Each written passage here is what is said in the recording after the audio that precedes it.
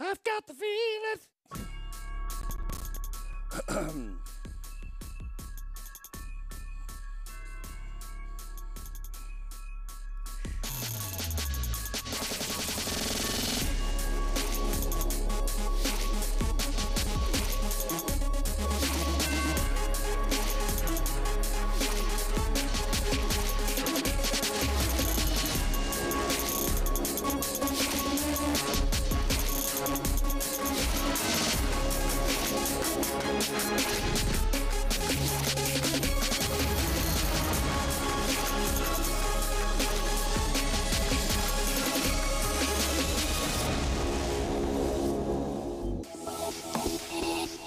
Well, hello and welcome to Karate Combat, the Kickback 3. It is a bright and early 6 a.m. here on the east coast of the United States. But what that means is it's 6 p.m. over in Bangkok, Thailand, and that means it is time for some fights. Bas, the Kickback series, this is our third one now. Miami, Mexico, now we're in Thailand. It's a bit of a different vibe for these shows. We're kicking it back in Thailand. Who doesn't want to kick back in Thailand, enjoy the food, enjoy the people, enjoy the weather? Of course, after the fight, because these fighters right now, they're freaking on the edge. But afterwards, if they were smart, they book a few days and enjoy the beautiful country. And of course, the whole point of us being here in Thailand, it's our Thai invasion. We are taking what we believe is the premier striking rule set in the world and seeing how it stacks up against the ancient art of Muay Thai. That's it, the art of Muay Thai, the art of 8 limbs is what they call it, but in Karate Combat we also have takedowns and ground and pound. Now, the Thais are known for having great sweeps, but can they stop a real great takedown from a wrestler, and then who goes into ground and pound? We're going to find out tonight. But don't forget, we do also have elbows and knees in this striking rule set now, so some of those Thai boxers are going to be very happy about that indeed. Let's go ahead and take a look at what's on deck this evening, because we've got a packed full card of 20 total bouts for you this evening. We're going to go ahead and kick off in our Influencer Fight Club. These are amateur bouts. We've got 3 of those on deck for you. Some exciting ones there. These guys, Bas, they're a little bit unpredictable at times, but they can certainly throw down. Well, the last time we had them, they put on a show. I mean, we saw some really great fights. So if it's anything like that before, I'm going to look forward to these ones. Moving on to the meat of our Karate Combat card, we've got 9 preliminary bouts and 6 main card bouts coming your way. A lot of new faces, but some familiar ones as well. Bas, what sticks out for you? Well, I'm really looking forward to the comeback of Edgars Skrivers. We haven't seen him for a while. He's the old lightweight champion. This guy, Kyokushin style, all the way comes forward in your face. Terminator, love him. Adam Noy, he quickly became one of my best. I think he's one of the best fighters we have here. He's fighting in Thailand, in his hometown, because that's where he trains a lot as well. Keep your eyes on that kid. And we have back Yo Miyahara as well. So those are 3 guys that pop up really fast. We have some more, but that's about it. But you want to talk about some of those potentially newer faces. You can look at the guys in the 2 Thai guys in our co-main and main event, Lerdsila and Yodwicha, each of them with well over 200 professional bouts under the belts. Yeah, it's going to be very insane. One guy over 200 fights against a person with 40 fights, and the other one over 200 fights against a person with 23 fights. But the 23 fight guy is an amazing fighter, and so is Nikkah as well, who only has 40 fights. Yeah, and of course Lerdsila in our co-main, closing out a 20-year combat sports career with us at Karate Combat in the pit tonight. So don't miss that at the top of the card. We are going to close out this evening with a couple more bouts from our pit submission series. 2 bouts just to finish the night there. And Bas, after our outing in Salt Lake City, where Daniel Salter hit a viral flying triangle off the pit wall, or triangle armbar, 5 million plus views so far, we could see some fun things to close out the evening. Especially because this is always when it happens. When one person is doing it, all the other ones are taking notice and they go, hey, I got to use the pit. Let's see if I can pull something off. So let's see what happens. That is everything to look forward to tonight. As I mentioned, 20 bouts in total. We're going to go ahead and get cracking straight away with our Influencer Fight Club amateur bouts. First of those coming your way in just a moment. And that is going to be between American Mason Sellers, Cutman Mace as he likes to be called, and the Thai boxer Krit Vanitjagvong. I'm going to call him Krit. Well, for the first time this evening, let's go ahead and meet our ring announcer for the evening, Lenny Hart.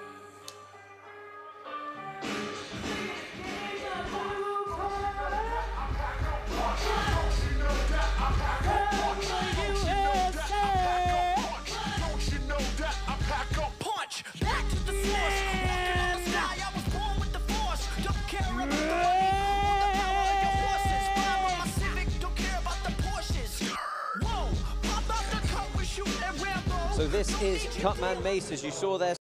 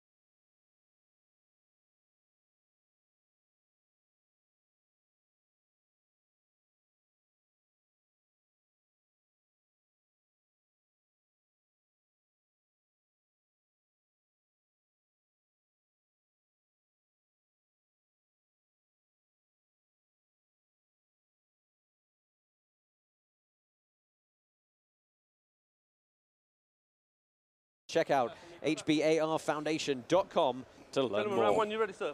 You ready? Let's go. Well, Sam Amidi is your referee for this opening amateur bout. Black pants for Crit, white pants for Mason. Crit quickly flowing across the ring. Yes, coming. We've got an open stance here, so that means one is a southpaw, the other one is orthodox.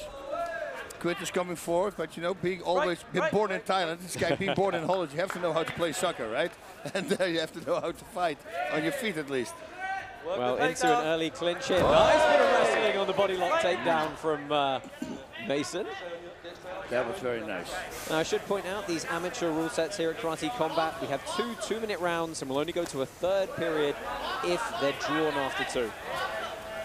It was a nice roundhouse kick to the body there. There you go, like some good old American wrestling, getting the job done for the takedowns early on here. 2 big pickups from the American.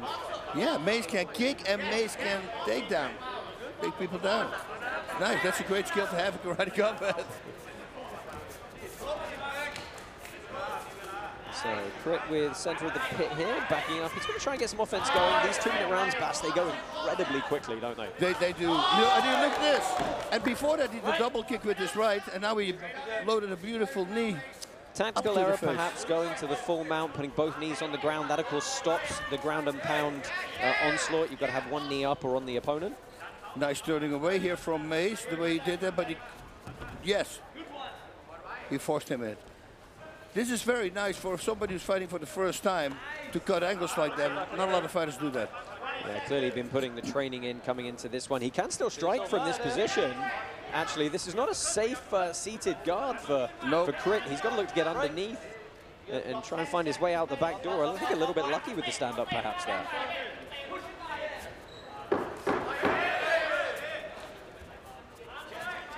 What nice knee, I was just going to call for it. Yeah, what a setting we have in Bangkok this evening as the first round comes to a close. And Bass, I don't think there's really going to be any deliberation for the judges. That round very clearly going the way of Mason Sellers. Yeah, Mason did a really great job here. It's, you know, he trained before. You can tell both these guys they did something before. This is not something that they picked up in the last 6 weeks. Let's go ahead and take a look at some of the replays. Beautiful knee. Beautiful knee. And the way he set that up, because before he was kicking him around house kick, he made a double kick also, body head, didn't connect with it, but that was the setup. And then suddenly, instead of the kick, he made it to a kick.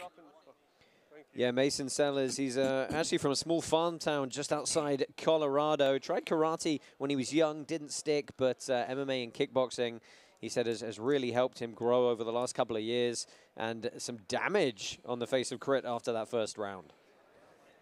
And they look like they're in shape. There's no heavy breathing. No heavy breathing, so that's a good sign, man.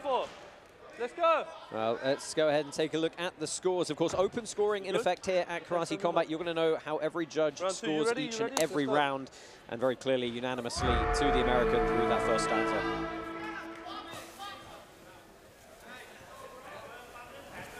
Boom.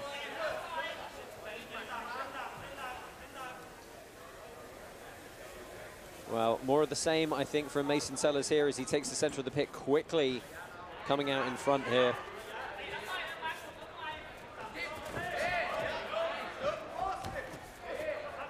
Trying to tie up in the clinch. Good plum clinch. Yeah, and a great knees. I mean, he's throwing knees with power. A lot of people don't do that. They take the knees that they use in sparring and they do that in the fight. They go, dude, you're not going to knock somebody out with it. But he's throwing great knees. Yeah, and he's just cutting nice angles in this clinch. He's got behind the tricep there. He's going to have good upper body control. Not able to use it, though. Referee calls a break.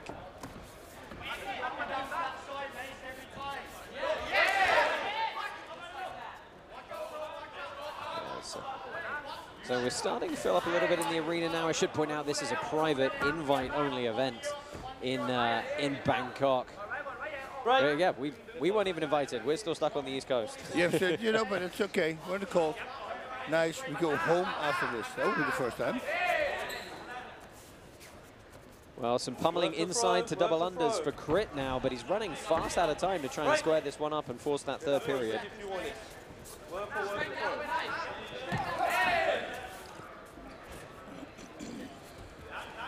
Again, good clinch wrestling, and it's an easy little outside trip.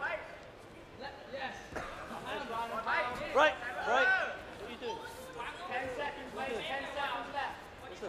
seconds left. So closing 10 seconds of this bout potentially here. Time for one more flurry.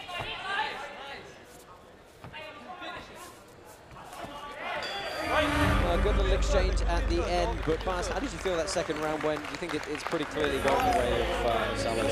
Yes, it's going to him for sure. He did the best work, I would say. The cutting the angles around him the whole time, attacking him with the knees to the body. I mean, it was big. Well, assuming he does take the victory here, where do you, as we probably take a look at some of the replays from that second round, where do you think it kind of went wrong for Crit? He never seemed to get a rhythm going or really find that range. He didn't find the range. I think that was the problem. I think he was stalked by the knees and by the kicks in the first round, which made him a little bit hesitant to get in there. I have to say, that was a nice elbow frame from Sellers on that pummel.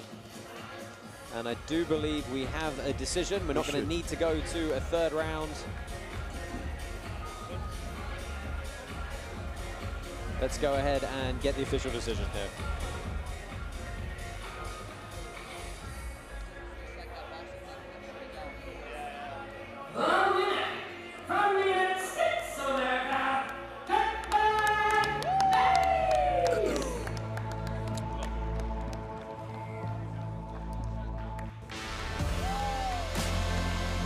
So your winner by unanimous decision is Mason Sellers. Nice little outing for him to wet his feet in the world of karate combat and of competitive martial arts. Smiles all around.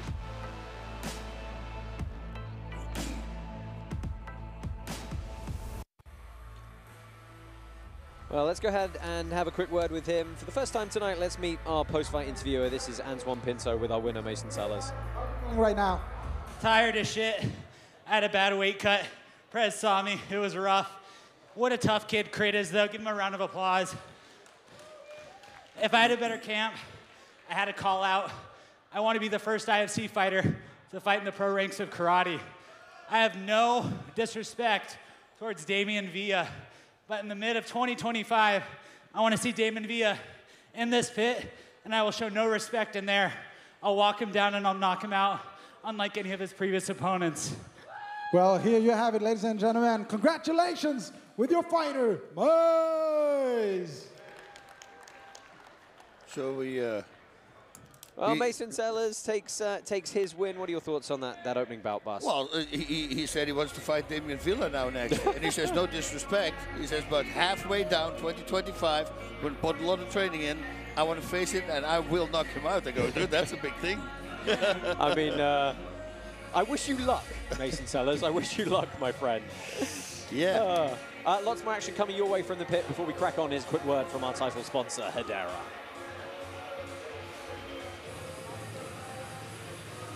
Well, apologies for getting ahead. Let's take a quick look at some of the replays from that bout. And that first round Bass was really the most complete performance from Mason Sellers. You see, and the way he set that up, that was that roundhouse kick to the body, and then make him think it's another roundhouse kick, closing the distance and making it into a knee. So that is, for a person like that who just started fighting, it's a very hard thing to do, to control during the first fight. I didn't have that control for like 6 fights, so that's a very good control. Yeah, I'd say I was super impressed just by his clinch work as well, his ability to pummel inside, get some of those good dominant grips. Yep. Really nice work from the American. As we take a look at some of our invited guests starting to filter in here, let's go ahead and grab that quick word with our sponsor Hedera. We'll be back in just a moment.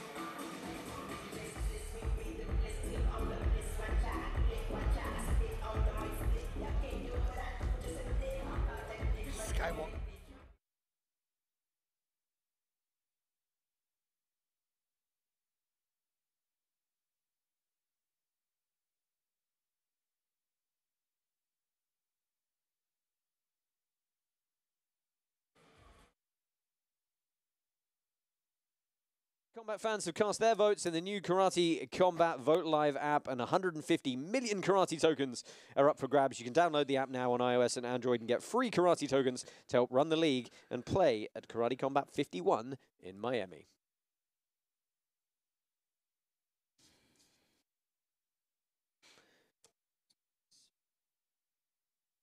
It slips always in.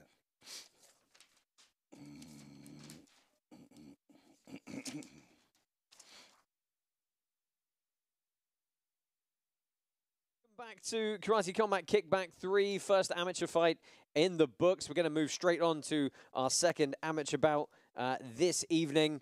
And it is Canada versus the UK, a good old Commonwealth battle, Bass. Yeah, we got Luke Skywalker. We got him back, see what he can do. He lost last time, but he wants to be back with a big bang. And let's see what happens. He's got some great kicks. We saw that. Yeah, and he's taking on newcomer Tony Supper. Let's go ahead and introduce these two fighters and get this next bout underway.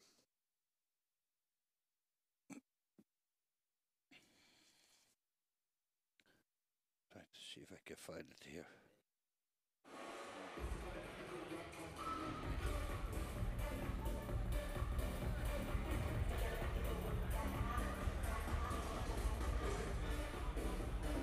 Okay, you can see.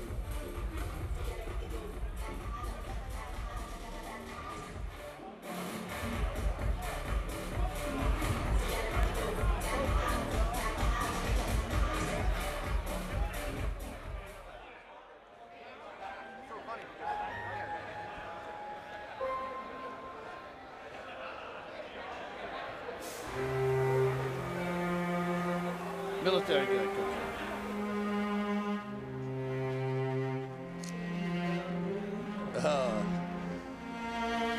Skywalker.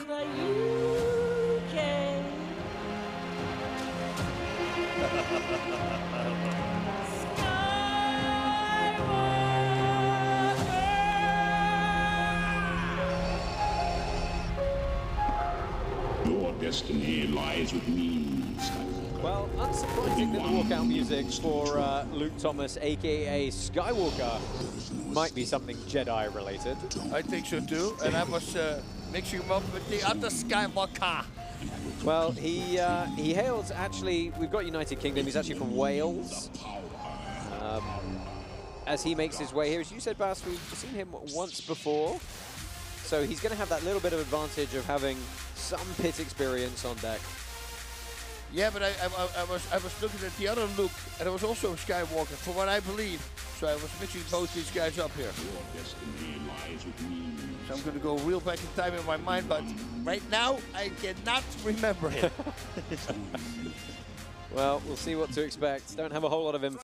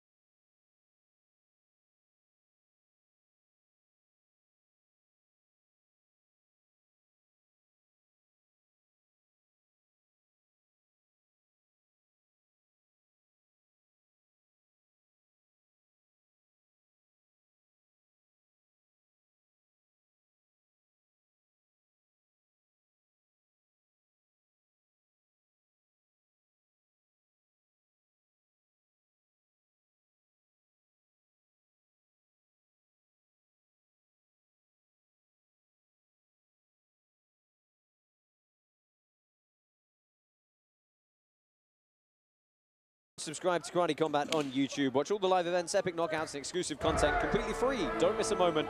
Hit that subscribe button now on YouTube at Karate Combat. And a fast start here, Bass. Black pants for Super, white pants for Skywalker. Yeah, they want to get it over with. Oh, that's a kick up the open side, but chin well up in the air, as we sometimes see from these amateur fighters.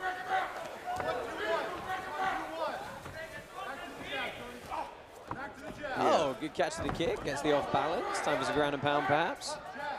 They all believe that 2 minutes is a very short time, but once you're there, 2 minutes is not so short. So they're going to run out of gas.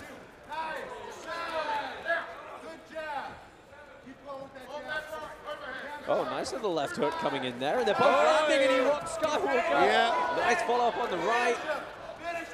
Let's say some good timing there, boss. That was really nice. She set up with body shots now. They're coming forward again with a big blitz and a big flurry.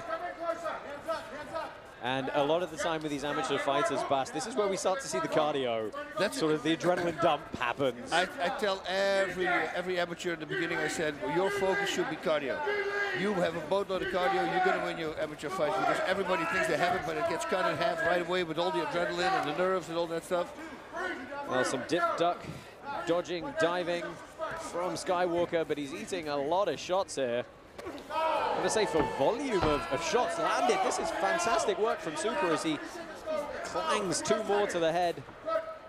Nice little short left hooks, and they're connecting the whole time. Look at him. Really starting to spin his opponent. Left hook. It's his bread and butter. Is Chris Lieber refereeing this bout? Oh, oh wow. That might be him. I think it is. Well, what a fantastic first round, and Super ends up on his back at the end of that first period, but Bass, the onslaught from the Canadian. It's all about what can they do in the second round now, you know? It's the stamina. Do you want to sit down? I think his trainer was smart enough to say, no, don't go sit down. Yeah, Keep on standing. Bit of gamesmanship as well. Keith Berry in the corner of Tony Super. As we look back at some of the replays here, Bass, I mean, you got to be impressed with the accuracy of some of these shots. It was a really a 1-2 with his left hook, and constant that right hook as well. But he was landing his left a lot on the button. That was it again. Oof. Big swings. Well, winding up those windmill shots. It's a lot of fun when they land. Bass, this minute in the corner is not going to feel like a lot of relief for Skywalker, perhaps. No, time in the fight goes really slow, time in the corner goes really fast. It's always like that.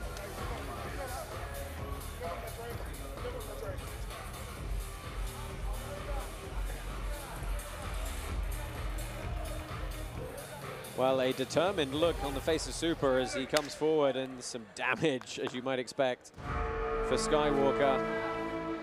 What do you think Skywalker's got to do to turn this one around, Bass? Well, he needs to be in his face and he needs to hurt him, because that could have been a 10-8 round for Mason. For Super, sorry. Tony. What he's doing now is a great job, Skywalker, moving forward. He needs to keep on pushing. That's it, that's connected. But he comes back getting hurt. That's not a good thing. Oh, nice right hand walk-off knockout from Tony Super. Skywalker flat on the canvas. Boom, nice short right. He just moved his head towards his hand as well, it looked like. I mean, look, Bas, he said he'd been training for 9 weeks coming into this. I mean, that's a fantastic display of a fight camp for an amateur first-time fighter. A great left hook, a great right hook. I'll talk about this many times on the show. Not many people have a great right hook, but he has a great right hook as well. So, yeah, he did a phenomenal job. I would love to see what he looked like in the beginning, before he started training. Well, that was the close of the fight there. The right coming up from a pretty low starting angle, just clean to the jaw. Skywalker unable to pop back up, and good work from our referee to get in there. These are amateurs after all, so yeah, sometimes have to save them a little bit from themselves.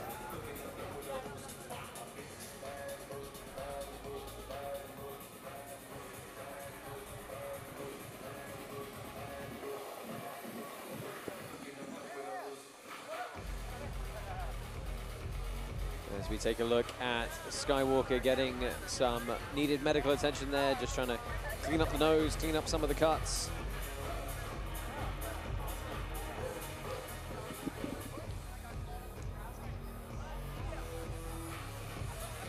I have to say, Bass, I mean, we'll talk about it a little more after we get the official decision here, but one of the more technical performances we've seen from an IFC fighter so far at Karate Combat. Let's go ahead and get the hand of Tony Super raised.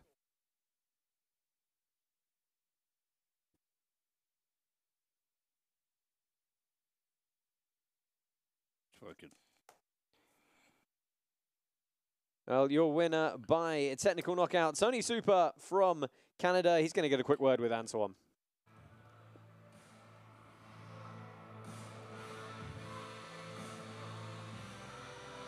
My man, Tony, congratulations. What a victory. How are you feeling right now?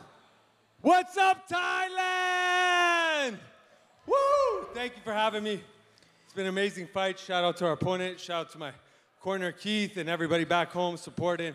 It's been an awesome fight. I'm excited. After a victory like this, of course, the world is wondering, will you be back? We'll be back. I got a call out. I want to see them in this pit from the crypto community. Jake Soley, Frank D. God.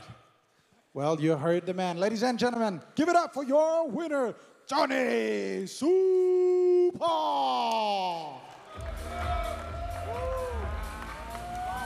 Well, good work from Tony Super, trying to set himself up for a return at a future IFC event. And Bass, I think we'd very much like to see him back.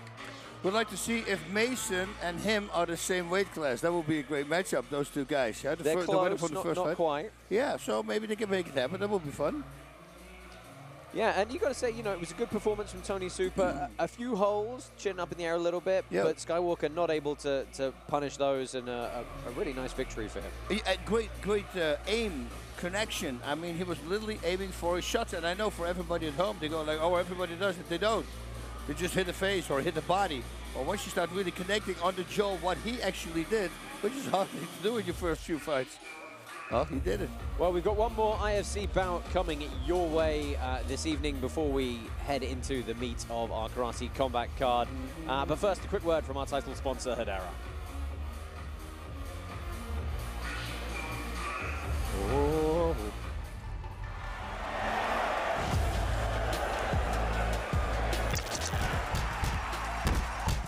Up-only gaming is different. When a fight comes up, if you have karate tokens, you place them on a fighter. If he wins, you get additional tokens. If he loses, you don't lose anything. Web3 has allowed us to engage the fans and do things that we couldn't do with traditional tools. We're looking for 10, 20 million fans. Traditional blockchains don't support that kind of volume. We're enjoying the journey. We're really excited about the community's response within Web3 and traditional sports.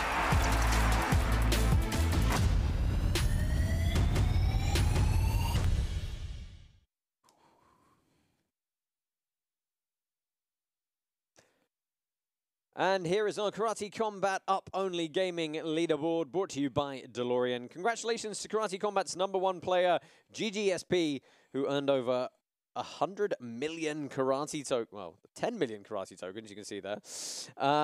Pitside passes, flights to Karate Combat events, exclusive merchandise, and much more.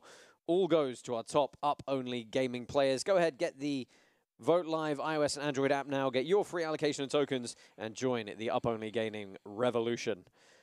One more amateur fight coming your way now. And let's go ahead, and it's another Canadian, actually, we've got stepping up, this time against American Michael Heckart. Kyle Post, the Postmaster, and Heck Michael Heckart are going to throw down in your final IFC bout this evening. What the heck?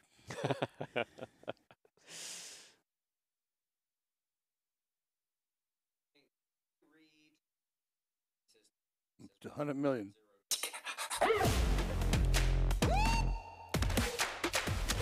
I'm Michael Heckert, a.k.a. Heck the Snack. This guy is a monster with some bare-knuckle experience. I'm fighting at IFC 5, representing the snack community. What's up, everybody? It's the Postmaster here from Hedera, representing Stiff Bug Token. Postmaster already attended a couple of KC events, and he knew he had his place here with us. I don't know who you are. I don't know what you got. The meme coins are taking over the IFC now. Team Snack versus Team Stickbug. He asked for the smoke, so I'm about to bring it.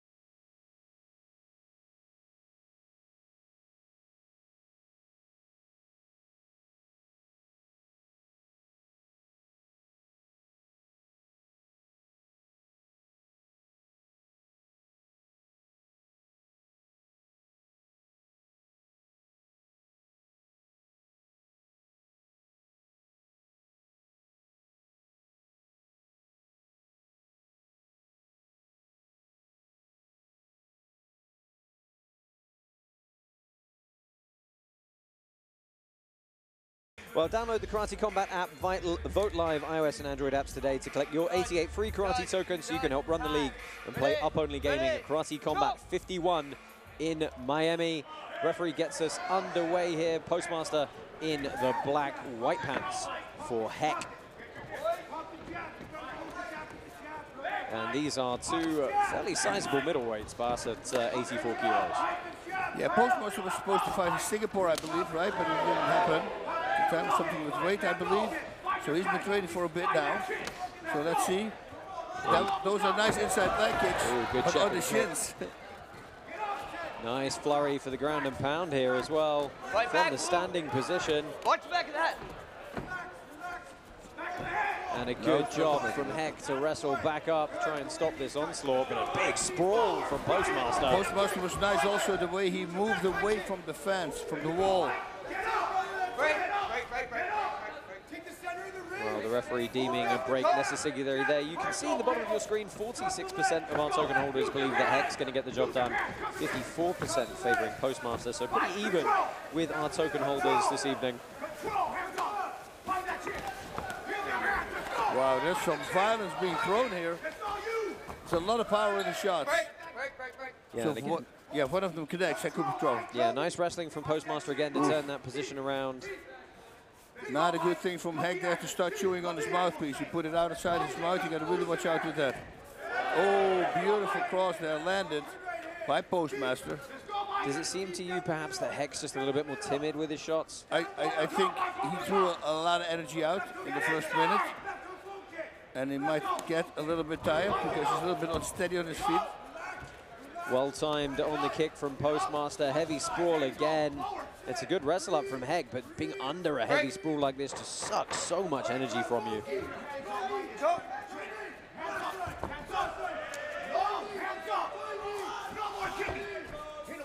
There's the other one too. Didn't connect this time though. Well, end of the first period. A quick 2 minutes indeed, but you've got to say probably favoring Postmaster there, Bas. Yeah, Postmaster's all the way. I mean, he did a really great job. In the beginning, it was rock and sock him, you know, back and forth. But then slowly but surely, once the fight starts settling in, Postmaster did better. And it's all about round number 2. Here's some replays. Boom. Double low kick. Double rainbow, double low kick. I thought this was good awareness to stay on his feet for the ground and pound. Got nice and close to the hips. Forced that kind of fetal curl up from Heck. And again, just timing the kick nicely. Of course, one of the things we changed, or our token holders voted to change at Karate Combat, was adding those low kicks between the hip and the knee.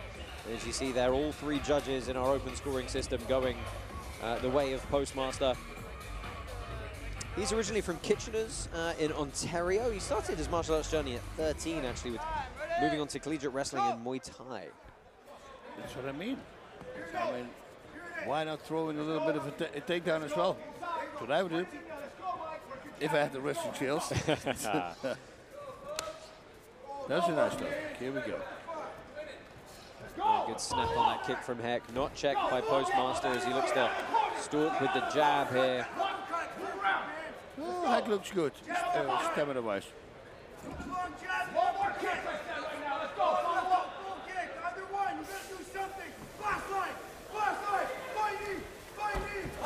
Again, Postmaster the one controlling the pit here, forcing Heck against that wall, and you can see if you're not wary of where your footing is, as soon as you start hitting that upslope, keeping your balance can be a little bit tricky. Of course, you can use the wall to your advantage as well, Bas. It was received from some of our pro fighters coming up very shortly. Yeah, it's a lot of people are trying to figure it out. If I was a fighter at Karate Combat, I would have a wall like that at my gym, 100% guaranteed, because there's so many things that you can do, and just to try to get up without any damage if your opponent is in front of you. It's a very hard thing to do. I haven't figured it out yet, but we will figure a way out. We are, of course, seeing a lot of fighters build those walls in their gyms, and we're seeing it hugely in the grappling community as well. You'll see with our Pit Submission Series bouts at the end of today's event, a lot of folks starting to use that wall. And especially after the last flying triangle slash into armbar. So final 30 seconds on the clock here, potentially. That's a nice heavy kick here. Just a reminder, under this amateur rule set, we only go to a 3rd round if it's tied after the first 2. But this might now, because Heck also started fighting in here. Maybe they get 1-1. I don't know. Those low kicks were very heavy. It's the 3rd one he lands. Yeah, there's certainly been a drop in offense from commentators' curse. Yeah, he's going to feel that tomorrow. Let's see what's going to happen. Well, the second 2-minute round is in the books, and this could potentially be evened up here, Bas. That's what I'm thinking. I don't know. Did he finish Postmaster with enough damage to the legs? I think he might have done that. Of course, kicks rated very highly in Karate Combat. Overall damage output and intent to finish the fight is what really counts. And this was good work again from Postmaster to dominate the positional aspect. Yeah, push him up against the fence. How smart is that? Just push him. Why not? And you see just not a huge amount of commitment on the shots of Heck there, on the upper body strikes at least. Yeah, he started really connecting here, Postmaster, at the end with those low kicks. They might have sealed him the round, and therefore the entire fight. Well, we do have a decision, and because of the way the scoring system works here, we know this is going to be a win for the Canadian. Let's go ahead and make this one official.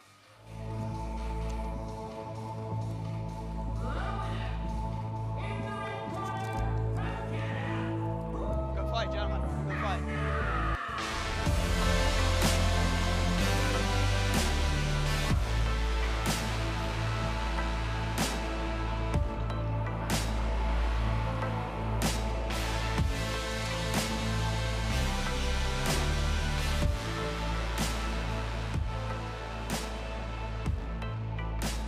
My man, congratulations.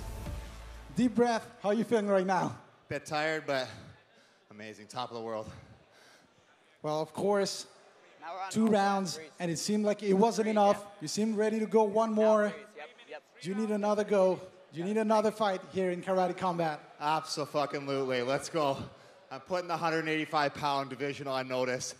We're missing the champion. It's a thin division. President put me up against one of your tough guys. Well, you heard him. Congratulations, ladies and gentlemen. Give it up for your winner, Kyle Pols. So Kyle Post takes the victory in the last of our amateur IFC fights. Abbas, a good performance from Kyle. A good performance, but we have a second one from the IFC who's challenging now to go to the main card for Karate Combat. After one fight, he says, hey, I want to fight one of you guys, Mr. Russell. I go, okay, well, at least the will is there, right? Right, the So will that's a and good the thing. intent. I would always say keep on fighting, get a little bit more comfortable. You know, like you have amateurs, start fighting until you're completely relaxed, and then make the step to pro. Yeah, some great performances on our IFC card this morning or this evening, depending on where you are in the world. Got to give shout-outs to the Canadians. Tony Super, Kyle Post, bringing a nice bit of technical work in. Yeah, no, it was nice. It was really nice. I do believe that when he keeps on training, he will do a great job. Well, that about does it for our amateur bouts. We're going to move on to our full Karate Combat card first. And first up, we've got some preliminary bouts. Let's take a look at what's coming up over the next 9 fights.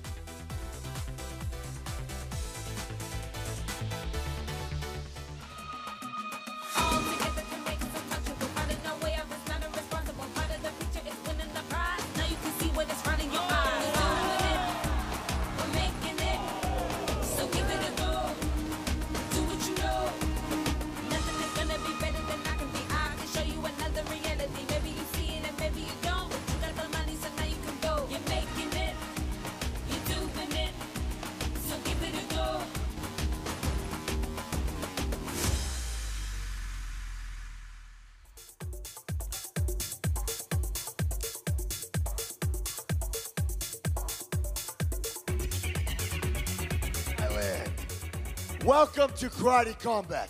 We're finally going to get started, and listen up over here. There's been a lot of obstacles along the way. We haven't made it public, but a lot of people didn't want us to throw this show. They want us to run away. They want us to cancel our events, but we're here, and we're doing this for the Thai people. We're on search for the greatest strikers on the planet, and nothing will scare us. No one will stop us. We're here to stay. All you guys, welcome to Karate Combat, and please enjoy the show.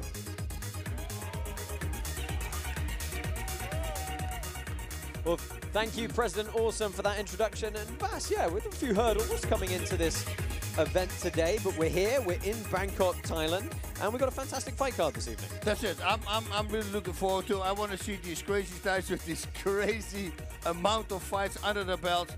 I really can't wait, especially Adam Noy. I've been talking about it. I love that guy. Keep your eyes on him. So just a reminder, this is what you've got coming up over the next 15 professional bouts here at Karate Combat. As Bas said, Adam Noy's on that card. He's worth watching. So many of these guys with a huge amount of experience. Of course, not to mention Lerdsila in his retirement fight and Yodwicha at the top of the card.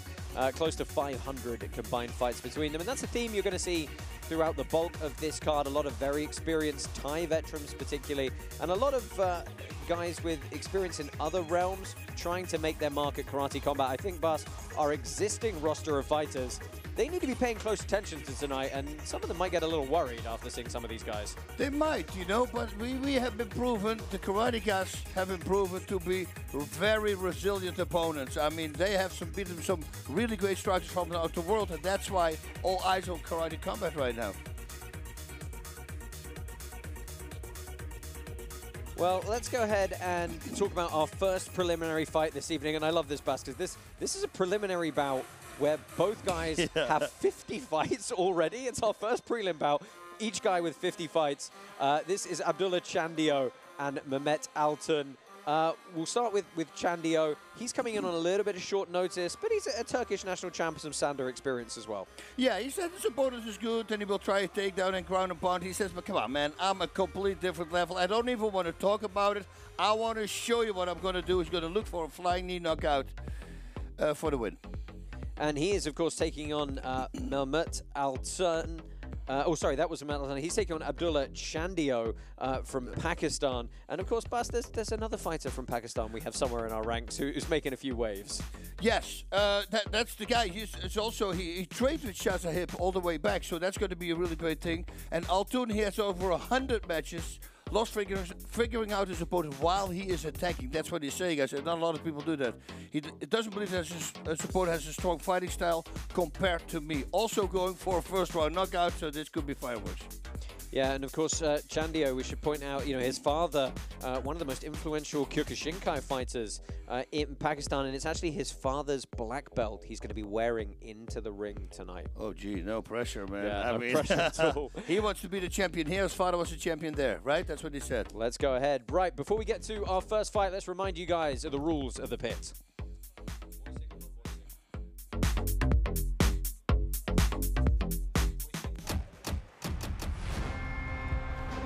Victorious. I feel like a winner, you know. I can see the glory coming. Why do I feel like I'm about to take off? Why do I feel like I'm ready? Hear the king from the bells, yeah, I guess it's time to knock him out. One by one, see them dropping, I'll be popping now. Gotta be great, no mistakes. Look at my face, they can wait. They just underestimate, but I'm on top for now. Confidence is key, so we open doors. Set the tone, claim the throne, let them know it's yours. Like the shots in yours, showing no remorse. Simple is a draw, I be going on. Take my time with it, and even if I break my spine in it, at least I am a beast. I see a feast and I'm down with it. So tell them I'm a force to reckon with, man, I gotta stay dominant. A bullet train going full speed, ain't no stopping it.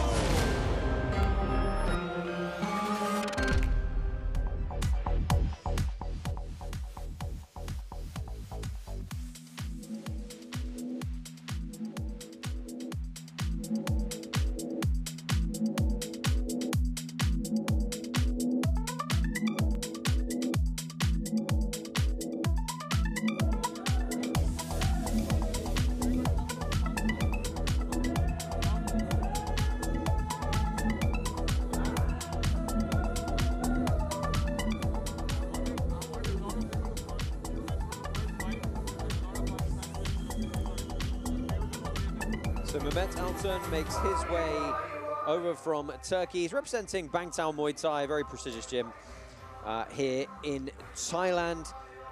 But he is a Sanda fighter originally. He has a 47-3 pro record in Sanda, Bas. And, he said he really analyzes his opponents. He looks at their fighting strategies, and he's very aware of what this match could do for him if he's victorious tonight.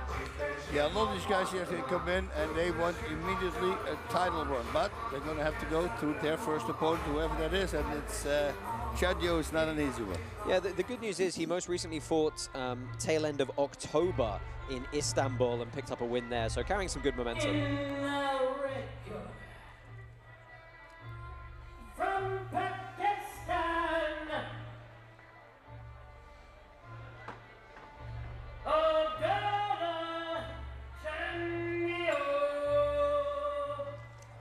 Bas, are we obligated to root for guys who use the Last of the Mohicans soundtrack as their walkouts? I feel like we should be. You have to almost, right? This is Abdullah Chandio, the bad boy from Pakistan. Actually training in the UAE a lot as well. I have to say he's fighting out of one of my favorite gym names I've ever seen, Muay Thai Muppets. The Muay Thai Muppets. As long as it's not your two old guys in the balcony. Yeah, he's born and raised in Pakistan. His father sadly passed away when he was 5 years old, and as we mentioned, it's his father's black belt that he wears into the ring tonight. You can see that pro record of 17-1. He also has an amateur record of 15-2 as well, a national champion in Pakistan. And of course, Shazahib Rind, a former training partner of his and our current champion, I'm sure is watching this one very closely to see how his compatriot does.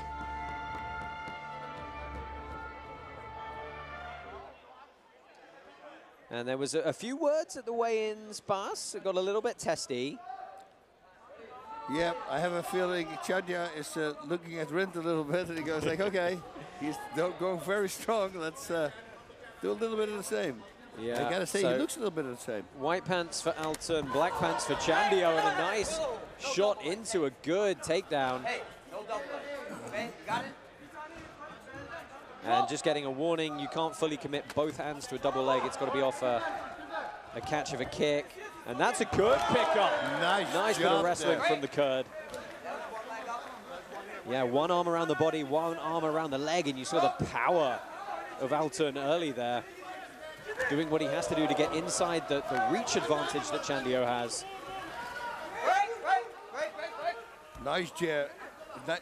Nice timing there again by Mehmet.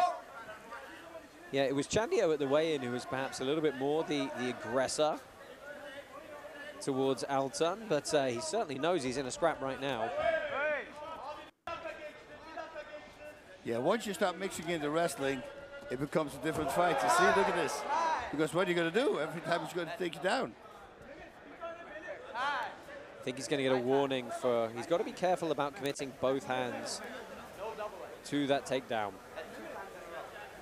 And he rolls through so nicely on the slam, though, doesn't he? Really drives... And he's getting a point deducted straight away. That's not good. Oh, that's unfortunate for Altun.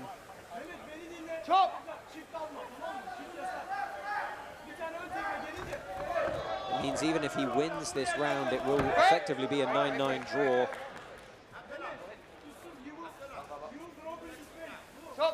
Yeah, Chandio needs to start setting up his kicks with punches, because every time he grabs his kicks. Yeah, that was a lovely back kick, but again into the grab. Nice work from Chandio to find a defensive position quickly. We'll talk about it if it happens, Bas, but those point deductions, they really open up the possibility of our sudden death fourth rounds that exist here at Karate Combat. We'll see if we find our way there in 8 minutes' time or so.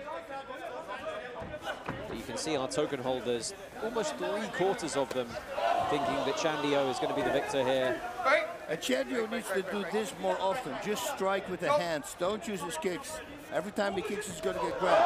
But he's very effective with those, you see, and the knees. So hopefully he stays with that game plan, and well, his opponent has to figure it out. Something happened. Oh, he might have a broken nose off that takedown. It didn't look like it happened. Did it happen in the takedown? I don't know. Maybe it was a punch before he went down. Wow. I thought there was like a little underhand punch thrown. Yeah, let's take a look, because that is an absolute geyser of blood from the face of Altun. Hopefully we've got a replay here, but it's a good victory for Chandio straight out of the gate here, improving his pro record to 18-1. Let's see if we can see on the replay. Oh, boom, yeah, it was the left there, I think. Oh, maybe it the could knee. be the knee. I think it was the knee. Yep. Oh, and then he fell on his face. And then the face plant. See, I wondered if it was actually the face plant off the attempted headlock takedown. Because that missed. That was a good shot to the nose. That was a good shot. Oh. Well, we didn't quite get to see the end of the replay there, but...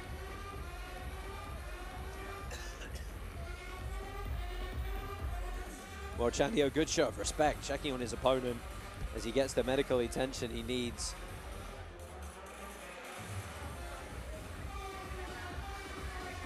I'm sure we'll get another shot at those replays as we reflect on this fight shortly. A very happy Abdullah Chandio.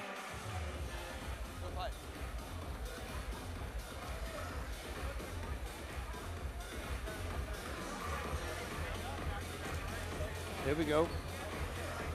So end of the fight here, the right missed, the left landed cleanly, and the knee was clean as well, but that looked like it was more to the arm. There's no blood at this point. So I wonder if Altun's face just contacted the canvas. Yeah, and that's when he grabs his face. I think so, yep. So I think he KO'd himself on the attempted takedown. Good job, good job. Ouch.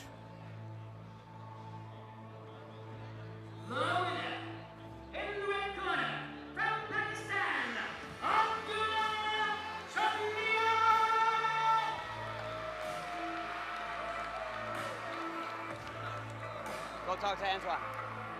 Well, there you go. You got the instruction from the referee. Abdullah Chandio is pitside with Anton. Let's see how he's feeling.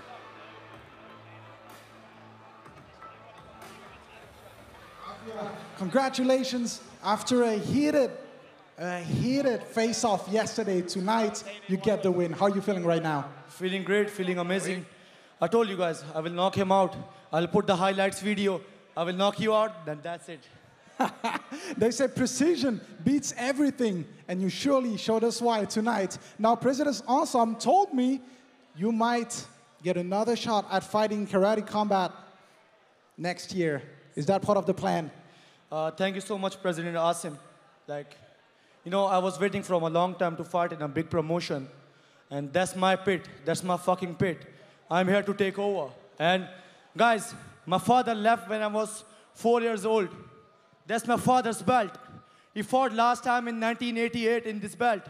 And that's it. Well, congratulations, my man. Looking forward to seeing you here again. Ladies and gentlemen, give it up for your winner, Abdullah. So Abdullah Chandio takes the victory there, and we'll take a look at some of the replays from the course of that fight.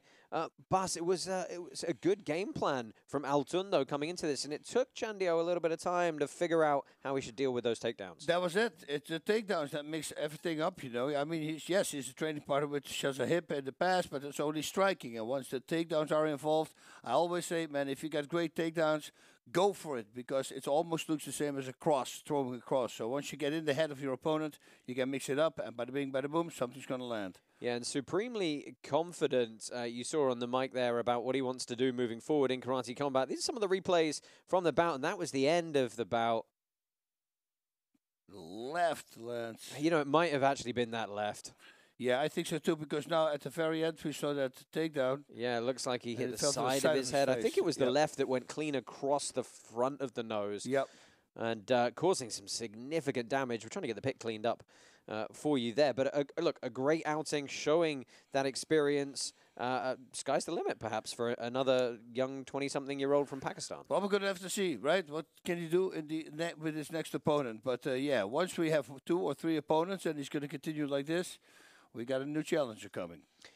Yes, indeed. That's our first preliminary fight in the books. Now a quick word from our sponsor, DeLorean. Sign up now at DeLoreanLabs.com to mint your free DeLorean time capsule. This is your chance to win a new DeLorean EV and other iconic prizes, including VIP Karate Combat pitside seats. Keep an eye out for our next exclusive drop happening later this month. Hashtag WhenDeLorean.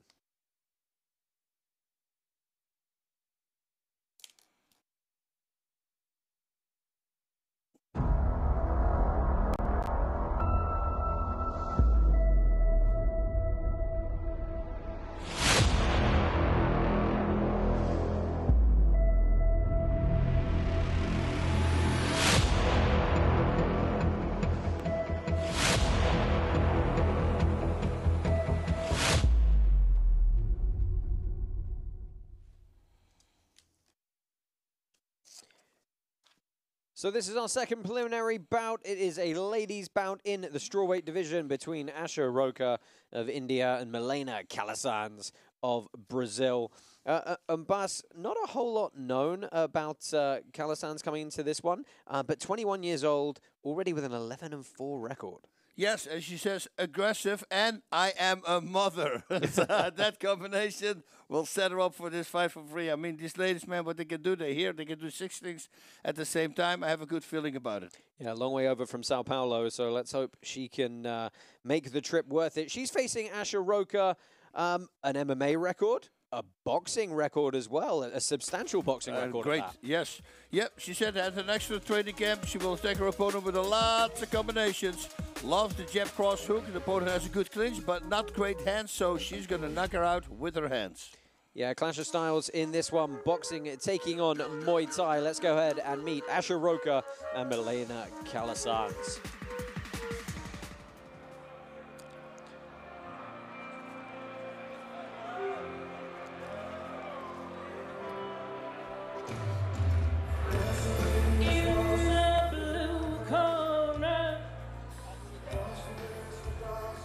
From Brazil, Milena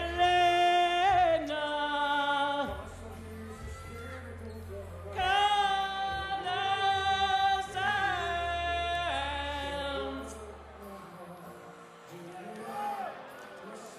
So we welcome Milena Calasanz, 21 years old. As you mentioned, Bash, she described herself as a mother outside of the gym. She started Thai boxing 5 years ago. Already has 15 fights in something that started as a hobby, whilst also raising a young child.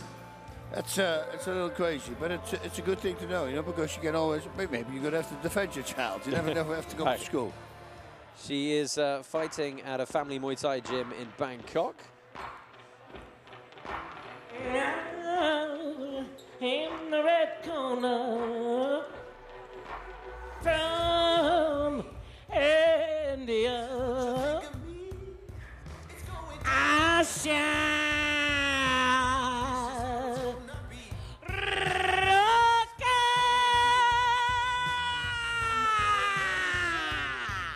So we welcome Asha Roka, the knockout queen, as she calls herself. She is 8-0-1 in boxing with 4 knockouts, and she's also 4-3 in MMA, Bas. So a really good bit of experience for this 26-year-old coming into this battle. Great hands, great kicks, and takedowns probably as well. That's a great mixture to have when you enter the Karate Combat pit. Yeah, she's bringing a 5-fight win streak into this one. I'm really interested to see how she utilizes more of a Western boxing style. Let's see if she can get that footwork to get on the inside, negate some of the kicks and knees, perhaps, of the Thai boxer Kalasans.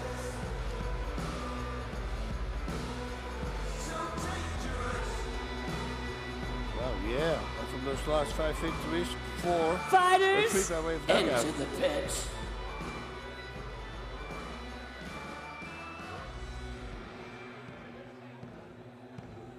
Well, download the Karate Combat app, vote live iOS and Android apps today to collect your 88 free karate tokens so you can play up-only gaming and help run the league for Karate Combat 51 in Miami. Coach, move the stool.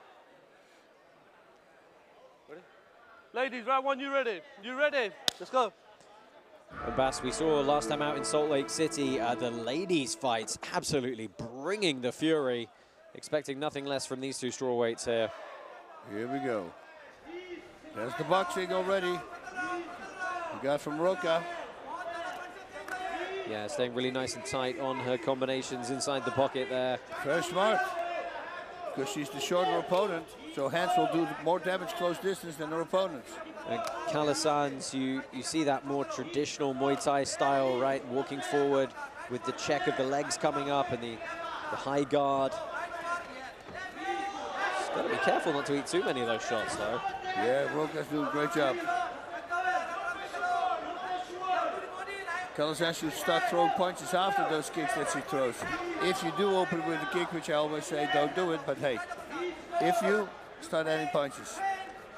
Most of our token holders, 2/3 in fact, going with Asha Roka for the victory tonight. And both these ladies looking very composed in these early exchanges, Bas. Yeah, both look very great. I think Roka's smarter to go by it. She tried to drop an elbow in it, which is nice. Some nice inside looking from her. She's mixing it up really well. There again, 2 hands in the kick. You know, both these ladies racking up a huge amount of fights in a very short period of time. Roka, at the start of her career, went 4-0 inside a span of 2 months. Wow, that's nice.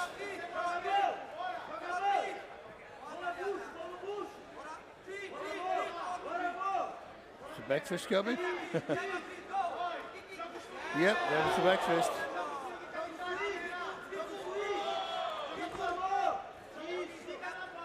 Well, some good shots, but hitting the guard of the Brazilian. Good 1-2, like she said, she liked the 1-2 and the 1-2-3.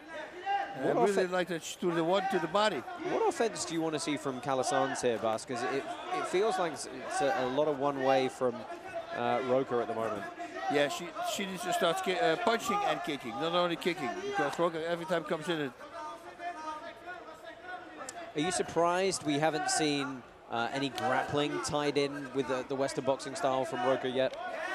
Well, yeah, she didn't really talk about the wrestling, but you would think Kalasans would do it, right? But being Brazilian, you would think there's a background in maybe jiu-jitsu as well, so it automatically translates into having some takedowns. Because right now, she needs to get off faster than Roka does. Every time Roka is a little bit ahead with her attacks. You know, Kalasans described her fighting style as aggressive, and she is attempting to come forward, but She's meeting a lot of offense on the way, and that's a good left hook from the Brazilian now. Well, big flurry at the end of the round. Yeah, this was Roka's round. I hope at the end of this bout we'll be able to bring you some fight stats, because the volume of punches these ladies, Roka in particular, are throwing is quite outstanding over a 3-minute period. Take a look back at some of the replays here. Bas, give us your thoughts. I love that right hook liver shot. Look at that, and then switching the liver shot, going to the head and connecting with it. Very nicely done. That's the back fist that she set up 10 seconds before. I saw. Beautifully punching there while moving away from an angle into a different angle. That's very nice. Yeah, right now Roka is doing everything right. And I think that Kalazans needs to start shooting before she starts shooting. And that's with strikes, hand strikes. Because it's faster and that sets up the kicks better. Well, Roka getting her arms shaken out in the corner there, and mixed reaction from the judges, 2 of them giving Roka that round, but that third judge splitting their decision to the forward progress of Kalazans.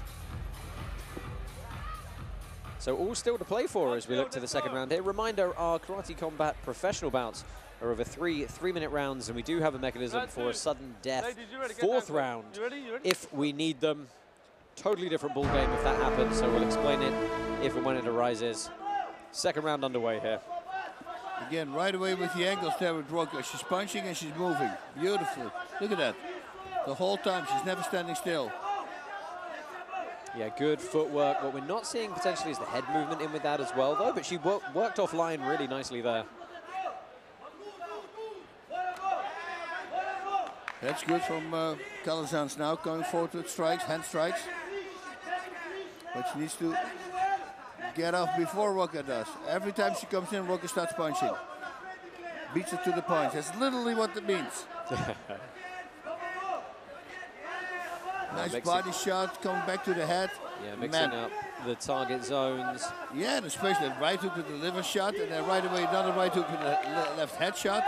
Those are smart setups. A nice little teep from Kalazans there, not able to do anything in the clinch. Neither of these ladies favoring the clinch game as of yet.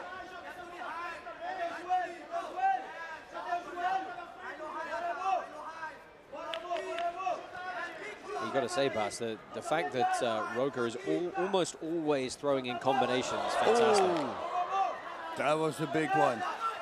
Big right hand. Goes to the body. Yeah, I was just going to say, how smart is that? This is what I always tell my students. I mean, when you hit somebody to the head, I said, don't hit the head because you're going to defend the head. Go for the body.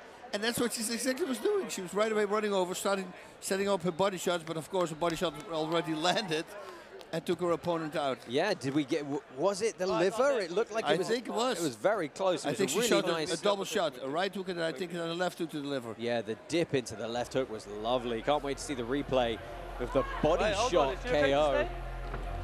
Man, and it's, again, it sounds so simple. You know, if you hurt somebody to the head, the defense will go up, go for the body, but not a lot of people do that. So for her to do that, very impressive. Well, let's take a look back at the finish there. So she goes up top, boom, right boom. to the body, Yeah. left, clean. And then you see the delayed reaction. Those toxins flood in from the liver Boom, after it cross gets to the hit. head. Oh, man. Very smart. Here we go. You see? Her to the head. What am I going to do? Okay, another headshot to bring the hands back up. And there's the body exposing. And that's it. The right, left hook to the body. With the liver shot dropping it, which will be the left. Yeah, that was nice. What a performance from Asha Roka. Let's go ahead and get her hand raised and see what she has to say. Corner by a TKO from India, Asha.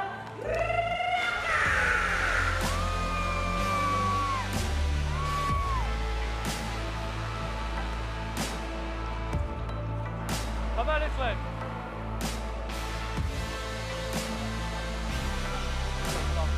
Well, Asha Roka victorious in her debut. We'll talk about it a little bit more in a moment after she gets her photos done, and hopefully we can get a word with her this evening. But improves her pro record. The undefeated boxing really on display. She's with Antoine.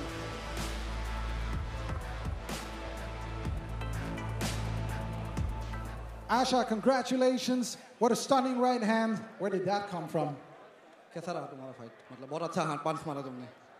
मुझे बहुत अच्छा लग रहा है अभी fight जीत के वैसे, but मेरे को अपने पंच पे पूरा विश्वास था, अगर मैं उसको मारूंगी तो वो नॉकडाउन होगी. She believed that she can knock her out.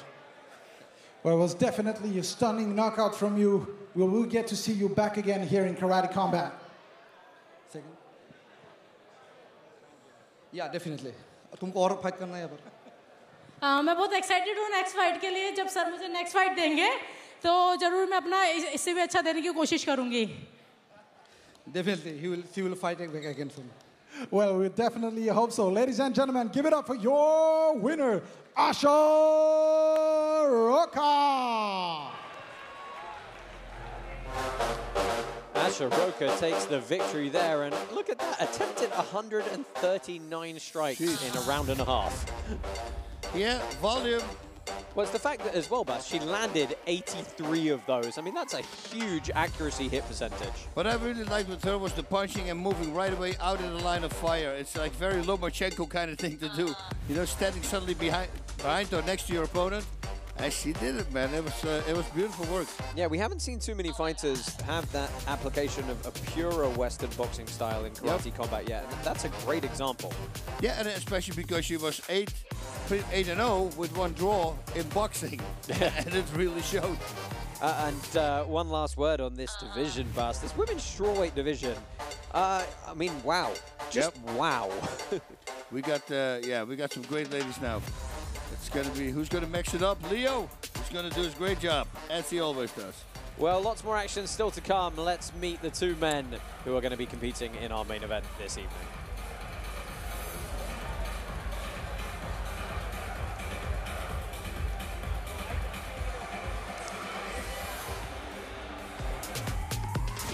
For your main event, we have Yodwicha, who's undoubtedly one of the most decorated fighters in Thailand.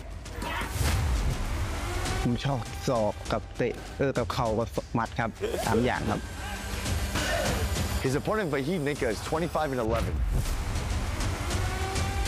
و دوست دارم مثلا همه تماشاگرها مثلا وقتی حمله می‌بینن خوشحال شن. วันชกก็อยากให้ดูในการชกเพราะมันบางครั้งมันต้องดูในสถานการณ์การชกครับผมเพราะว่าเราต้องแก้เกมบนเวทีครับผม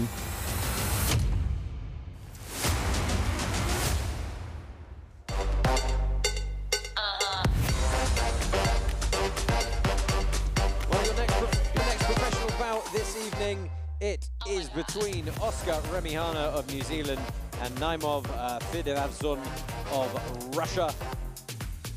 Again, two incredibly experienced guys coming into this one, Bas. I mean, you know, we'll start with the Russian Fideravzon. He's bringing in a 32-4 record with 18 KOs in K1. Just a huge experience. Yeah, it's a little bit of crazy, right? He doesn't want to talk about the game plan. He told me. He said he will make it beautiful. He has had a 50% training camp, but for him that means it's a lot. It's going to be just fine. Yeah, he's training. He's training at a Soma Fight Club in Bali. He's taking on. Oh, sorry, I got those the wrong way round. Oscar Remihana training at a Soma Fight Club in Bali. Again, huge record and experience coming into this one. Yeah, he said the game plan is going to be simple. He will bring it. Had a great training camp. Loves kicking with his left leg. Dream knockout will be an elbow. Doesn't care about his opponent's game plan because he will adapt as he always does. Well, we'll meet these two more in a bit more detail during the walkouts. Let's go ahead and get this welterweight bout underway. It's Remihana and Fidat.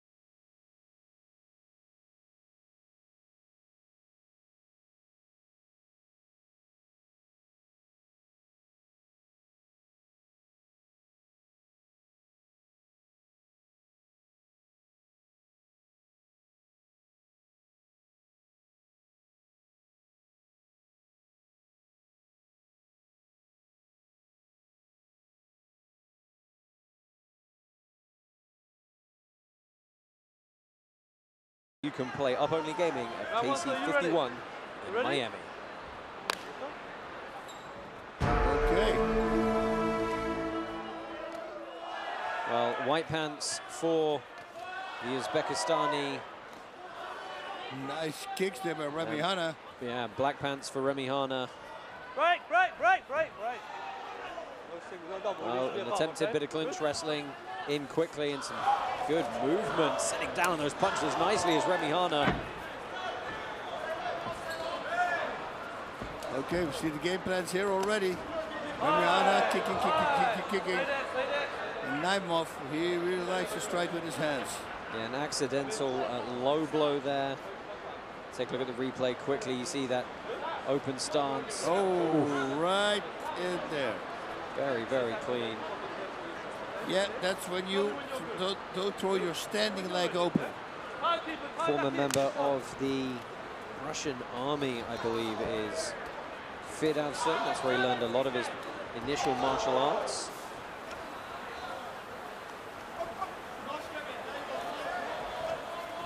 Smart for Remy Hana also now to start mixing it up with boxing, because his kicks are great. It's a nice elbow attack there, just missed. That can deliver a gigantic, beautiful left high kick. Timing on the high kick. And the follow-up punches rocking Remy Hana on the back foot here. Can he get it? Fidavson swarming here, deep to knock him back. This is good recovery from Remy Hana here, but anxious moments for him in the first period. Yeah, it's still 140 to go. That's a long time. Even with our token holders, very slight edge to Fidavson. Who is still dizzy.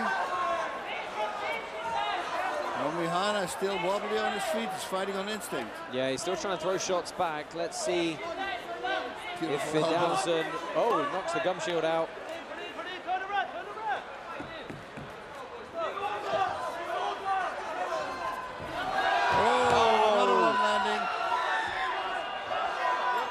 It's a big flurry from Fidavson.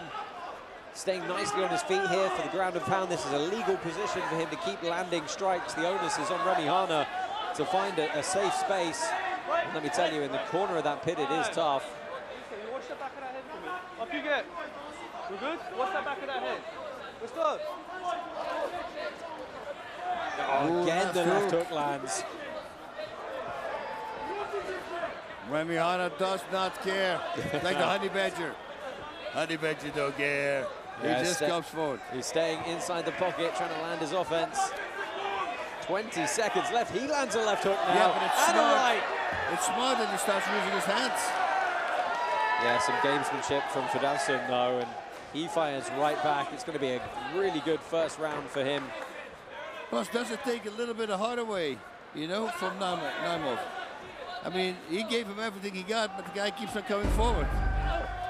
Oh, a late shot at the buzzer. He wants to throw down here. He knows it was a good first round. He says, I've got one in the books, and Bas, you can't really disagree with that sentiment. I know, but the way he walked up the stairs and he looked like he threw a lot of anger out, you know, so stamina-wise, can he still do it? Yeah, you wonder if the output and the flurrying was to try and finish was so significant, sap some of the energy perhaps. You've seen this many times, man. You see somebody unload for 20 seconds and they completely run out of gas because you're flexing every muscle in the body, and that includes your chest, and then you start breathing not the way you should, and that's when you get really freaking tired.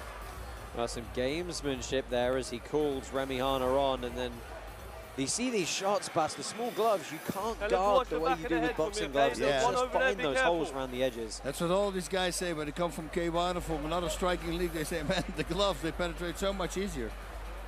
Yeah, it really puts the impetus on youth to have the head movement, have the footwork, and not just stand there and cover up.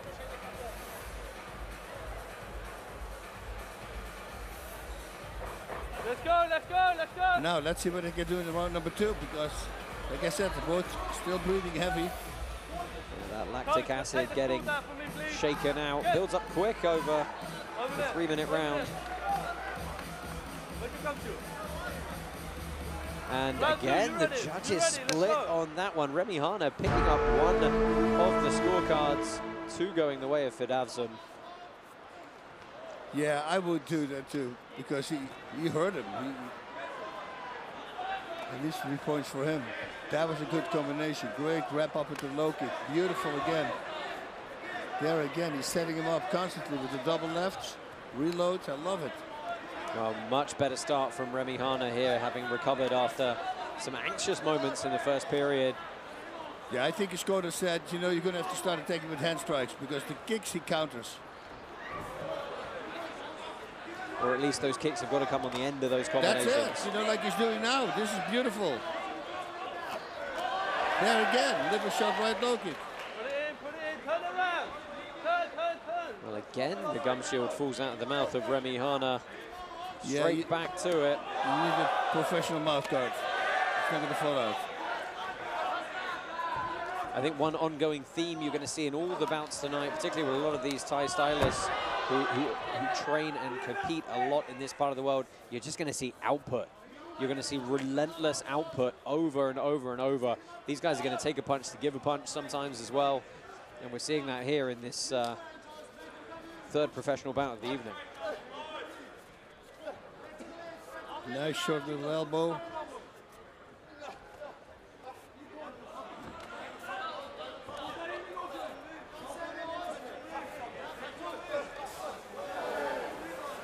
Wow, man, this is a hard fight to score.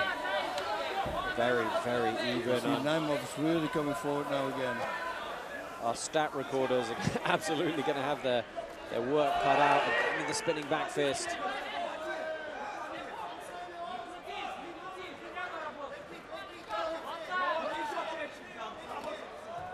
Wow, and the way he kicks from zero load up, very nice there. Remy Hana constantly keeps on him, like white on rice, as they say. Now, Remy Hana, Bas, he has a reach advantage, but he doesn't really seem to have used it that effectively as of yet. No, but he was really great when he started doing the liver shots with the right low kicks. Watch your fingers for me. In round number 1. So, tying his hands together with kicks, well, that's pretty much what the Dutch style kickboxing is.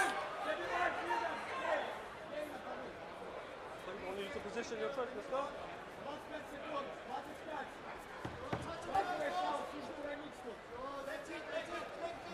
Remy Hana coming forward, which is the aggressor.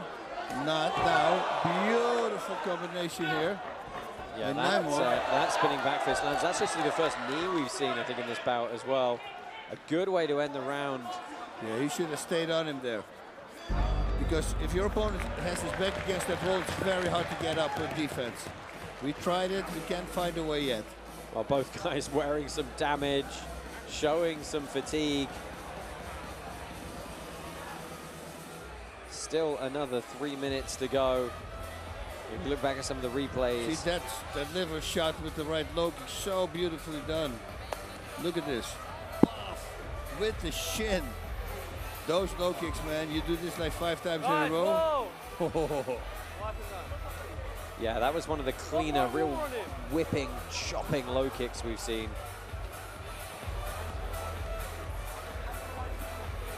Both these guys not afraid to stand in front of the other, not afraid to take some shots. Huge output, and that was a big spinning back fist at the end. And you saw a glimpse there, the white mouth guard again.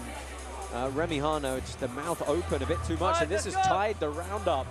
2 judges. The 2 judges going the way of, sorry, no, it's 2 rounds ahead for Fidavzun now, just switching which judge scored it which way. So it's all or nothing for Remy Hana. Yep. Guys, where's his drum shield? Give it to him. Yeah, Remy Hana needs to go now. Go back for me. Go back for me. Right. Third and final. You ready? You ready? Let's go. Remy Hana looks like he's the better in shape, but man, the heart of Naimov, he just keeps on. There we go again. You see, he starts limping already. He needs to go, keep going now with it. It's early in the round 3, still has a chance.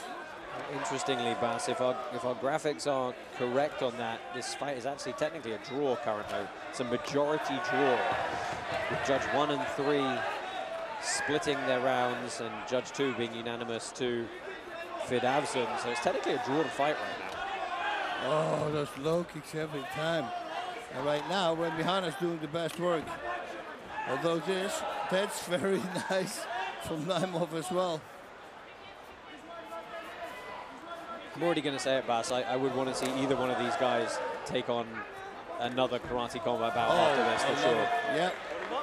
And also, this way it's going now, this is going to go to a sudden death.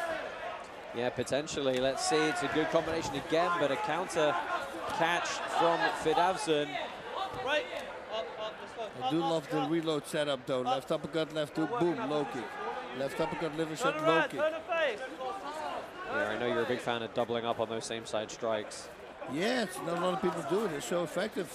I mean, look at Tyson. A minute and a half left for these guys to secure the victory in their debut. Tries the sweep, gives up his back in the process. It was a good effort, but a little bit too loose on the connection. Such a close, evenly matched fight. Credit to our matchmaker, Leo Gomez, for putting together a huge slate of bouts this evening.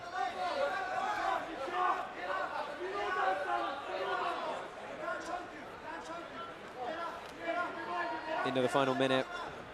Right, up you get. Let's go, up. Let's go, turn the face. Turn.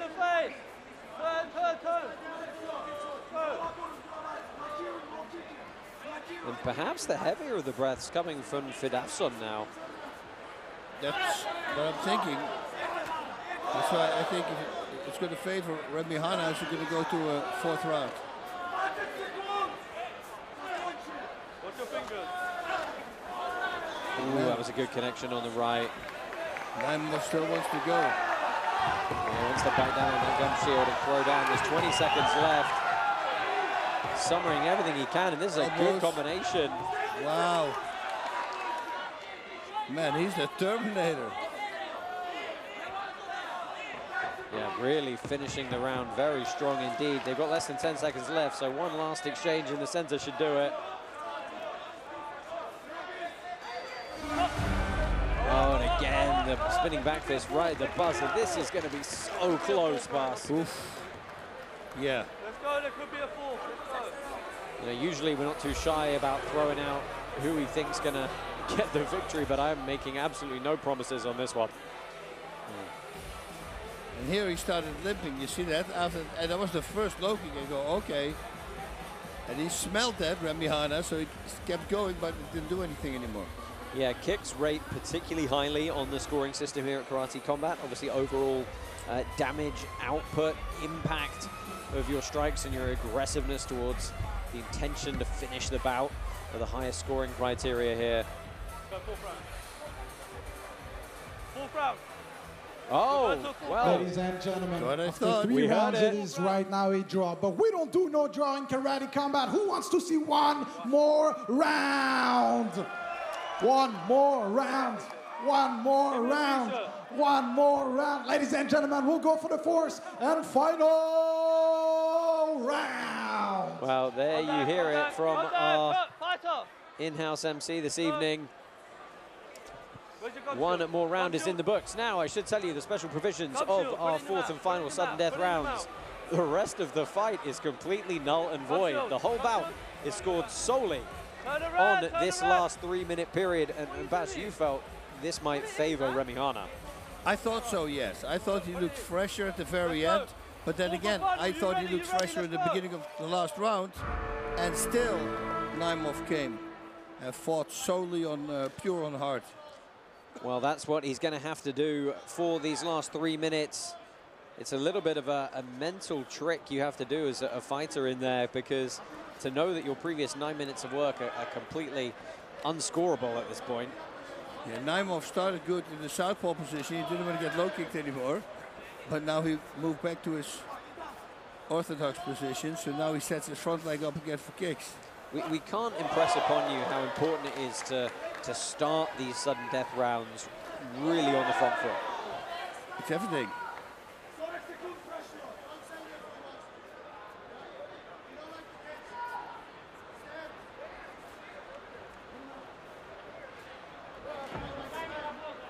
Remy Hana pressing forward slowly here. Can't afford to hang about though, because those small kicks will be the only thing that scores if nothing else happens.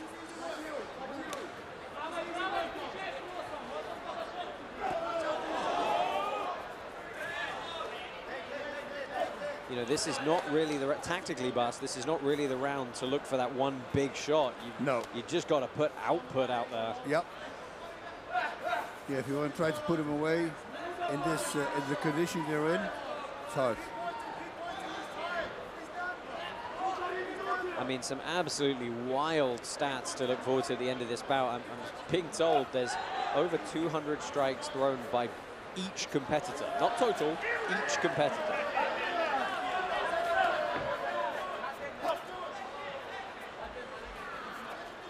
But a slower pace in this fourth round. Yeah. Yeah, they both came down the wall very slowly also after the last round. Well, President Awesome pit side trying to spur these two guys on and remind them you've got 1 minute to decide the entirety of this bout.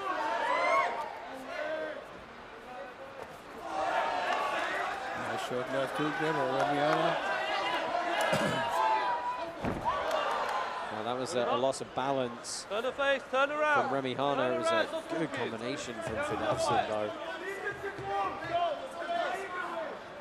And this is where we need to see that 25, 30-second bite on the gum shield, hell for leather approach we saw at the end of the third.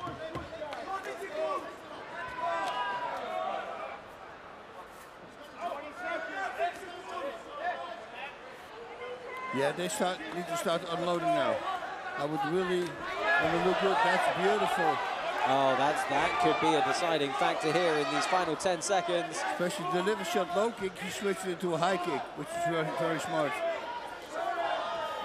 I mean, I love Bas. They're still throwing technical strikes at the end of this. I mean, as much as the output slowed, the composure of those strikes was still very much who are you going to give it to? That's a very I don't have to decide, actually. There's going to be another one. It's a really, I mean, you know, it wouldn't surprise me if the judges were split on this one. I mean, look at these stats. 240 attempts to 250 attempts. Fidavson, by far and away, though, getting the more landing strikes. A lot of those hit the guard, but they all count. They all go forward. I mean, just to throw 55 and 61 kicks in a bout's wild. Wow. Take down body strikes. Just, I mean, that sets the marker for fight stats for the rest of the evening, undoubtedly. Let's take a look at some of the replays here from that fourth sudden death round.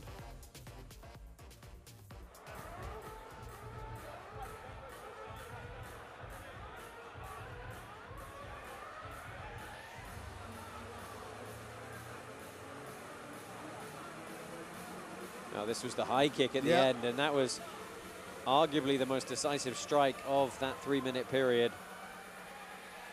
It wouldn't surprise me if the judges were split once again, but let's go ahead and get the official decision. Don't worry about that. Come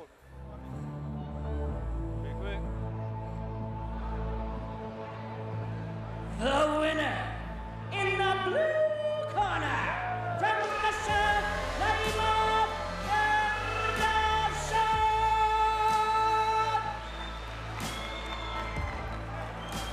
Well, Naimov Fidavson victorious in his debut here with us at Karate Combat, improves his overall pro record to 41 wins, 10 losses and 1 draw. Commiserations to Oscar Remy Hana. Put up quite a fight though throughout those 4 rounds. Yeah, he did a great job with the low kicks. He started off really good and it started affecting his opponent, but unfortunately he couldn't wrap it up with it. What an absolute war. Congratulations, man. How are you feeling right now? Фирдавшон, вот это бой. Поздравляем тебя. Как ты себя чувствуешь? Сэм, ассаламу алейкум. Please, bro. Please. Boss, please. Всем ассаламу алейкум. Это я. Что сказать, не готовился на этот турнир. Кто знает Бенника, с ним 3 недели кайфовали, бля. На хате. Пиздец. Good job. Честно сказать, всем огромное спасибо. Иншаллах, это еще... Да я вообще нихуя не готовился. Честно сказать, кайфовал, бля, 2 недели. А урод ебал. А так, могу еще лучше показать. Просто дайте еще 3 недели, чуть спонсируйте меня и все. А так, честно, я пахир пацан, бля. Good evening, everyone. I'm glad to be here. I didn't have a lot of time to prepare, so I literally stepped in the pit without a lot of preparation. And thank you very much for, obviously, the president, the matchmakers for the opportunity. And I hope to be here back again. See you, everyone. Thank you. Well, ladies and gentlemen, give it up from your winner!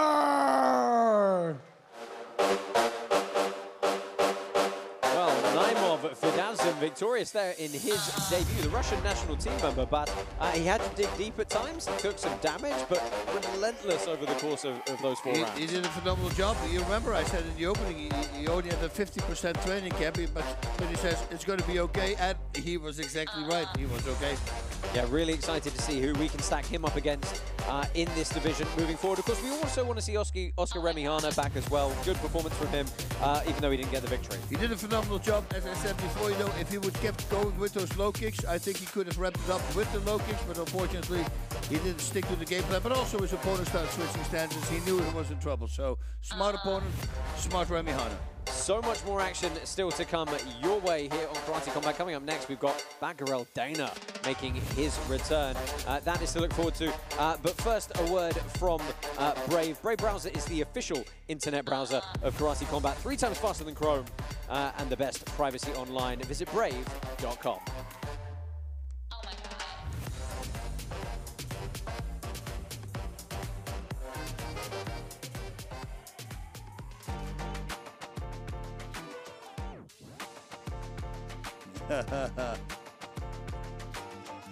Brave.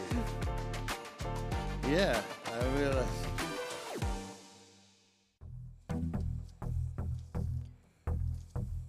So our next fight up this evening, it's in a catch weight of 140 pounds, 63.5 kilos. It is Freddy Gonzalez of Sweden taking on Batgirl Dana of Mongolia. And Bas, we'll start with the guy we know, Batgirl Dana.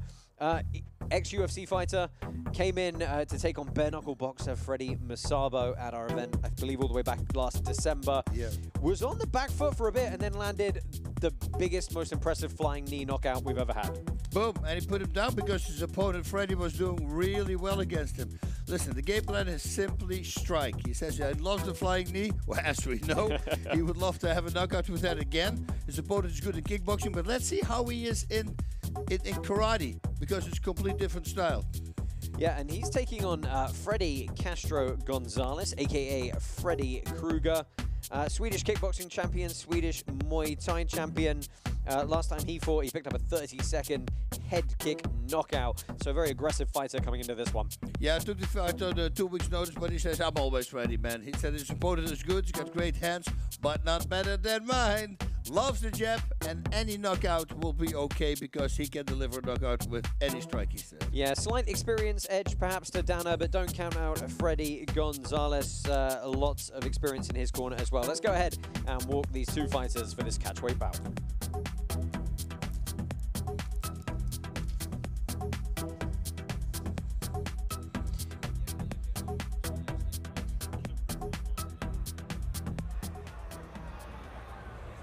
In the blue corner, from Mongolia,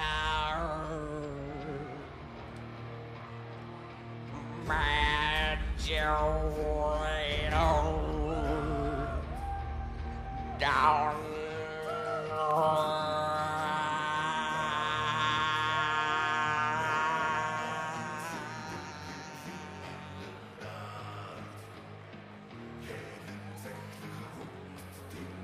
So Batgirl Dana makes his return to Karate Combat Pit. A lot going on for him since the last time we saw him. He's actually become a franchise owner for UFC Gym, which is interesting out in Mongolia. Hailing from Ulaanbaatar, He said originally he was preparing for another opponent, got Gonzalez on 10 days notice and did have to change everything around, but you know, this guy is looking to make waves in the bantamweight division. He wants to take on the bantamweight champ, which is a tall ask in that division, I have to say, but he's certainly up to the challenge.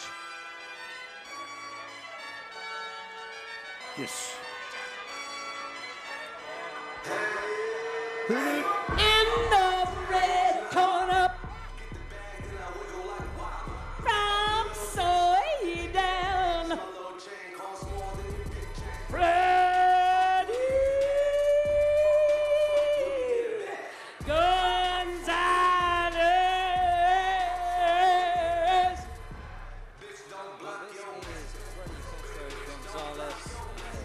Chilean and Swedish origins. He took the fight on 2 weeks' notice, but he said he's always ready. He's bringing in 14 pro Muay Thai fights into the pit this evening. It's his debut with us here at this promotion, though. Yeah, So no, I want to say that we were talking about last time his knockout was 31 seconds, and his opponent's last knockout was flying in 28 seconds. So that's kind of nice. Yeah, we got two aggressive guys who are going to throw down here.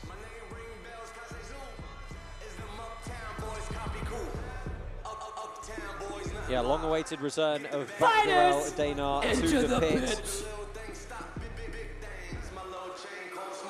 Don't forget, you can get non-stop action by subscribing to our Karate Combat YouTube channel, watching the live events, epic knockouts, and exclusive content completely free.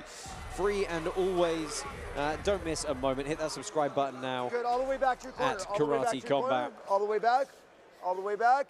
Are you ready? The live chat, ready? always a lot Let's of fun on YouTube for these events. White pants for Danar, black pants for Gonzalez. Slight height advantage for the Swede as well. But a heavy, heavy favorite with our token holders is the Mongolian and the former UFC vet.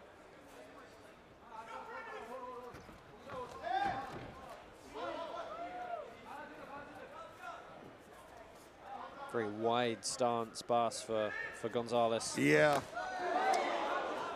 Nice counter there, but then Gonzalez making his home at Venom training camp here in Bangkok. Yeah, nice counter cross again, but then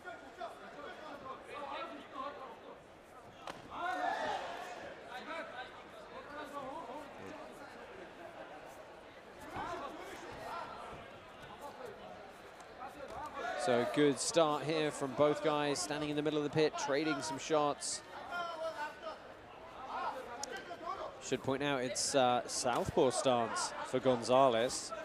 So toe-to-toe, looking to fight that outside position. You can see that's why Dana keeps stepping to his left. He's trying to win that outside foot position to land that power right hand you see there. constantly he's connecting with it. I mean, Gonzalez should know, no single kicks, that's it. Start attacking with strikes, hand strikes. Because every kick he gets countered. There we go again, see? Yeah, Danar's reflexes are really good. Stop, break, break. You know, I thought the game plan from Gonzalez was interesting. He said, I'm just going to go in there and do Freddy. All right. Freddy it is. Oof.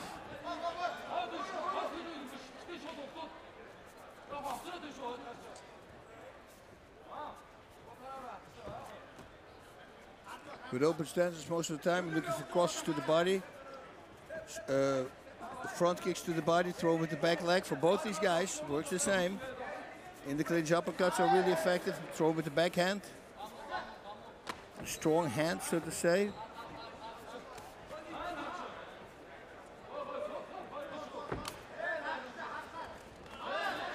Good counter from Danar as Gonzalez trying to close the distance there, and he backs him up against the pit wall now. Good composure from both guys so far.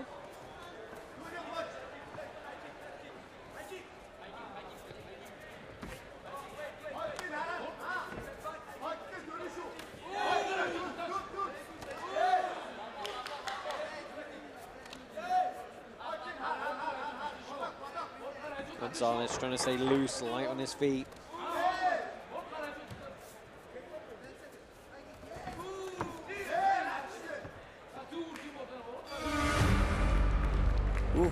fight to judge. Yeah, a fairly even fight. Yep. First 3 minutes there, both guys getting their licks in. Some good kicks landed from Gonzalez, though, and of course the kicking game scored very highly here. As I've mentioned a couple of times, here's the replays. That was a good closer distance from Dinar.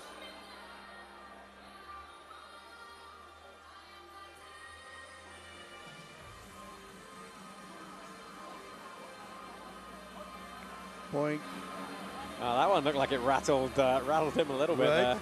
Especially if that left hand would have landed as well. Ooh. So all three judges giving that round to Freddy Gonzalez, interestingly. Yeah, that's weird. Yeah, Baccarel Danar unanimously on the back foot.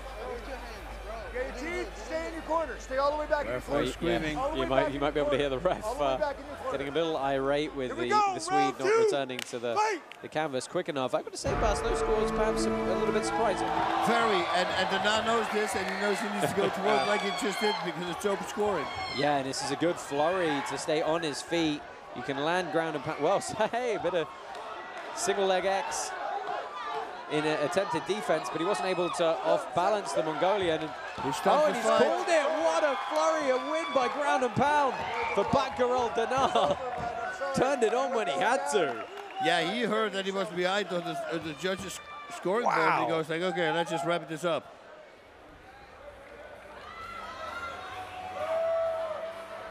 I mean, it's interesting. Like, let's take a look at the end of the fight here. It was the left and the right. Sank Gonzalez down, and here he stays on both feet with good posture, able to flurry over the top.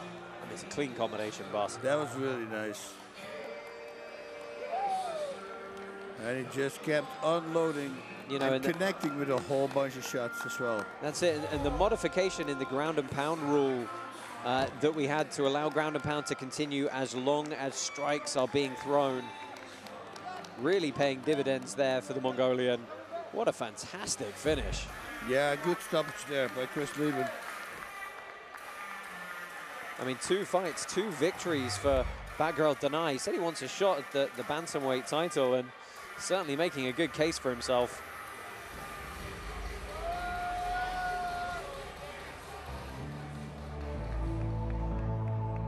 The winner by a TKO in the blue corner from Mongolia, Baccarel Danar.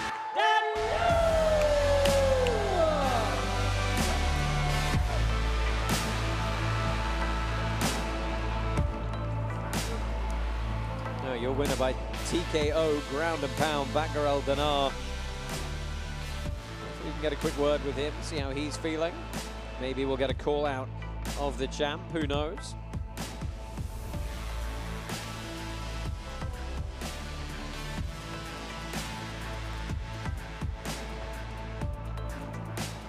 My man, congratulations. Anything you want to say right now? Thank you very much.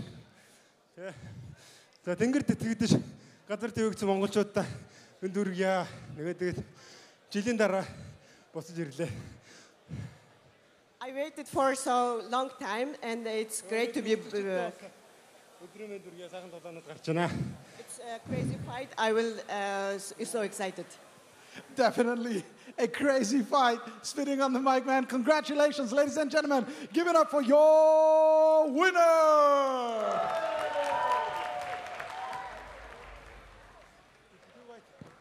Well, Baccarel Danar takes the victory here, notches up his second stoppage in his first 2 fights here with Karate Combat. Here are the stats for that bout, and very heavily favoring Danar. As we said, Bas, that first round was scored to Gonzalez, a bit surprisingly, perhaps. That was very weird to me as well. But, that lit a fire under Danar's butt, and then right away he came out to round number 2, got the job done. Yeah, it'd be interesting to know how many of those strikes landed by Danar were in the process of finishing the fight in that flurry. But it's a party atmosphere here, or there, should I say. Yeah, we're on the East Coast, but there in Bangkok, Thailand, it's a private and exclusive invite-only event. in the stadium this evening for Kickback 3. Bas, final thoughts and reflections on the performance of Batgrel Danar, making his way up that bantamweight division ranking. Phenomenal job. Every time when he gets in trouble, or he feels that he gets in trouble, because he wasn't really in trouble, I think, in round number 1, he just turns it up and he wraps it up, and that's what he did the first time as well. Yeah, very excited to see him back. Believe it or not, we've still got, 15 fights to go here at Karate Combat Kickback 3. Stay with us now for more action from the pit.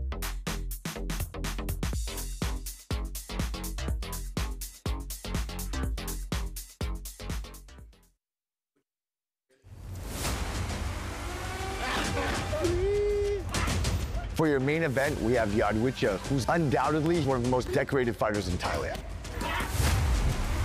ผมชอบศอกกับเตะกับเข่ากับหมัดครับ3 อย่างครับ His opponent Vahid Nikkah is 25 and 11. و دوست دارم مثلا همه تماشاگرها مثلا وقتی حملمون میبینن خوشحال شن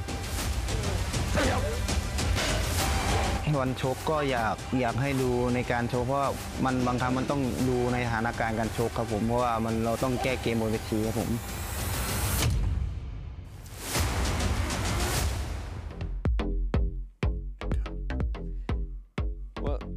That was another preview of your main event coming up a little bit later, but first, it is Nikita Jeerawat taking on Satan Far. It's beyond me to pronounce the gentleman's full name, that's why we go by Satan Far here. And Bas, this is the first of our native, extremely veteran Thai boxers taking the pit here tonight. We'll start with him, Satan Far, 143 wins, 30 losses, and 4 draws for the former WBC world champion. Yes, Santidongsakun has been knocked out by Nikita before in the former fight, so that's crazy. He says he knows his opponent will come forward, but so will he, with knees and with elbows. Says his striking and Muay Thai skills are much better than him, and a big right high kick, that's what he looks for a knockout. Yeah, and he's taking on Nikita Jeerawat from Russia. Of course, that fight when they fought previously was in Russia. Now we're in Thailand, so yep. shifting partisan support perhaps to Satan Far this evening. But Nikita, he's bringing a huge record in as well, 35-9-1. A lot of experience for the former Siberian champion and Russian silver medalist. Yes, he says that when he listens to his coach, everything's going to be just fine. So I'm not going to look at any fighting style or fight from my opponent. I'm just going to listen to my coach. It's another pick and one with our token holders. Very, very slight edge to Satan Far, leaning on that experience edge perhaps. But let's go ahead and walk these two fighters and get this one cracking. This is Nikita Jeerawat, sorry, and Satan Far. We'll get These that. names are crazy. I call him Nikita and Satan Far. That's what I'm going to do.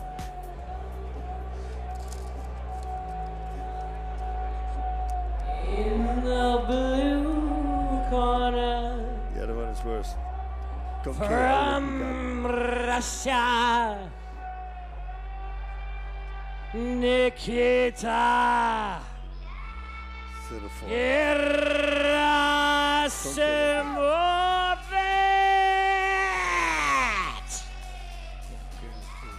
So Nikita Jeerawat makes his way over from Russia, 29 years old.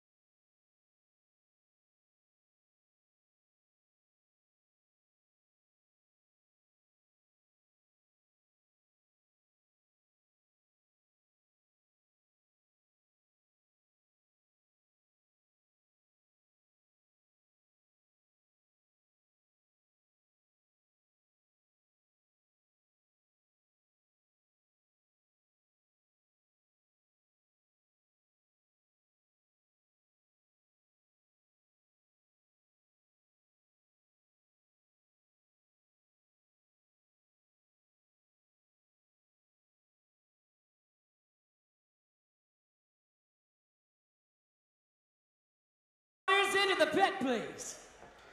Welcoming back Hex Trust, our institutional digital asset financial services partner. Protect your digital assets with the same ferocity as our karate combat fighters. So touch of gloves underway here. Black pants for Satemfar. Jeerawat in the white pants.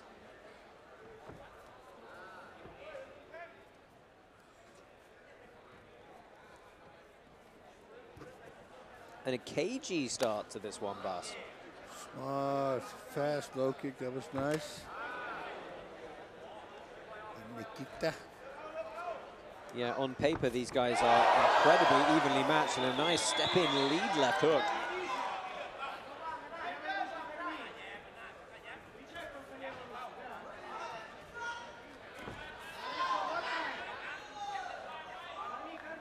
Very excited to see a lot of these traditional Thai boxers under this karate combat rule set. And again, he leaps forward with the lead left hook, Bas.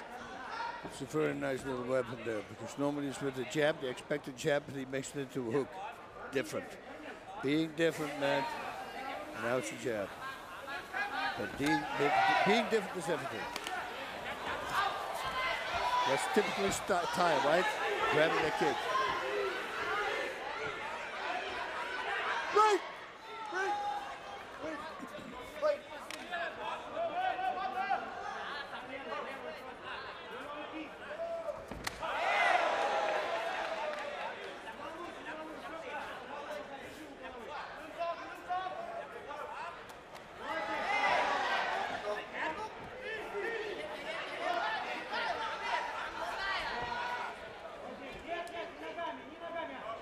So tying up in a clinch position here. A bit of a stalemate getting in close.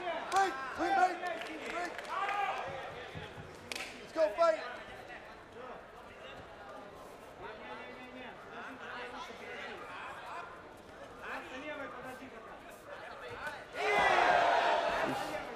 Power shots there by Satiev. Oh, stepping in with the lead elbow this time. Such an effective weapon to close the distance. Jeerawat working on this body lock takedown here. Manages to put him against the wall. Reminder, you're not a downed opponent when you're against the wall in this position until your butt slides all the way down to the bottom and contacts the floor of the pit, but not able to land these strikes and gets sat down quickly by a right hand. A low kick to the body as well. Nice. Great accuracy. Interesting defensive work from the Russian. He's rolling but not getting up. Yeah, he created enough distance to technically stand back up. And, yeah. And didn't. And this is a great first round for Satemfar. Landed some really big, significant strikes early on.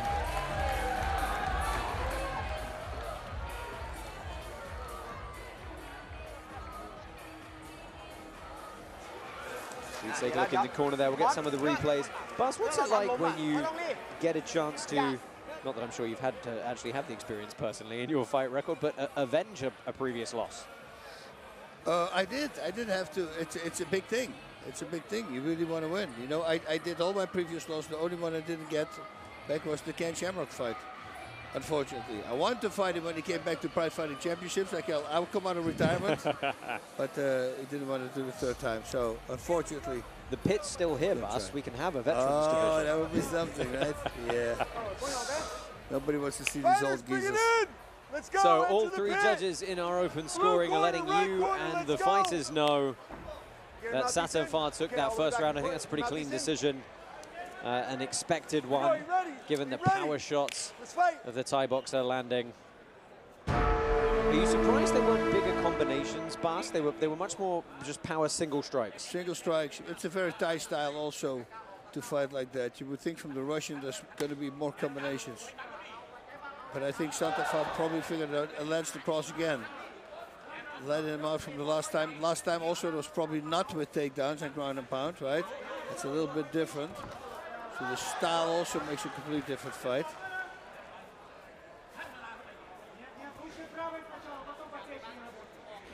Right, the open stance from the Russian.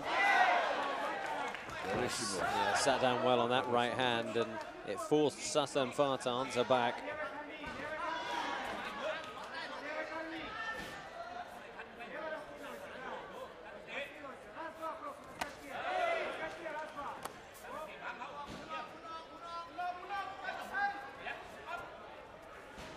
Good exchange of low kicks in the middle now. It's Jeerawat with the center of the pit.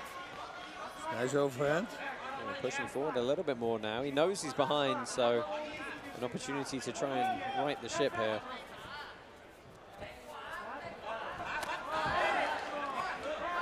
Oh, it feels like the Russian's starting to settle in a little bit more now. He starts coming forward, throwing 1-2s. Very smart. Hands will always beat the kicks and speed. Not when he goes to a decision. Here in Karate Combat, you will have a bunch of kicks.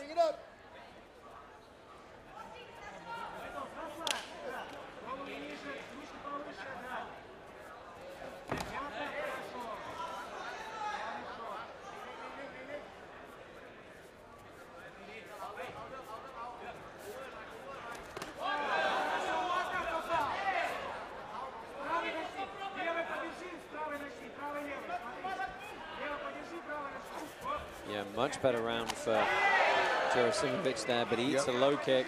He is the aggressor typically, though, coming forward here. Nice cross in there before he attacked. He did the punch.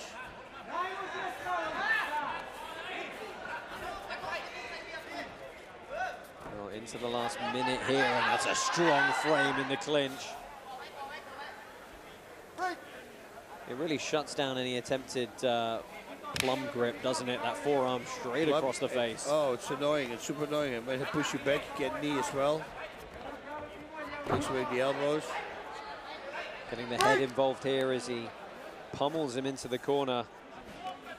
You know, the corner of this pit is such a weapon if you can use it to strike. Unfortunately not able to there, but it's so hard to find your way out of a corner position here should you end up on your back.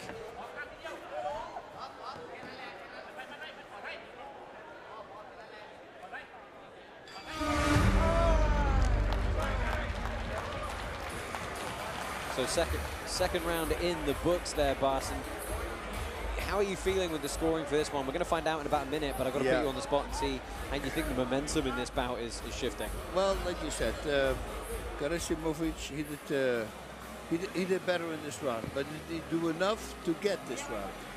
It's going to be very close. Let's take a look at some of the replays here. And this was early on where he started to sit down his punches a little bit more.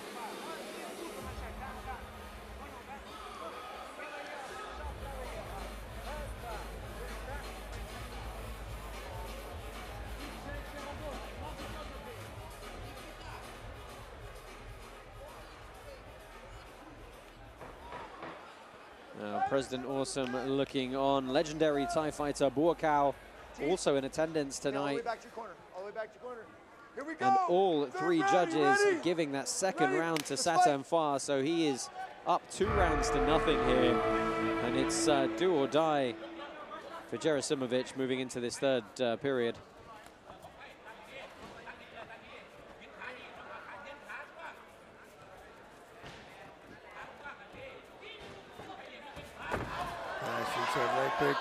Yeah, it's a lovely Ochi inside trip. Got himself to a potential striking position as well, but we're going to get a stand-up here. I think the referee being very generous with the amount of time that Sitsongpeenong's got to work some of this ground and pound. And there we see a reap on the outside leg to force a stand-up. It's a good bit of defensive jiu-jitsu use there.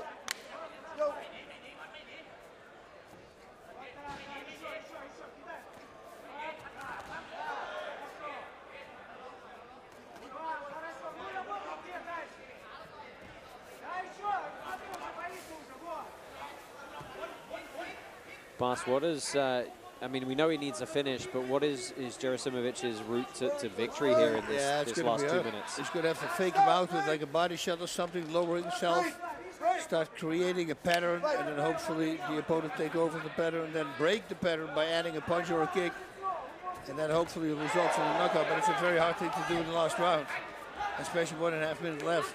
Yeah, tries to break the pummel, dictate that break of space to strike off it. coming forward. I mean, he is attempting to be aggressive here, but he's getting tied up every time they're getting close. And again, the single kicks, they get grabbed by your opponent, especially if they're tied. They're really good with grabbing your kicks, man. Oh, and that's good patience to clear the legs, get to a striking position here. Nice bit of deep half guard to hide the head. I'm loving the defensive use of jiu-jitsu from just Jeerawat here, saving himself from more damage.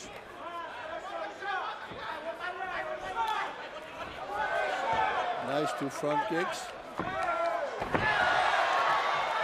That was the single one again to get grabbed. Yeah, this is the problem for the Russian now, right? He's coming forward, trying to be the aggressor, but these big single shots, Satsanfar's able to read them so cleanly and counter every single one. Satsanfar going to a decision, win or lose in his last 5 bouts. In about 30 seconds time, we're going to make that 6 in a row for him.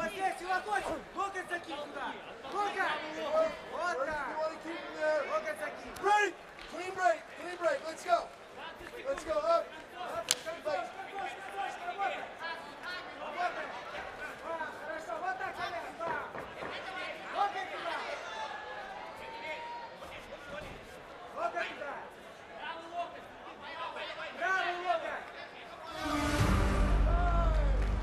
Yeah. Well, that is the end of the bout here. All 3 rounds in the books. It's going to be a unanimous decision victory to Satsanfar. That is assured at this point. Trying to work those underhooks and beautiful inside major reap there. And this was nice patience, wasn't it, Bas, to just deflect the legs away, get to a better striking position. Get in there right away. Beautifully done. We're absolutely seeing an evolution in how the ground and pound rule set is applied here at Karate Combat. That was a nice pickup towards the end from the Thai.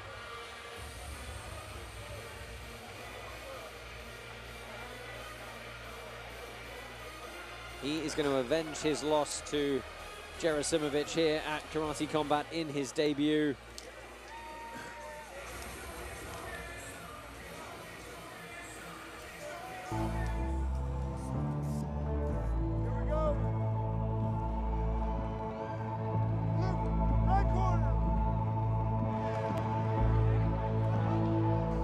The winner, by a unanimous judgment call, in the red corner, from Thailand,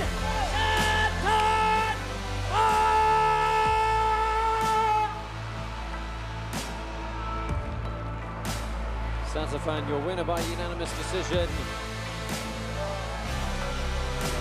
Probably gets a bit boring after it's your 144th professional victory, doesn't it, Bas? That's the thing with these fights. If you have so many fights, are you still excited to do them? That's what I was always wondering. Because once it becomes too easy, does it take away a little bit of the edge, you know, like staying sharp? I wonder. Let's go and see how Satan's feeling. He's with Antoine. Satsanfar, congratulations with your Karate Combat debut. How are you feeling right now? ยินดีด้วยกับชัยชนะวันนี้ครับ เป็นยังไงครับการชกกติกา Karate Combat ครั้งแรก ก็ยังมึนๆงงๆอยู่ครับว่าเข้ามุมได้ยังไงผมก็กติกาใหม่ครั้งแรกก็ถือว่าโอเคครับผลงานก็โอเคดีใจครับวันนี้เอาชัยชนะได้พวกเพื่อนๆในค่ายแล้วก็พี่ๆที่มาเชียร์ครับวันนี้ก็ดีใจมากครับขอบคุณครับ It was very difficult transitioning. I'm still very confused about how to fight on these pits, but I'm really happy I got the victory, and I want to thank everybody in the audience for being here and supporting me tonight. Now, the big question the world is wondering, will you be back in Karate Combat next year?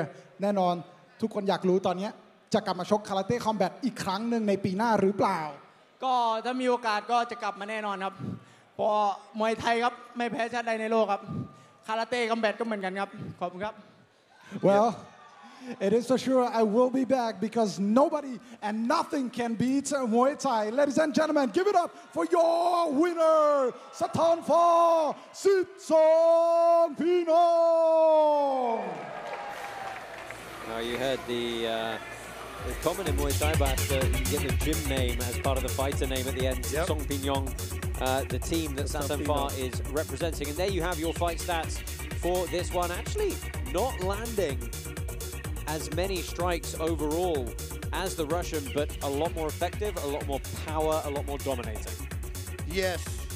3 and 3 takedowns. Does that mean something?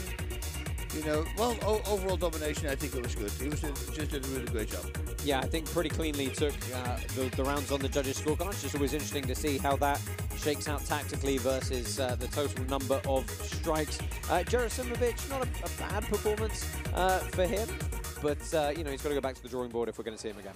Yeah, unfortunately, this is what happens. But you know, rubber match, right? That's what they kind of right, 1-1. Yep.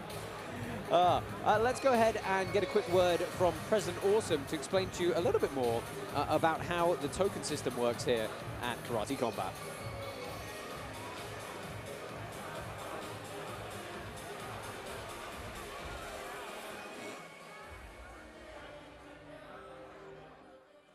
And 3, 2, 1, action. We don't have shareholders, we have Karate Combat token holders, and the more tokens you have, the more... We don't have shareholders, we have Karate Combat token holders, and the more tokens you have, the more control you have within the league. Bet on your favorite fighters, don't bet on that, that's not allowed. Nope, you're not betting. Use your tokens to pick a fighter, and if you pick a winning fighter, you earn more tokens. It's genius. It's so genius that... What's up, man? What you guys got going on over here, man? Dude, we're just trying to finish this up right now. Can we continue? Oh, I know you. You're that combat karate guy. Ah, the karate You're combat. viral. You really know this stuff? Yo, hey, you need to calm down. You need to calm down. Download the app and earn tokens. Tokens? Like apps and... Yeah, download this stuff, man. Let's do it right now. You want to do it right now? You want to do it right now? Look, you go to the Google store. There you go. You go to the App Store. You type in Karate Combat, and you click download. You see that? You click download. Download. That's how you do it.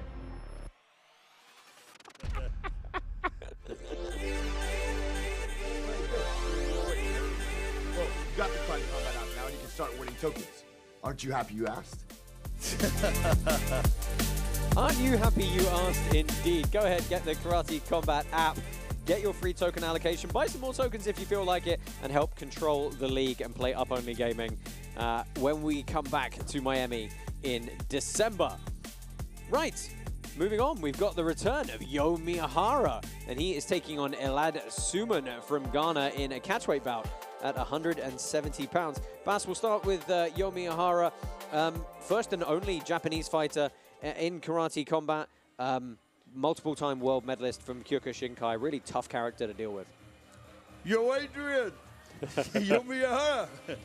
Listen, this golf-playing karateka says that he had a fantastic training camp. Game plan is to kick the body, which he loves, and a knockout will come, followed up by another kick to the body. So let's see if he can land the Mawashi Girangiri, for what I understand it's called. Yeah, he's starting to settle into Karate Combat here, 2-0 now with us, looking to climb up those rankings. He's taking on newcomer, but a very experienced Ghanaian in Elad Suman, a 58-14 record he brings into his K1 experience. Yeah, Suman said he had a great training camp as well. He said his opponent's got great hands, but nothing that is going to work to put him down. The game plan is to put on a show.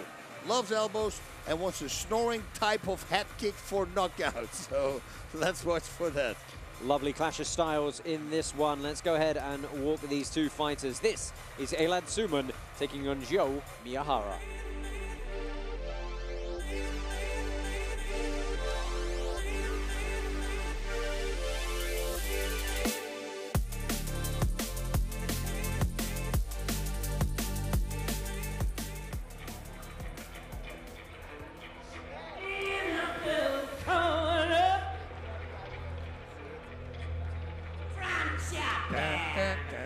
Land of 1,000 miles.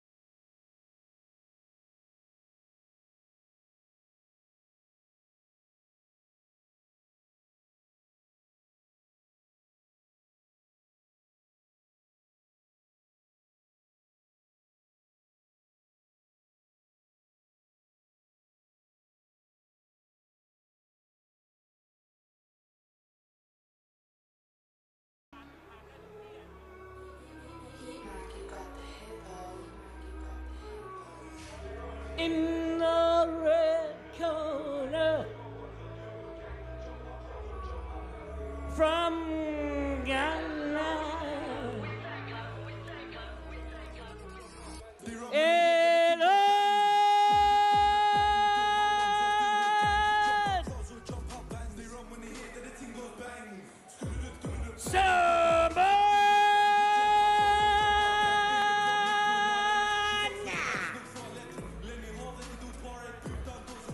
A lot of experience fighting here in Thailand for the Ghanaian. 24 years old, very much in shape. He's a K1 World Cup champion and tournament medalist. Big fan of dancing and driving fast bikes. But brings a lot of experience into this one. Much more of a traditional Muay Thai stylist. So this is a real clash of seeing how that style stacks up against a traditional karate discipline such as Kyokushinkai. Exactly. Who's in your face? Step back, back to your corner, back to your corner. Well, keep up to date with Karate Combat and follow us on Instagram, X, Facebook, and subscribe to our YouTube channel at Karate Combat on all platforms, where everything in the pit is always live and free. White pants for Miyahara, black pants for Surman. Another very evenly matched bout with our token holders. Slight edge to Miyahara. That was nice, grabbing the kick and pulling it. Nice roundhouse kick by Surman. Wow, that's some power on it. Yeah, Miyahara tried to work into the outside trip and off-balanced himself, and he's on the back foot here. Yeah, and he had the back of the head as well, so he's got to watch out for that. Man, a big freaking clothesline from the back. That will seal the deal. It's completely legal. Slight reach advantage for Surman.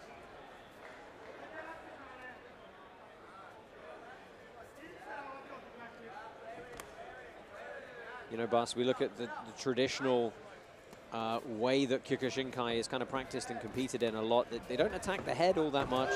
No, it's mostly about body shots. Because like in pure Kyokushin, there's no close fist to the face, but the rest everything is legal. Head kicks, knee to the head, everything, and a close fist to the body, but not a close fist to the face. This is the only adjustment they have to make once they step into the full contact scene. Start hitting in the head as well with the hands. Well, both guys trying to figure out the timing here as we hit the halfway point of the first round. Just throwing that low jab out there is Surman.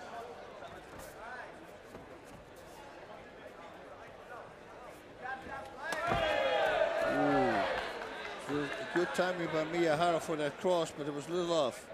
But if he can push that 2 inches more forward, he can land with it. But Surman is doing a really great job right now, using his reach.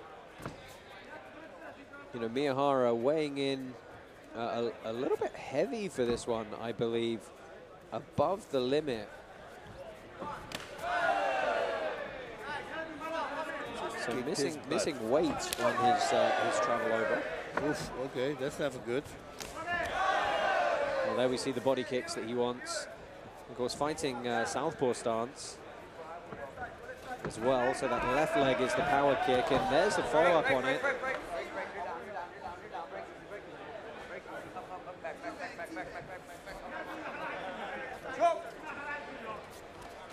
Oh, again, he loses his balance trying to close the distance. He's got to wrestle out of this one. Beautiful strikes there for Surman. Well, Miyahara ends up on top of that tussle. A reminder, it is actually legal to grab the belt in the process of a takedown at Karate Combat. Fairly unique aspect we don't get a chance to talk about all that often. Adamov, our fighter Adamov, he would do that the whole time, remember? Shoot in, grab the belt, hip throw. Yeah, beautiful. It's so useful for getting that positional leverage in the takedown game. But first round in the books, and you got to say, Bas, Surman probably coming out the better of the two fighters there. I think so too. Surman was, you know, he was more compact. He used his strikes, his hands, set up kicks. He's a little bit more powerful. Those strikes at the ground and pound were really nice as well. Great timing. He had to watch out. This was the first round when he was hitting the back of the head. He needs to watch out for that. But he didn't do it anymore when he had that second takedown.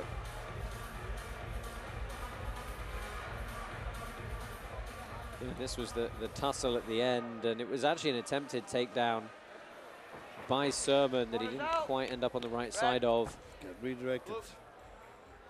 Yeah, probably too little too late for Miyahara, though, and there are the scores, as expected. All three judges giving that round to Suman.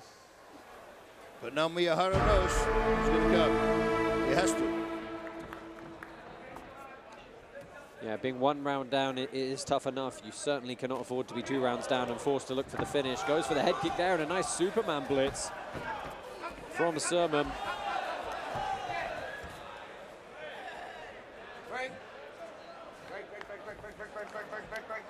Let go. Choke.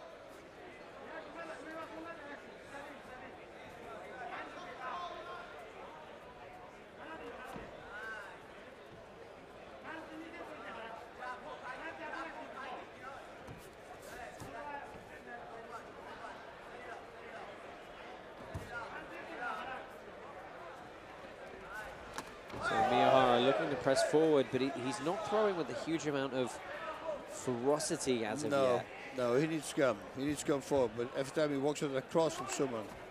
He's almost a little bit too composed right now. It doesn't feel like there's the sense of urgency he perhaps needs. Yeah, because the sense of urgency is going to come if he doesn't start fighting now. Otherwise, he's 2 rounds behind. Nice fast low, beautiful front kick there to the face. Yeah, coming from such a short amount of distance. Nice striking there. Suman is doing a great job. Break easy, blue. Back, up. Choke. So again, Sermon getting up early in this round potentially with some of those strikes. Still 1 minute and 20 left here.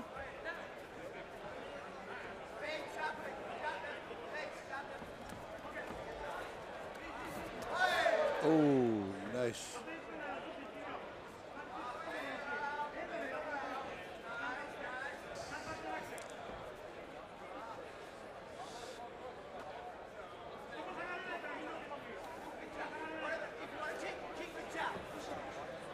Into the final minute here. And again, you just feel like this round is up in the air, Bas. Like anybody could take it with one really good, decisive flurry. That's the thing. But right now, ahead, I would take Suman. I think yes, Miyahara's coming forward, but it's not connecting. Work, gentlemen. Opportunity to throw here for Suman, but no attempt to do so. Final 30 seconds. Miyahara's got to come forward here.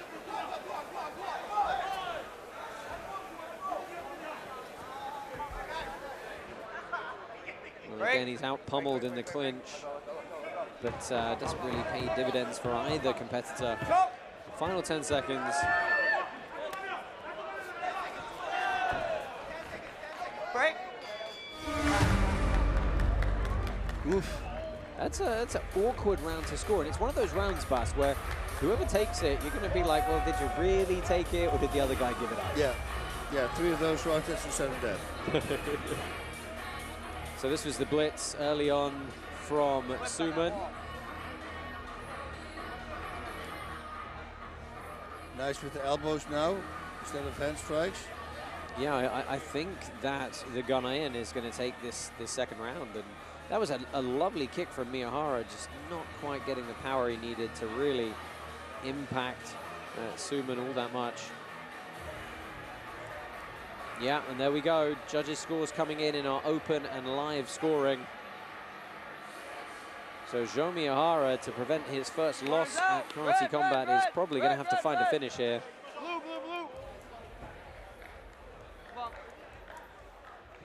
And you know, Bas, in your opinion, what's he got to do here with these next 3 minutes? That's going to be very hard. He needs to fight himself in there, like a normal Kyokushin fighter would do.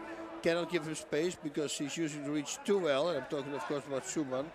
He's doing a great job. So he needs to fight inside, and he needs to go for a knockout now.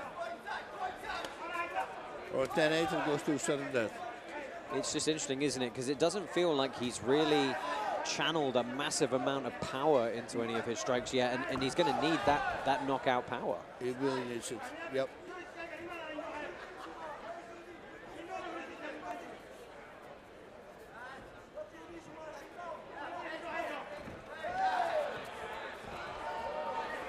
Good proprioception and balance from Miyahara, but again, this is all just time he doesn't have to get tied up in the clinch.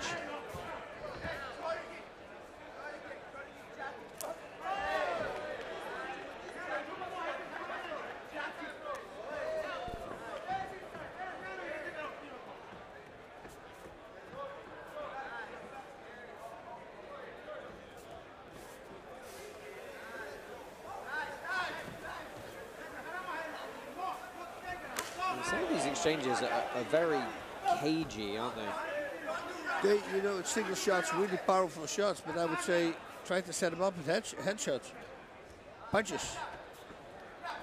Create an opening somewhere and attack that opening with a kick after you set it up with your head strikes.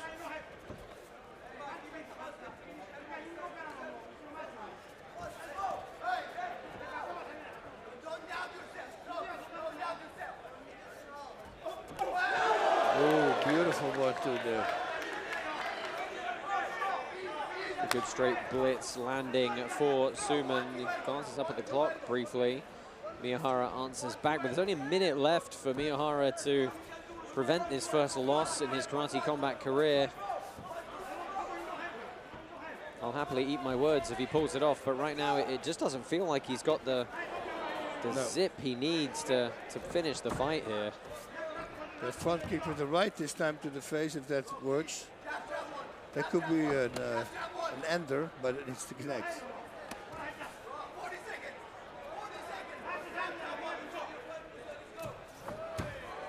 Break.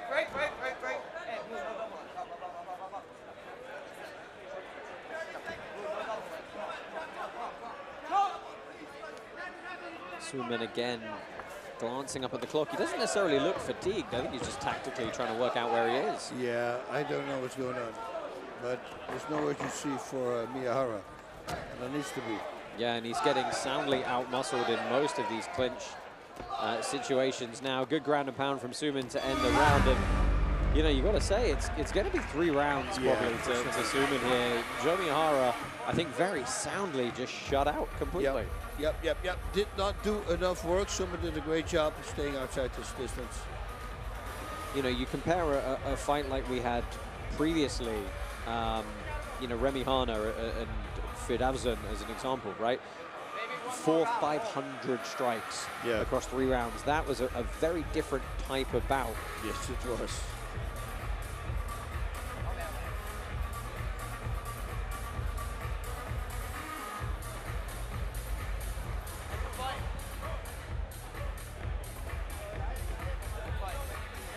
Some of the replays here of the 3rd round, and Suman hears something from his corner that made him chuckle, but nice little kind of hook kick at the end, shaken off easily, though again just didn't seem to have the power when it finally found its way all the way up to the head to make an impact. Let's go ahead and get the official decision.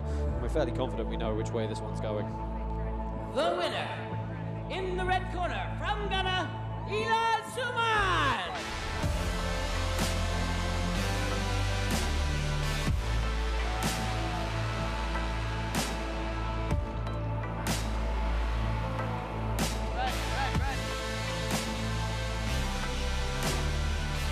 So let's take a look at some of the stats from that bout, and there you see it. Massively outstruck was Miyahara by Ilan Suman. Yep, especially with his hands. Also went for the takedowns, you know, the body strikes, everything he was upping, except the kicks, it would be the same. Well, percentage-wise, he landed more kicks, but percentage-wise, Miyahara was landing more kicks. But he did just a really great job, Suman did. Yeah, I mean, Bas, you know, you can only fight to what's presented in front of you, right? And Miyahara just didn't really seem to bring the fight tonight. No, he was holding back. It was not a kick machine style that you normally would see in the face of your opponent. Unfortunately, he didn't do that.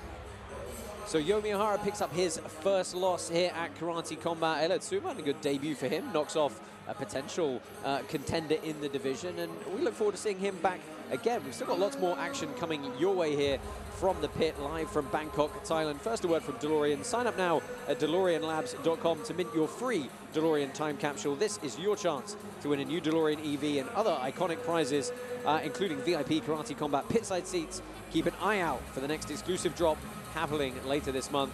Hashtag when DeLorean. When DeLorean.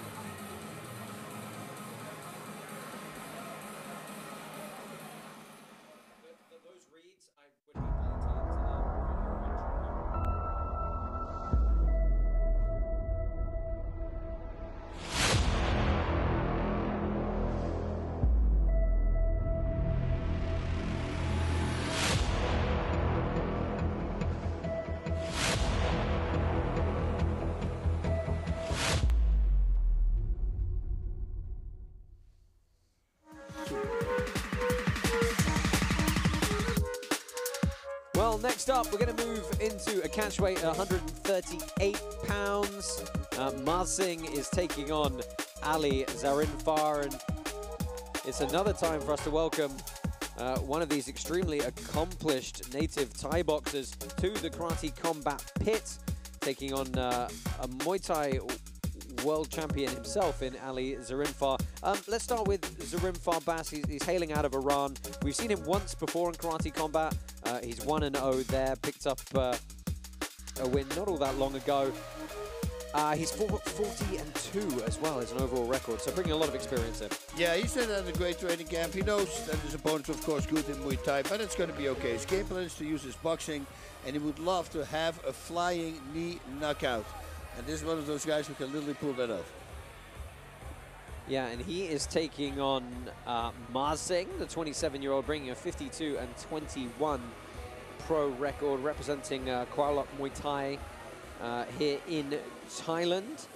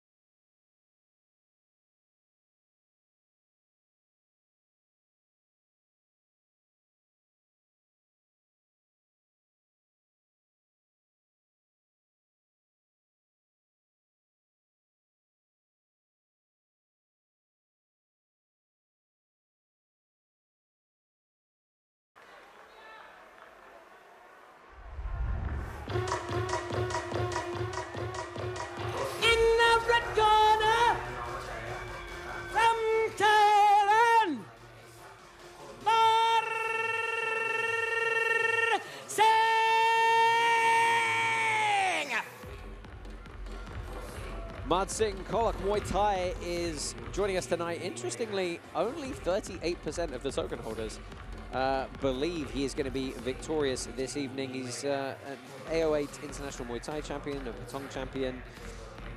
He is, however, coming off a loss earlier this year, a round 1 knockout loss. So looking to get back to winning ways.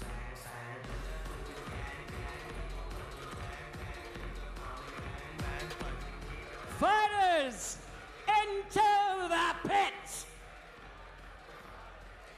Well, Brave Browser is the official internet browser of Karate Combat. 3 times faster than Chrome and the best privacy online.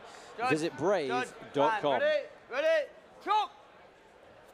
White pants for Zaran Far, black pants for Madsingh.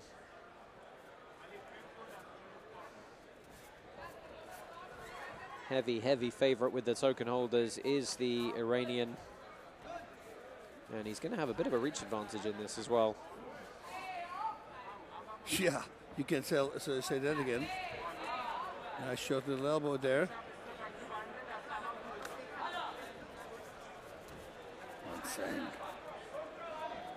Speed of these, I was going to say 135ers, because that's the division they would be in, but a catch weight of 138 pounds, 62.6 kilos for this bout this evening.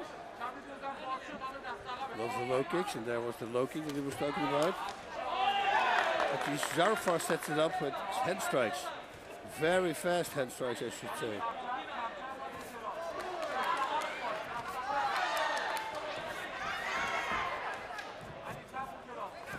Yeah, good pace to the start of this one and good work from Zaran Far there.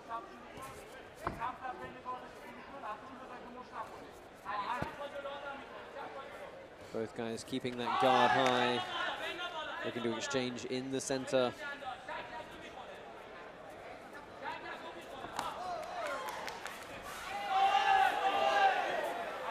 Bas, do you like that little hip out of the way to evade the kicks, or would you prefer a straight up check? You know, I always, a check, I'm not a big fan of a check. I think a check is good when they keep on doing it and you do a very solid check, but otherwise there's not a great counter that you can do from it. But taking it. Ooh. Wow, so crazy reflex and that little elbow attempt at the end. Yeah, timing on the knee as well from Madsingh. Yeah.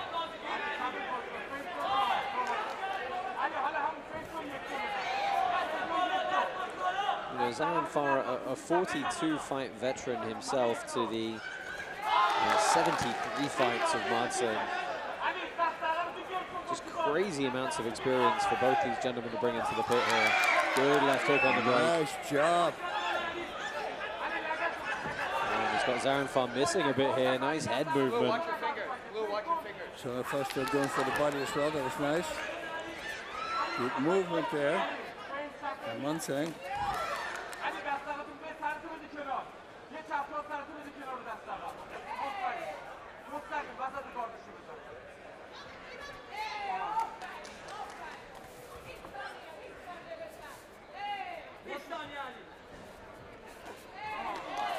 Good combination, uppercut, little shot, like that. Oh, well, really sitting in the pocket now is Zaran Far. Starts to flurry, mix up those target zones. Wow, great job. Very smart to fight a guy like that. Keep him busy. Yeah, nice agency at the end of that round. Wow, Zaran Far did a phenomenal job at this one. So you're leaning towards the Iranian for that first period? Yeah, I would think so. Well, let's take a look back at some of the replays from that first round. Excellent work done by both fighters. Perhaps a little bit of the momentum going the way of Zaran Far more, though, and particularly towards the end there, when he really sat down on those strikes and didn't break between shots, kept the tempo high.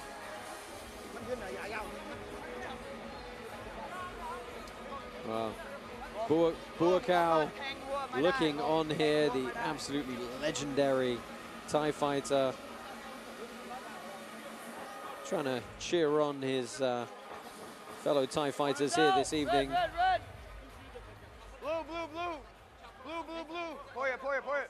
Poya, poya, poya. Blue, blue, blue. Good. Good. Good. Time. Ready? Go. Now, let's see what Madsingh can do now. Yeah, we didn't get the, did we get the scores in?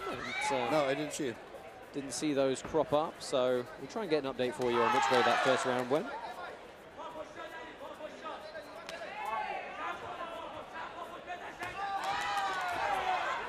Wow, man, Zaran Far is doing a phenomenal job. Look at that. Yeah, really staying in the pocket now. It's these big flurries where Madsingh just seems to, he can deal with the initial interaction, but then the follow-up, yeah, the follow-up and the continuity just throws him off guard a little bit.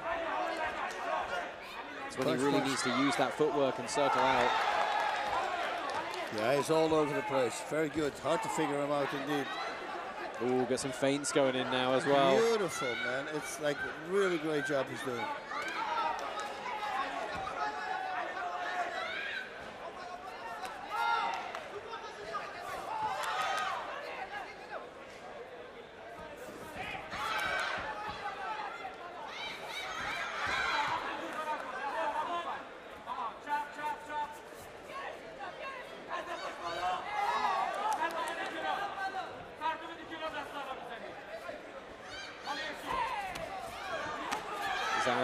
Continuing to come forward. Eats a couple of leg kicks there, but he fires straight back up top. Wow. He's really sitting on these punches, isn't he? He's doing, yeah. Very smart. Add a little bit more kicks, just to make sure.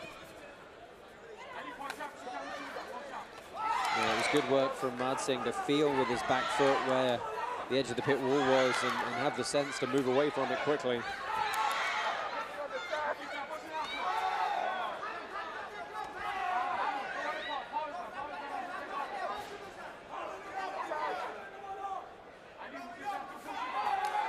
Crazy, this is the same weight class, right? If you look at them.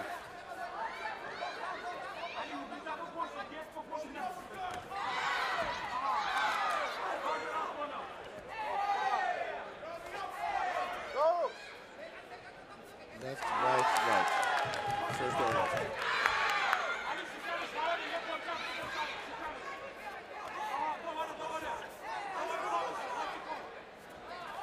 Man, Zaranfar stalking him. Yeah, huge amount of volume thrown by Zaranfar here as we move towards the final 20 seconds of this round. What a great round for him. The follow-up also after the right low kick, right away come back with strikes again. Very beautiful. It just feels like he's figured out a timing that Madsingh's less comfortable with. That's it. And it's a Thai-style rhythm, he just breaks it. Oh, big kick at the end there. A little bit of off balance perhaps, but that really was the story of that second round. It wasn't as though there wasn't any offense coming back from Madsingh, but sheer volume going the way of Zaranfar for sure. Okay, who's this guy? Always some characters at Karate Combat, our private invitation-only kickback event in Bangkok, Thailand, in full swing right now. Thank you for joining us on whatever platform you are. Josh Palmer, Bas Rutten, calling all the action for you from here in the studio. Some of the replays, Bas. Boom, big kick to the body. Oh.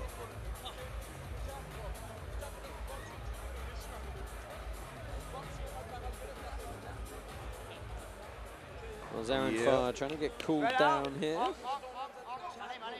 He's been training martial arts since he was 10 years old.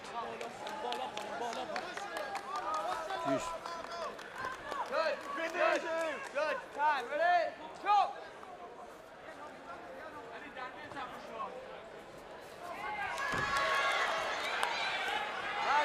Go, go, go!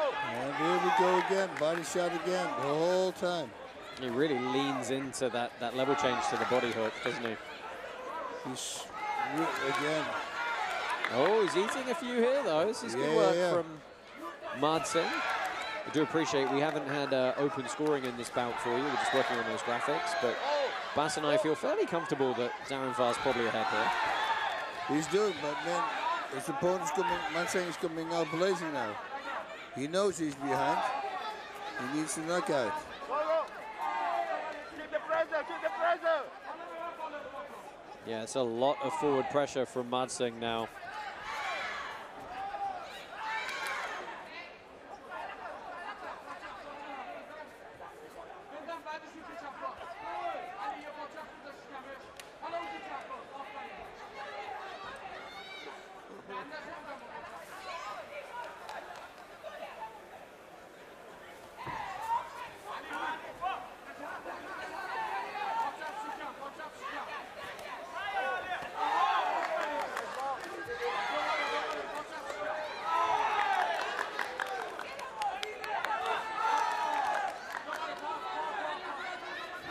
Halfway point of this third round now, and it has been fast and furious. Again, this is going to be another bout, Bas, where our stat sheets for shots thrown is going to be astronomical. I would love to see how many stats in it for Zarifar.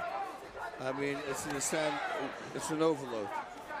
Yeah, got caught with the chin up in the air there, but it didn't phase him one bit. And now the big low kick as well. Mansingh told us the low kick was his favorite technique. Hasn't paid dividends for him. Well, that's 3 times, though, very quickly.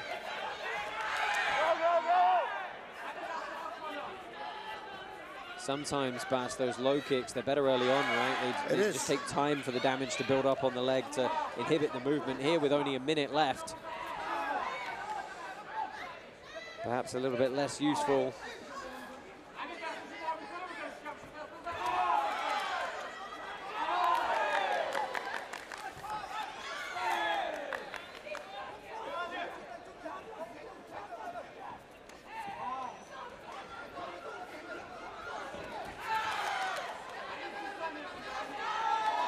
Wow. Yeah, Zarifar's doing phenomenal. Yeah, huge output from the Iranian, and it's been non-stop as well, Bas. There's been almost no downtime for him in rounds 2 and 3 in terms of throwing shots. It's really quite remarkable. And actually, they haven't tussled in the clinch all that much as well. Yep. Complete domination. Yeah, Mansingh shakes his head. He knows that he's going to walk away the loser of this bout in all likelihood. Zarifar celebrates with the crowd. Still got the official decision to come, and we'll get those scores tallied for you now as we take a look back at some of the replays from this third round. Yeah, slipping that kick. Going a beautiful knee to the side, to the midsection. The spleen section. A couple of times we saw a good, that high knee to the solar plexus. Yeah. From Zarifar. And, you know, this is one thing to know. It wasn't as though Mansingh capitulated at all. He still was coming forward, trying to get himself back into the match and trying to throw with a lot of power. He was just beaten by sheer volume. Sheer volume, we couldn't get overcome the reach disadvantage as well. And the speed on Zarifar, I mean, it was just very hard to get inside his reach. I mean, you know, prior to his Karate Combat debut, Zarifar was carrying a monstrous win streak into the pit, and he's going to extend here to 2-0 in Karate Combat. Let's go ahead and get the official decision. The winner, by a unanimous decision, in the blue corner from Iran, Ali Zarifar! Yeah, the last fight that we lost before the winning streak was just by a cut. Yeah, that was not even a decisive.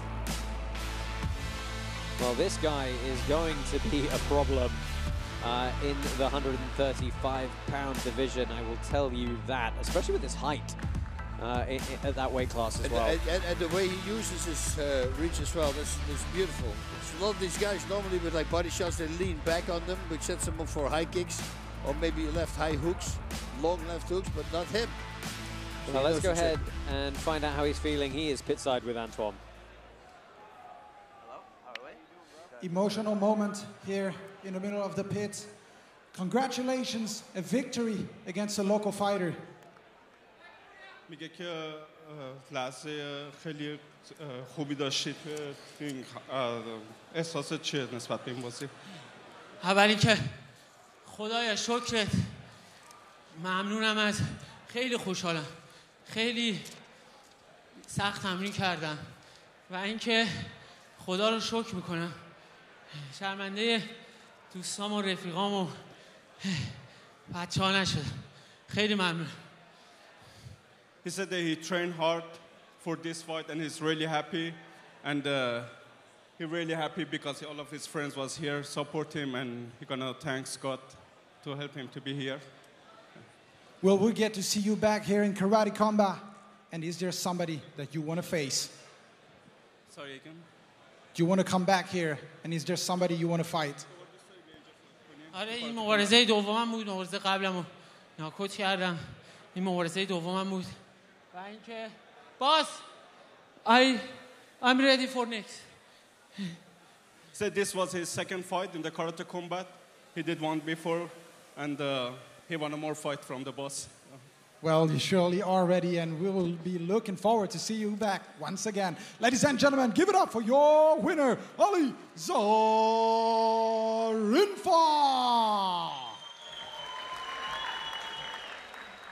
Well, congratulations to Ali Zarinfar Bas. Let's recap that fight as we perhaps get some of the replays from the bout. Zarinfar, just fantastic performance. I really want to see him face some of the top tier in this bantamweight division. Yeah, I think if you're a tall opponent like Zarinfar is, having fast hands like he has as well is a must. And that's the way how we kept his opponent away from him the whole time. Out the outside of his punches, setting him up for the kicks. It was a beautiful performance. Yeah, and he's perhaps a little bit older than some of our competitors as well. He's 32 years old now, been training for 22 years. Feels like he might be hitting a bit of a peak now. Listen, I always said if I could go back to a time or an age and I could stay on there forever, 33. 33? That's the age when my mind was finally calmed down and I was just freaky strong. I do 9 1-arm pull-ups. I was like, what? And then, yeah. It's a shame. That all goes away. Well, karate combat is always a party atmosphere, and take a look at some of these stats. Zarinfar, over 3 rounds, threw 260 total strikes and landed well in excess of half of them. And look, with the kicks, from 35 kicks, he connected 30 times. That's a high percentage of connecting. Yeah, 100 strikes to the head. Mard Singh probably going to be feeling that one tomorrow. What a fantastic performance for the Iranian. I really can't stress this enough, that the caliber of striker in karate combat now is absolutely top-notch. The absolute best strikers in the world, as our VIP invite-only guests enjoy some additional entertainment in the venue over in Bangkok. But stay with us here at Karate Combat for more action from the pit. We will be back very shortly. Erbenagayev.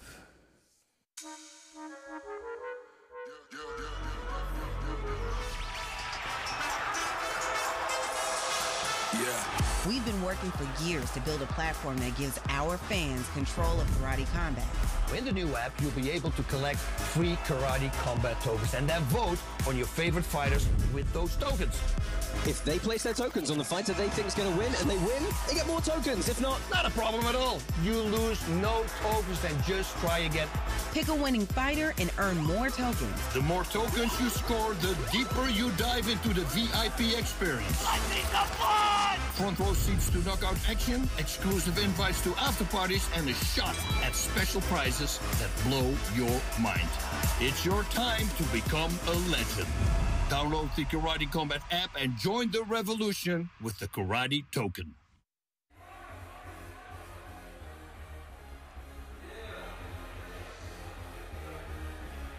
So welcome back to Karate Combat, the Kickback 3. Crowd is hopping over in Bangkok, Thailand.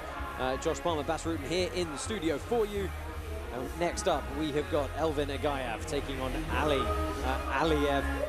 Elvin Agayev, someone we've seen before in this heavyweight division. He's 2-0, coming back for his 3rd performance at Karate Combat. This is another kind of old school Karate Combat roster versus new but experienced fighter. Yes. And he said he had a great freaking training camp. The game plan is to use his intelligence, just intelligence of what everything is about. He wants, of course, a knockout because he wants to be a champion in here, and he feels that he has to cement a big knockout win in order to get a championship match. But I'm really looking forward to his apricot punch. I don't know what it is. I never heard of it. I know it's a drink, an apricot punch. Right. But I don't know what it is and how it translates into fighting. Well, Elvin Agayev has also been trading some blows online with our heavyweight champion, Sam Alvey. So setting himself up perhaps for a run at that coveted Karate Combat heavyweight belt. We'll touch on Ali Aliyev in a moment, but first let's remind you of the rules of the pit.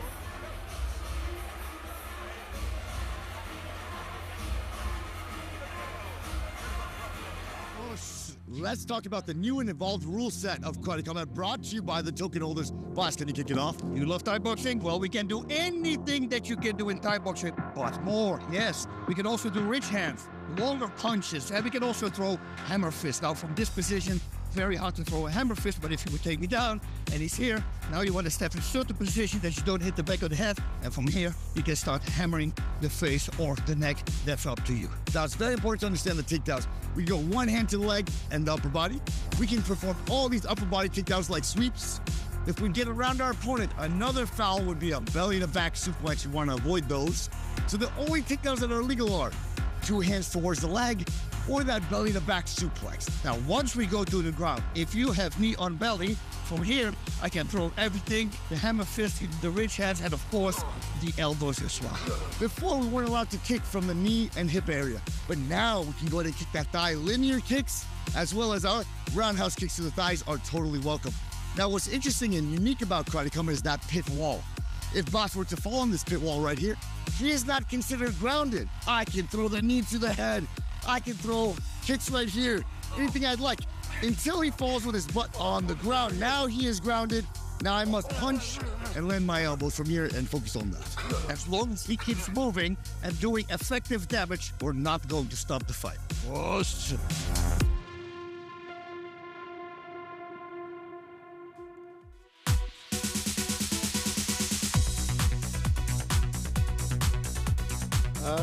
Aliev versus Agayev.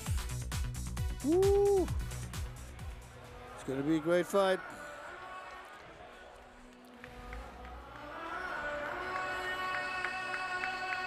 In the blue corner, from Azerbaijan,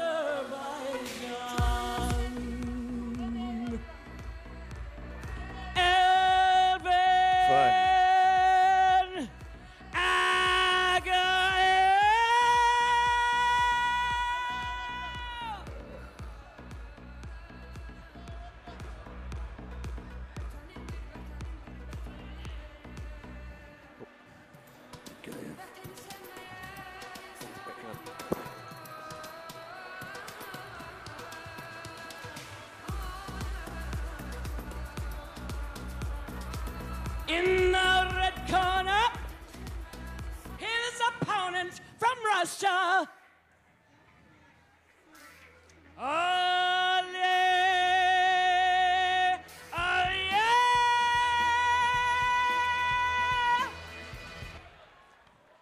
So Aliev makes his way here. 1-1 pro record, but let's not forget he has over 170 amateur bouts coming into this one. Lot of Thai experience, Russian amateur champ as well. Originally from Dagestan, but currently trains at the very famous Venom training camp in Thailand. Go back, go back, go back.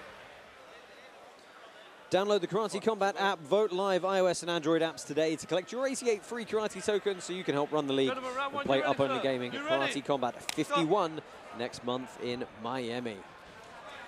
Excited to be going back to Miami, boss? I love Miami, and especially this year, this time of year. It's not too crazy out. So black pants for Aliev, white pants for Agayev. Not a relation, but a training partner to our welterweight champ, Rafael Agayev. Former member of the Azerbaijani military as well, I believe. Nice lead there by Aliev. Azerbaijan versus Dagestan/Russia in Thailand. Truly international experience here. A good takedown. Yes.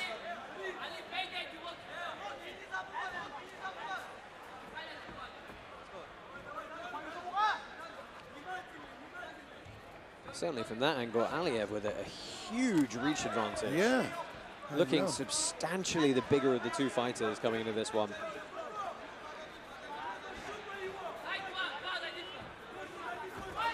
Oh, man, great knee attack by Aliev. Very powerful. Yeah, interesting. This is at a heavyweight limit of 205 pounds, which is 93.4 kilos. Aliev coming in just under the mark at 92. Agaev weighing in at 86.7. That's crazy. That's a whole weight class lower. Look, I'm talking to you. Can he threw a downward elbow to the neck. Watch the back of the head. Yeah. Next time, listen. Look at me. Next time I'll take a point away. You know what I'm saying? Stand over there. Stay there, stay there, stay there. Well, Elvin Agaev, 2-1 favorite with our token holders. He's going to get a few moments to recover from Tell me when you're good. You're good? the illegal blow. A warning for Aliev. Our referee Sam Amidi stating he'll take a point if there's another infraction.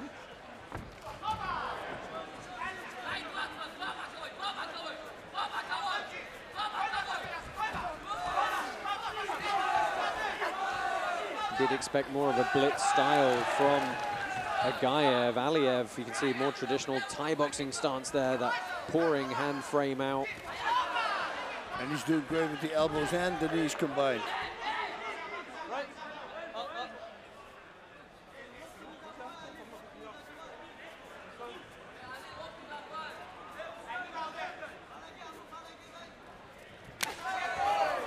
A lot of movement in the hands from Aliev. He sits Agaev down with a bit of an off balance.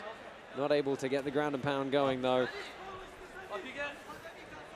These guys really crashing in the middle of the pit. It's it slows down and then all of a sudden explodes into one collision and a huge pickup.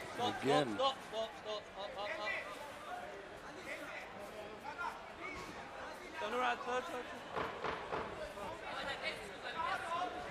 Now, a 10-second count comes in, closing of this round.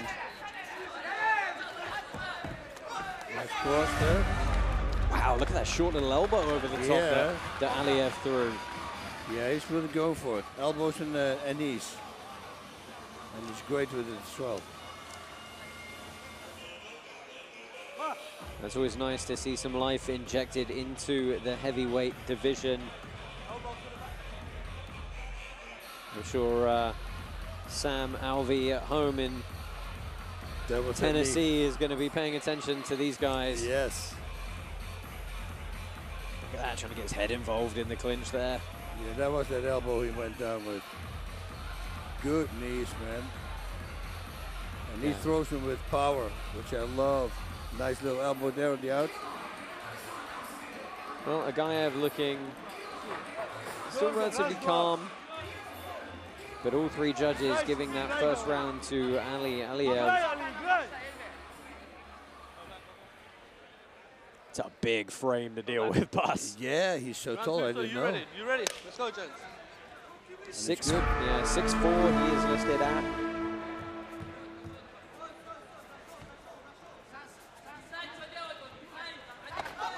Ooh, it was the pelotas. Yes, I heard the cup. Oh, and that is, well, yeah, this always gets really interesting when there's one round in the books and there's a potential fight-ending accidental low blow. Let's take a look at the replay here. Yeah, it's full in. Again, it's that kind of inside cut kick. It's when they don't turn over the hips and the kick goes straight up instead of in an angle. That's the problem. Watch any fighter, every time when they get kicked in the pills, the standing leg, the toes will point forward instead of pointing to the right. If you kick with the left, your toes should point to the right from the standing leg. If you do that, you'll never get kicked in the... And of course, past the target zone that they're actually aiming for is the inside thigh of that lead leg. Yep. Well, he does get up to 5 minutes to recover from a low blow here. Of course, we're going to look at it one more time. Oh, this was weird because he jumped in it. Yeah, and he ate a right hand for his trouble as well. Oh, man, yeah. As a man, you literally feel that. Yes, you do. And I'm meaning for the people at home, I'm feeling it now. That's what I mean. You know, it's like, and every other guy will cringe for a moment, like, oh, you. Psychologically, these are always interesting, right? Because you have up to 5 minutes to recover. 5 minutes is a really long time. Very long. And if everybody's watching you, because it's entirely on you to dictate when you're ready to continue, which He took a point away. Oh, he took a point away. Stay there, stay Well, there. that's for a stay second. I don't know, that felt accidental to me. Yeah, to me too. Yeah, I'm very surprised by that. How long do I have? You good to go? Fighter! Turn around. Keep it back. Well, let's see if it puts Listen, clean up. some Yeah, extra timekeeper, impetus time back under in, you good? Aliyev Let's go. here.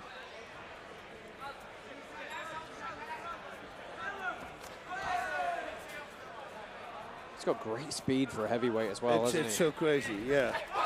Oh! And it counters. His knees are great. Nice little shot to the right hook there by Gaev. Yeah, really nice in the pocket. Both guys exchanging well. That's a great head kick as well. Hasn't stopped the forward pressure of Aliyev, though.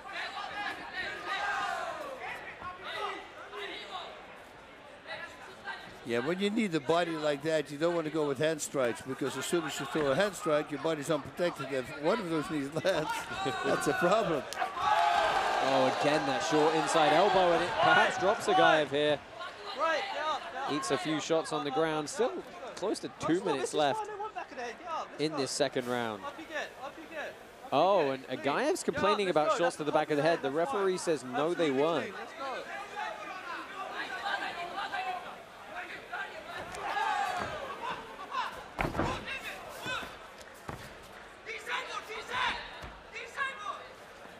Well, Aliyev tried to get straight back up.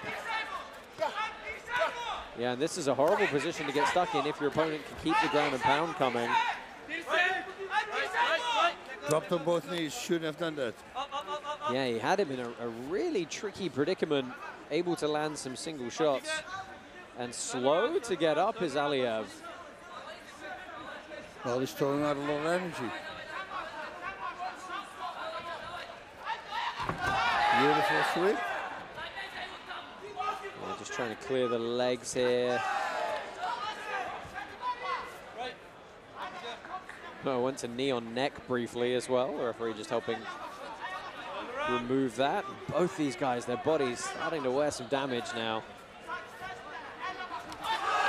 Ooh, spinning back elbow.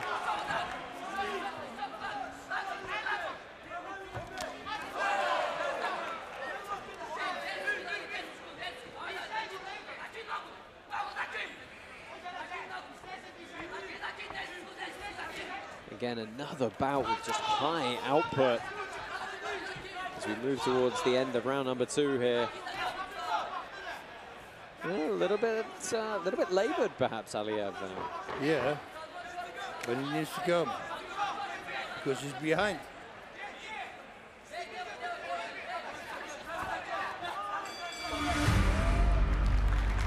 So a much closer second round there, obviously punctuated by the inadvertent low blow for which he received a point deduction. Well, let's see. Oh, that's true. So that he lost that round then, right? Or Yeah, now I have to say, I was looking at my notes when that happened, so I'm relying on you to have spotted that, Bas. Yeah, but no, he said he took a point, so. That short elbow was really nice, though. We've seen him throw it a couple of times on the break. Oh, yeah, that was just back in the head. That was a good one, like the other ones. Yeah, very, very close. I wonder if the referee went a little bit awry there. Clean spinning back elbow. Another couple of inches, that could have well been lights out. So that point deduction means that even if Aliyev takes this round, it's going to be 9s across the board. So there will be 1-1. No, same. It'll still be 1 round up to Aliyev. It just means that Gaev can. Oh, 10-8. So 2 judges gave the whole round to Gaev. Okay. Interesting. So that means that Gaev is actually up 19-18 on 2 of the judges' scorecards. So this gets really tricky now, and I wonder if Aliyev is aware of that. I hope his corner told him. If he's pushing, he's going to win. I felt that round was a little closer perhaps. I thought so too. And I'm really not, I'm not entirely sure about the point deduction, I have to say as well. No, because it was the first time. I know he'd had a warning early on in the first round, but that, it was an accidental low block.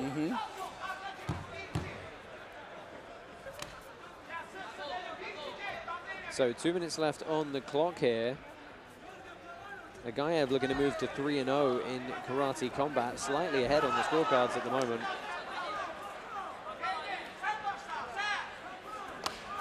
Oof. Okay. Of course, if Aliev takes this round on the top 2 judges' scorecards, then we're going to get a sudden death 4. So there's the much more traditional blitz. Right. Turn around, turn around, turn around, turn. Minute and a half left here.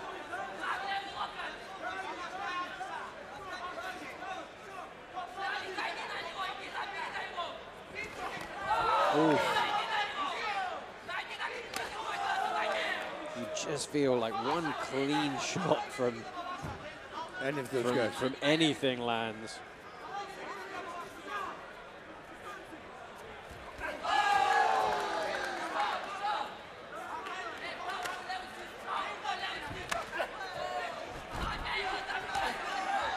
Well, Aliev again with some good attempts for ground and pound here. Right. Up you get, gentlemen. Let's go, both of you. Come on. Let's go up. Turn around. Turn. We're here to fight. Don't walk away. Let's go.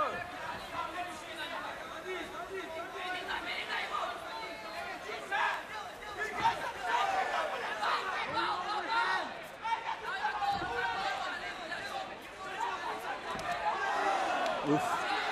Final 30 seconds, a lot of damage being worn. It's still Aliev pushing forward here. Trying to keep himself in this one.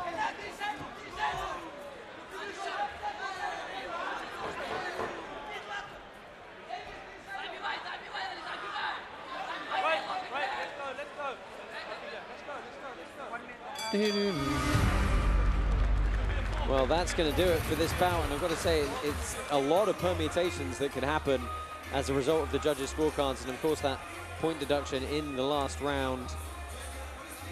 Very, very close indeed.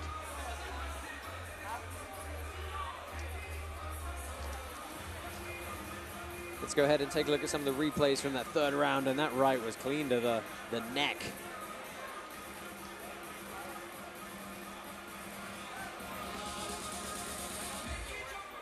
Boom, big right hand. Oof.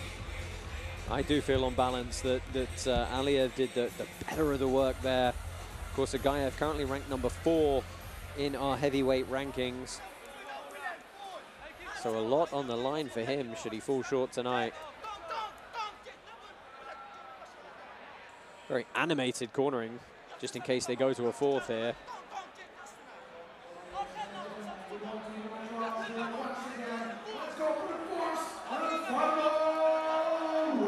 Oh, we are going to get a 4th round. So what that means is that, if we're hearing correctly, is that Aliev took that second round, or that third round, sorry, on at least those top 2 judges' scorecards, which gives us a tied match at 28-28 on 2 of the judges' scorecards, which pushes us to a 4th sudden death round. And of course, I will remind you that under this unique Karate Combat rule set, the rest of the fight is completely irrelevant at this point, and it's just down to this last 3 minutes. Who do you think that favors moving into this one, Bas? Oh, I don't know. I really don't know. I think that Agayev started doing better at the very end, but I mean, Aliev is still so powerful. Look at him. That's a good shot. And these are some big ground and pound, and this is a legal striking position with one knee on the opponent, the other foot up. Well, the outside reap on the leg manages to turn Aliev away and save Agayev from any further punishment, but that's a great start to this sudden death round for the Russian. Nice. There's a cut underneath his eyebrow. Mouthpiece went flying out. This is perhaps where that huge weight differential really starts paying dividends now, just carrying more of that weight in every single clinch. You mentioned the cut bash. You see the blood on the face there. It's going to be a hard-fought victory for whoever comes out the other side of this sudden death round. Oh, and you wonder if the steam's just gone from Agaev now. That's 3 times in a row he's just been dumped to the canvas. Yeah, and if Aliev keeps coming like this, he's going to get it.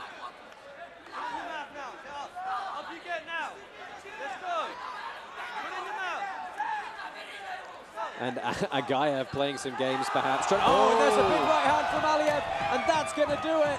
Our referee calls a stop to this contest. Knockout in the sudden death round for Ali Aliev in his debut. And he stops the momentum of Elvin Agaev dead in his tracks. That's a great contender. That's a big victory, man. That's a big win. Boom, look at that. Oof.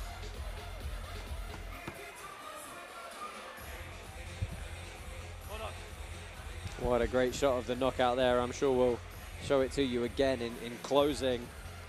But Aliev, you know, done a little bit dirty by that point deduction, perhaps, and then managed to push it to a sudden death round and really didn't want to leave it to the judges. No, he did a great job, you know, because staying in there, when you lose a whole round because of that, you know, it's always hard. But he just kept in the fight, stayed in the fight, and that's why he got the victory. Well, Fast he's, hands. yeah, he's getting a quick word with President Awesome there. Stay here.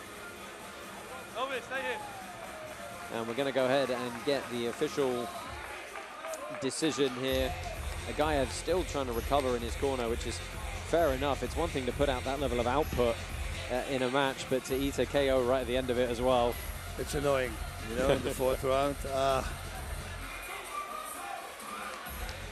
Yeah, I think as a karate combat fighter, it's a 3-round fight. You should always be making sure that you can go 5 rounds or an extra round. Yeah, of course. I mean, our main event fights and our title fights are typically 5 rounds. So certainly that should be the goal for all of them. Let's go ahead and get the official decision.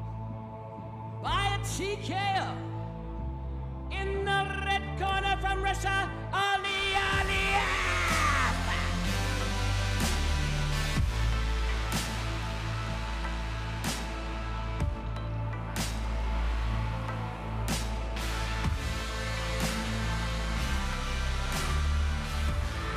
Aliev victorious in his debut here, moves his pro record to 2-1. Of course, don't forget he's got that massive amateur background of over 170 fights. Let's see how he's feeling with Anton. Congratulations. How you feeling, man? Hi. Ooh. Hey guys, I'm ready.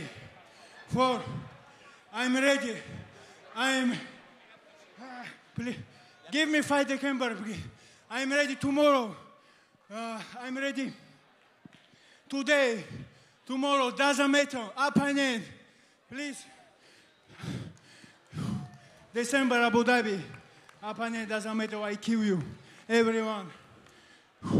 Всем большое спасибо, кто болеет за меня. Всем спасибо организатору Карате Комбат, принц, президент. Всем большое спасибо. Особенно спасибо my older brother Malik Amarov in Dubai, King's Rental Cars, Gas. Спасибо моим братьям, достойным мужчинам, которые болеют за меня с 5-го поселка. Ассаламу алейкум вам, моим тетям, сестрам, дядям, всем. Мама, я тебя люблю очень сильно. Всем большое Баркова. Достойным мужчинам, моим братьям с 5-го поселка, ассаламу алейкум. Заваев, Хаджа Махинский, Аксакал, салам алейкум, жаркого Бангкока. А остальным горький чай, остывший, с потрепанным лимоном. My man, you're gonna have the longest translation ever. Go for it. Yeah, first I'd like to thank everyone who is here. It was a great fight, and it's great to see everyone here. Big thank you to the president, to the promoters, and Karate Combat in general. And yeah, I want to thank the Thai people here who just greeted me, and I hope I'll be back soon. Listen, you said you're ready for anyone, anywhere, but is there one name on your mind that you want to face? Ты сказал, что ты готов драться с кем угодно и где угодно. Кто твоя цель номер один? Doesn't matter, I kill you. I swear to... Не хочу это слово говорить. I kill you. Everyone! Give me fight, doesn't matter. I'm ready, bro. Tomorrow, bro. Morning, bro. Yeah. I'm happy. Well, it seems like he's ready. He wants more, and so do we. Ladies and gentlemen, give it up for your winner, Ali Noviev.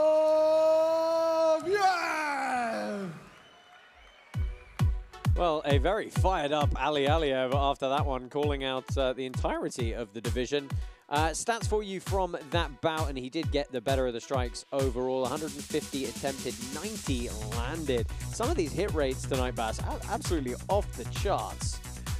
Listen, man, and he connected a lot as well. But for him, for his length, to be that fast and connected with those fast punches against a really game fighter, he's going to have a good future at Karate Combat. Yeah, how do you think he stacks up in the heavyweight division? Of course, we always have to look to the top, and Sam Alvey, our current heavyweight champ. Well, he's looking very good. I mean, his footwork, his speed, like I said. I mean, he's got laser-guided timing. His knees, his clinch is very explosive. The elbows were great.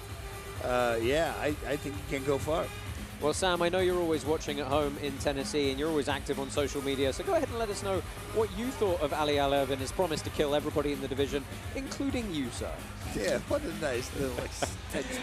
Lots more action still to come from the pit. We've got the return of Award Kazimba coming up next. Stay with us here at Karate Combat for more action from Thailand.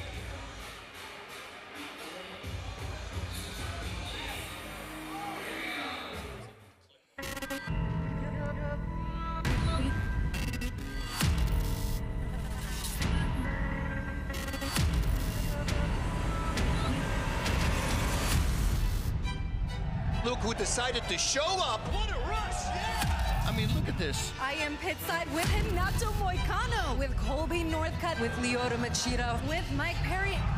Karate Combat's pretty lit, bro. Get into it, DeLorean, and ride the future. Don't forget, from beginners to seasoned traders, Kraken facilitates quick and convenient crypto transactions. Are you ready? I think the fun! Fighter advance! What's up, Big Mike? GSP. Oh, yeah. GSP, how you guys doing? Bas Rutten and The Rock. Wow. Dude, that's pretty cool. I'm just dying to jump in. Hey, Wonder Boy, we can take our clothes off and dance, baby. He's going to get to remain undefeated. Here we go. Oh, with the one and only Haley. Roy Jones in the house tonight. Joe Rogan, pitside here, enjoying all of the action. Have you seen the karate? Yes! That is fun. I think this is the most exciting sporting event I've ever been at. We will see you next time.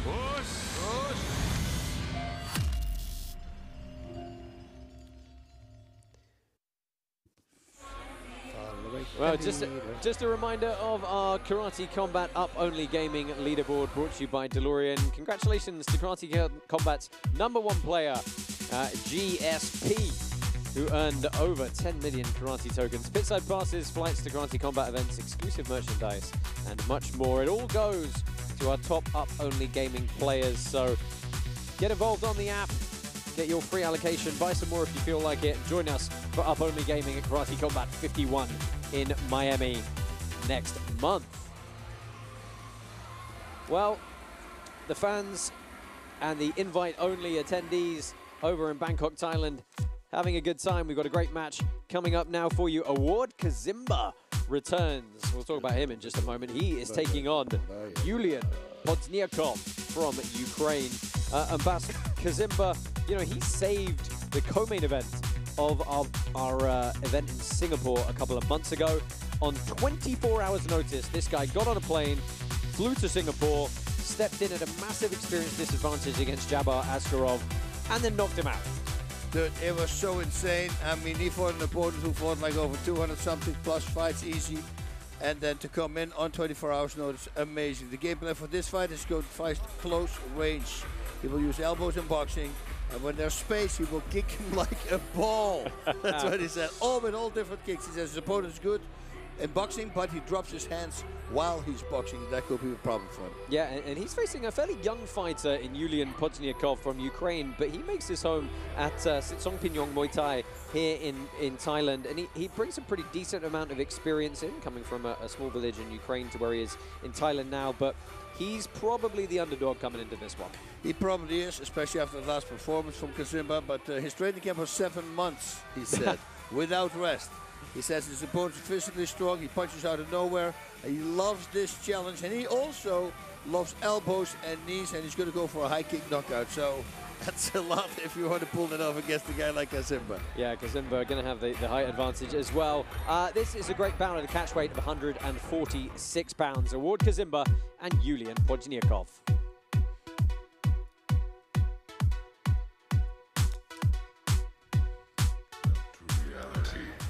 Nothing ever goes as planned in this accursed world. The longer you live, the more you will realize that the only things that truly exist in this reality are merely pains. In the blue corner. What's that? From Ukraine.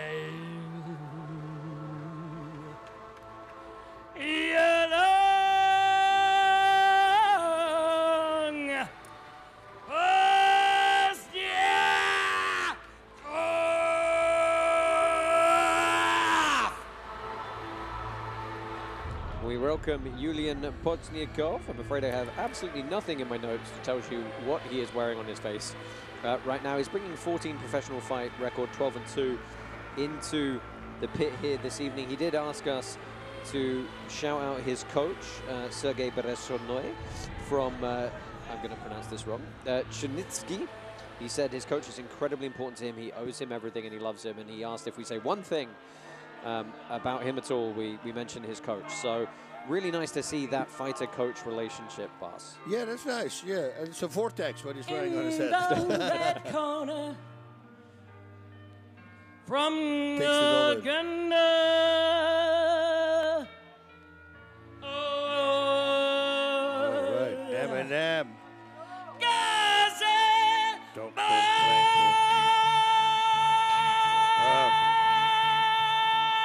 Very happy. Well, Lenny Hart giving it everything for Award Kazimba.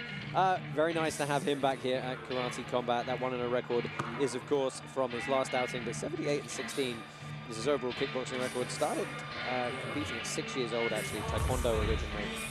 So he's got some great kicks in his background. He's part of the Ugandan police kickboxing team and the Ugandan People's Defense Force as well.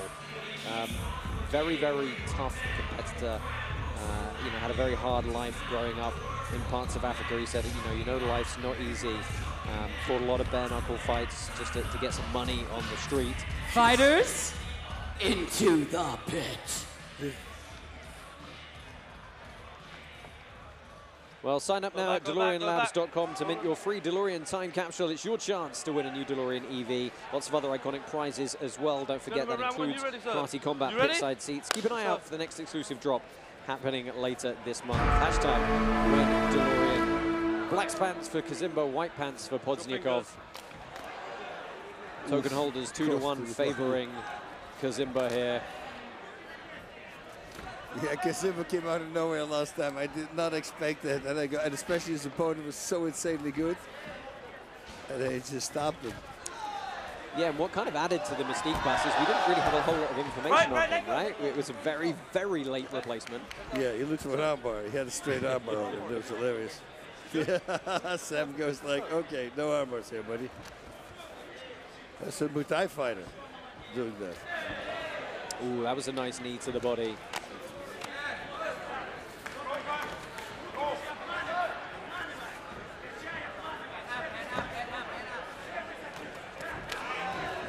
One thing we did definitely learn from that Askarov fight, because Askarov was potentially getting the better of him, but was that you can't get into an all-out firefight brawl where hands are just being thrown with Kazimba, because he's got the power to shut you out. Yep. Nice shot, nice.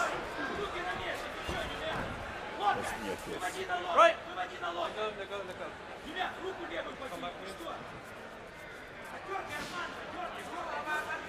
Still 6 professional fights coming your way. This is actually our last preliminary bout, moving to our 6-fight main card after this.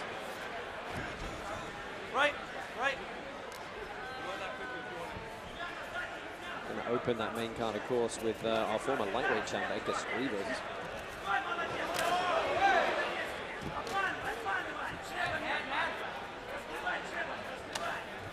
Good even exchange of strikes so far in the first couple of minutes here. A lot of control on that plum clinch. Yeah, those were good knees. With the kneecap, not with the thigh. A lot of people do that. Yeah, they didn't quite get the knee turned over enough, but that was a good series from Pozdniakov. Kazimba can acknowledge it all he wants, but it did land and digs to the body as well. Yeah, he's going for it a lot. Pozdniakov for the body. Well, the young Ukrainian is taking the fight to Kazimba here.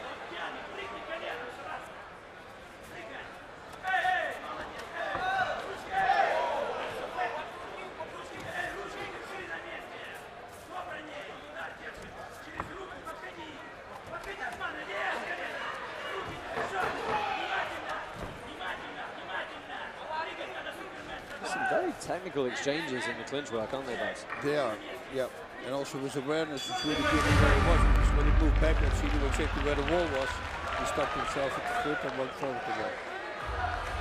So end of the first round. That's one of those ones I don't particularly want to be a judge for. Take a look at some of the replays here.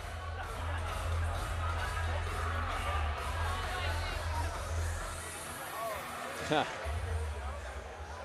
very cheeky bit of rotation, but at the end of the day, it was a good defensive move to stop any ground and pound. This was one of the nicer sequences from Pozdniakov. Number 8 in the bank system, uppercut hook cross.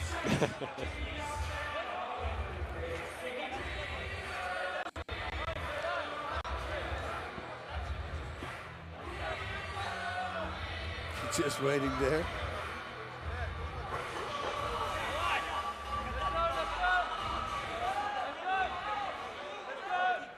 Let's see if we can get some scores for you in a minute. Any overall thoughts on that first round, Bas? No, absolutely not. It's a very hard one. What does it say? Okay.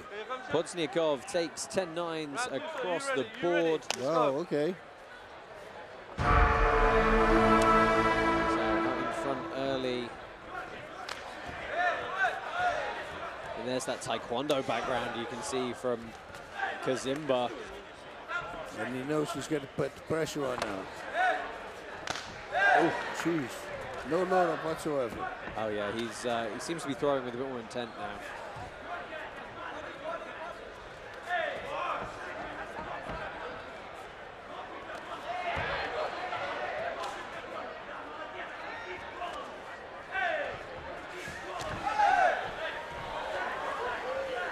Gonna love the dynamism of the Kazimba when that kick's caught. He's actually right away jumped for a knee. Yeah, defended well there.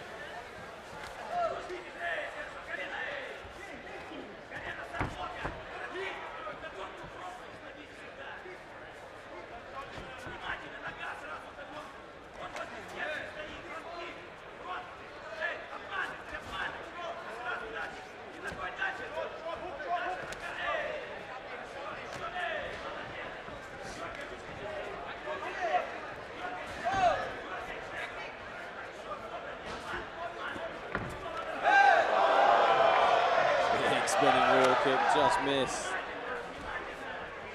Wow. Both of these guys throw a lot of output. Yeah, what I'll say as well for Pozdniakov, given his relatively small experience, just 14 pro fights against some of the people on this card, is he's staying tremendously composed. Yeah, had over 150 fights easy. Because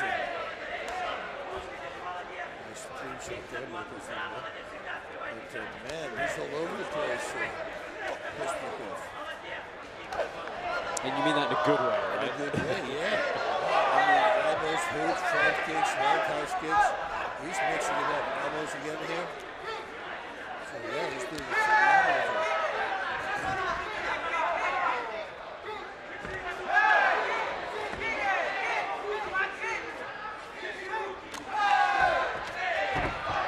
Again, catching the kick and countering, something we've seen several times before. Just about half a minute left in this second round.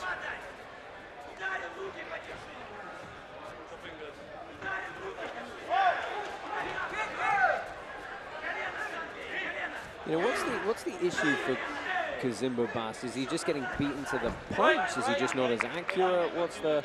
I think he's getting beaten to the punch. I think the output from Pozdniakov is just a lot. He's constantly attacking with all different attacks. It's elbows, it's hooks, even when he moves backwards, as you can see. But this is urgency, he knows.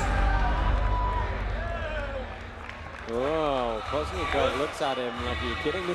Yeah, give me the extra punch after the bell. What are you doing? Well, it was a good end to the round for Kazimba, but that was really the first time he kind of backed Pozdniakov up whatsoever. Replays from that second round coming in now. Bas, give us your thoughts. Boom, middle kick, get caught right away. Yeah, he did it a few times. He jumps up with his left foot, and then it's almost like once his leg is caught, he wants to heel strike the arm with the foot. Did you see that? It's really weird what Kazimba does. But I wonder what that reason is. That was a good combination from the Ukrainian. And I love the work to the body as well.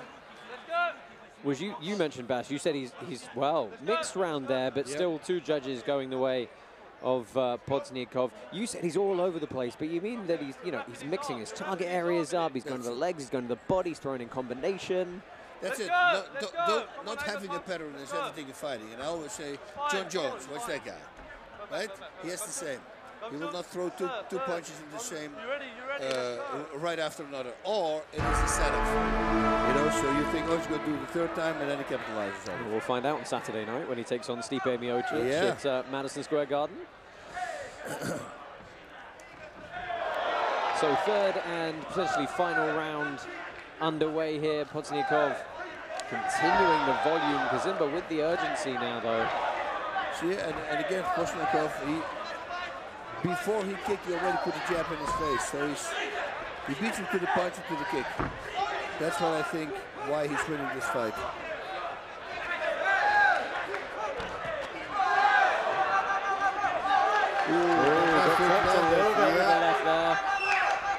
Yeah, and this is those kind of wild exchanges are where Kazimba's particularly dangerous. Pozdniakov, you've got to mind your P's and Q's, and there we go, there's a couple. You've got to keep that guard up, got to keep the movement going. Wow. Heavy volume. Again, this is another bout where the total shots thrown is going to be absolutely incredible.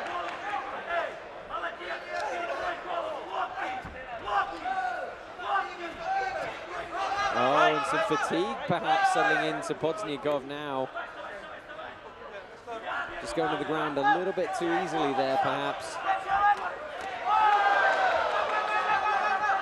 1.5 minutes. Can he do it? Oh, needs a couple. Kazimba starting to find his way back into this one. This is going to be a long 70 seconds for Pozdniakov. He was a relatively unknown underdog coming into this one.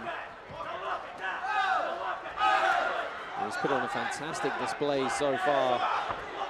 But there's definitely been a momentum shift in this third round. Oh, for sure.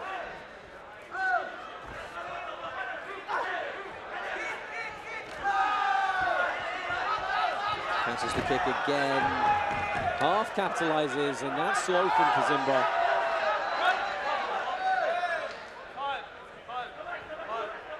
Oh, they're going to call him for blows to the back of the head, potentially.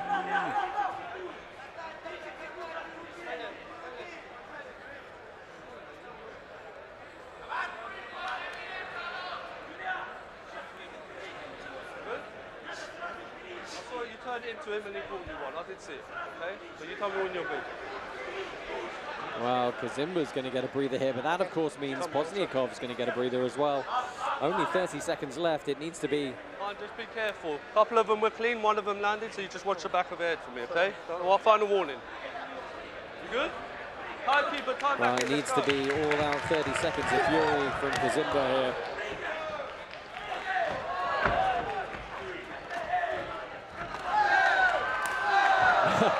Wow, man, those exchanges, look at this. Yeah, it's like something out of Bloodsport. Let's just trade body kicks. Big flurry in the end here. 20 seconds left. Kazimba is charging forward. Nice job. Final 10 seconds. Searching hook to the body. Nice jab to the body, stiff, elbow to the face. Oh, that short Punch elbow to the head. snapping in. See, everything is different, man. It's amazing, What a great fight. And Pozdniakov smiling. He believes he's done enough. Bash, you inclined to agree with him? I would say so, especially after his first 2 rounds he won. Last one was very close, but still, I think he beat him to the punch at certain moments. But we're not the judges. Let's Yeah, take a I look mean, at you know, there's... it's unlikely that Kazimba has pulled this back with 2 judges going the way of Pozdniakov in the second round. Even if he takes the 3rd round unanimously, he'd still be behind on 2 scorecards. Actually, that being said, we can't have split decisions, can we? So that would potentially force a 4th round. Fine, stop, we have a decision. Oh, we do have a decision. So anyone. Pozdniakov is going to take this one.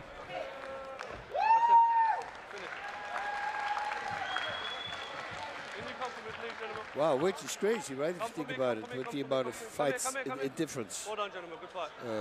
that they have.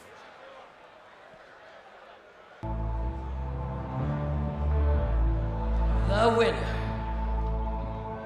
by a unanimous decision, in the blue corner from Ukraine, Yulian Pozdniakov!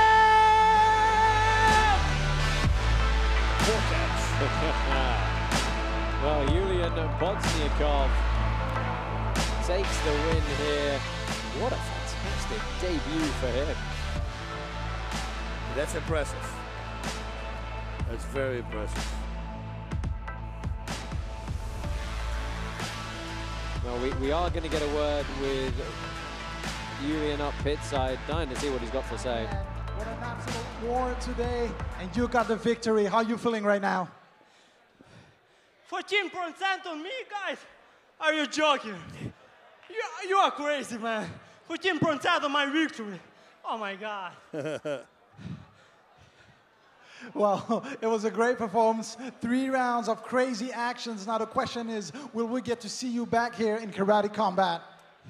Oh, it's amazing. It's amazing show. I like this night, bro. And first, I wanna thank you, my first coach, Muay Thai. He's from Ukraine. He's from a small town, Chernivtsi. His name Sergei Berezhny. I like you, man. You are a true man. I respect you. Maybe see you again in the future. Well, thank you, man, and I hope to see you again. Ladies and gentlemen, your winner!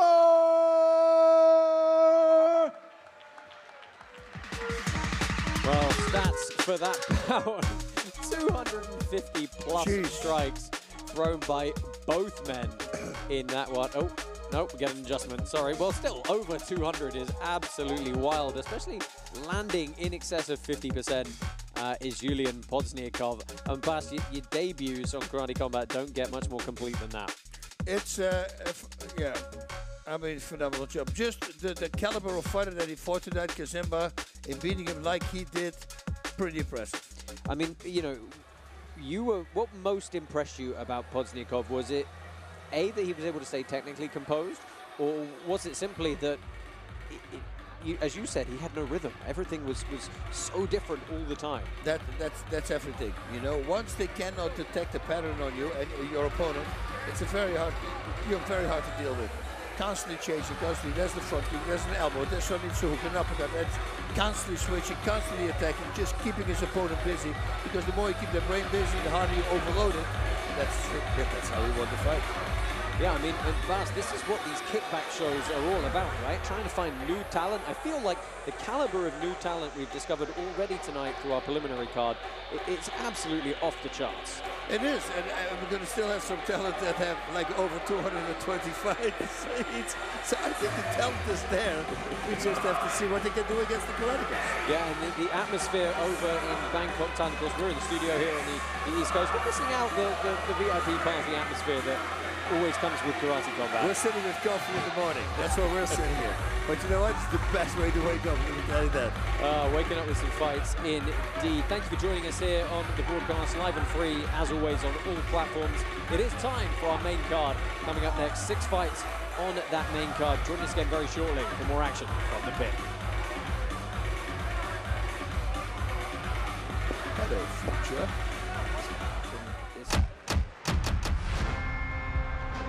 Victorious. I feel like a winner, you know. I can see the glory coming. Why do I feel like I'm about to take out?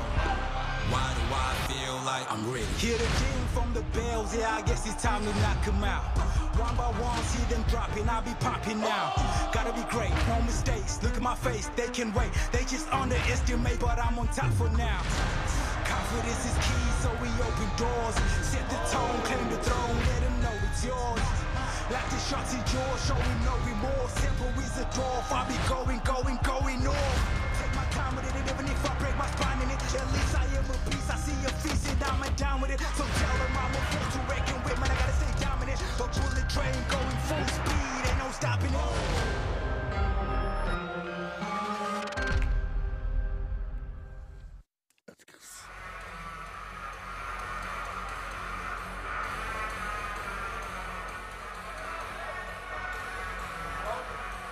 Everybody, are you enjoying yourself? Guys, it may surprise you because the fights have been amazing, but that was the prelims. Now we are off to the main card. These fighters are unbelievable. They have hundreds and hundreds of professional fights. You guys are about to be shocked. Hey, but shout out to all the fighters in the prelims. I absolutely loved it. Now's your main card. Round of applause for everybody competing. Let's go, guys.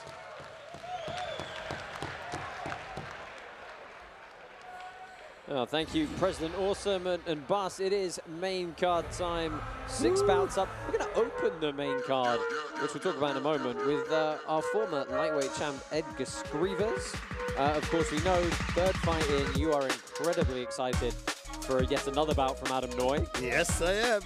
Yeah. Oh, man. And then we've got 3 absolute standout Thai boxers coming the way in Pinpetch, Lerdsila, and Yodwicha. Of course, Lerdsila, we mentioned at the outset of tonight, 20-year career, over 240 fights, is closing out his career with us here at Karate Combat. And similar for Yodwicha, you know, an absolute veteran with well over 200 fights up in that main event. It's amazing how many fights people can fight actually in their lives. Because Thai boxing matches, I always talk with, if you look at MMA and Thai boxing is way more injury prone, I believe. You know, you're kicking elbows, you're kicking kneecaps, with your instep, you hit something, the toes break. I mean, there's a lot of breaking going on in the body, but these guys keep on going.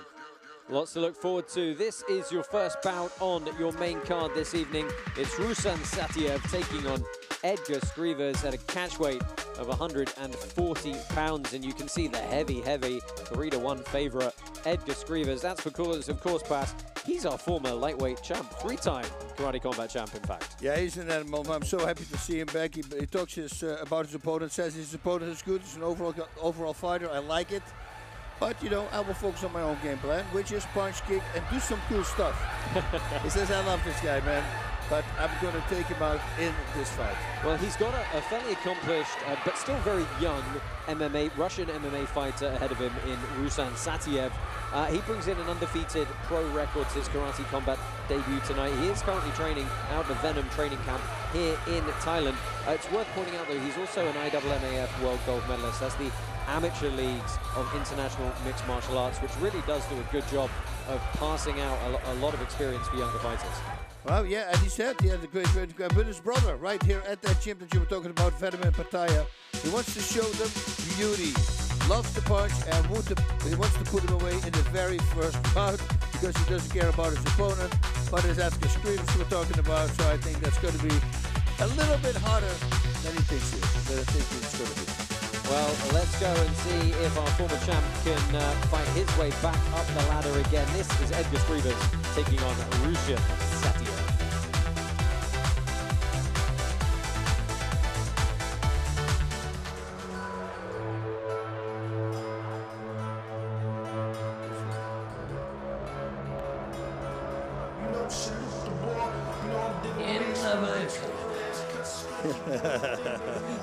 From Latvia,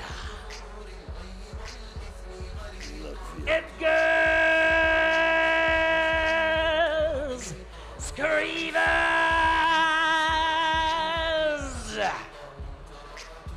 Well, this is the return of Edgars Skrivers, our former lightweight champ. His losses coming really only to Luis Rocha, our current champ. It's been a little while since we've seen him inside the pit, actually almost an entire year.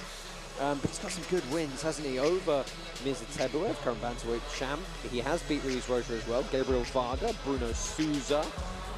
He is a very good all-around fighter, and we've seen his fight IQ is great as well. You know, and it's non-stop pressure. This guy, you know, he can say he has a different game plan, but once, you know, he gets hit or whatever happens, he's going to go forward, he's going to be in your face, and he will not stop hitting and punching. Yeah, splits his time between his home in Latvia and the UAE, where he's been training at TK MMA under Tam Khan. In the red corner, from Reza, Ruslan Satiev. So Ruslan Satiev, 25 years old, bringing in that undefeated 5-0 record. But it's a tough ask, isn't it, to come in, knock off the former champ and the #1 contender in your opening bout? Yeah, a lot of pressure on him, but then on the other side, what has he got to lose, right? He can also go in with that mindset, and that most of the time takes a lot of pressure off, and then you will fight at your best. He has a couple of punch knockouts on his record, but more recently he's been getting the job done by submission in MMA. Of course, Skrivers has a huge MMA background as well. So I don't necessarily know if there's going to be any kind of wrestling advantage for the Dagestani taking on the Latvian tonight. I don't think so.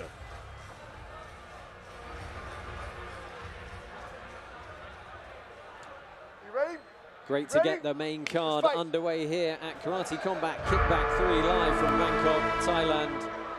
Touch of gloves were underway. White pants for the former champ Skrivers, black pants for Satiev.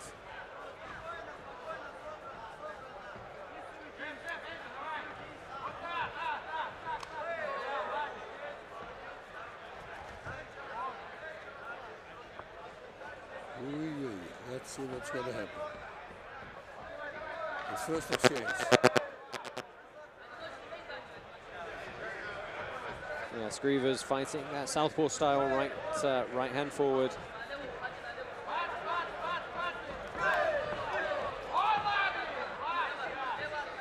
I have to say, when I was looking at this fight on paper, I almost felt like Skrivers was going to be fighting a mirror image of himself.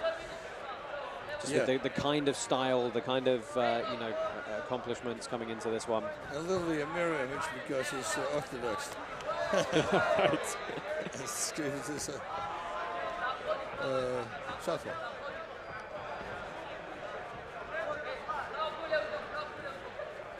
Both guys in shape coming into this one. Big shots from Satiev. Skrivers answers back.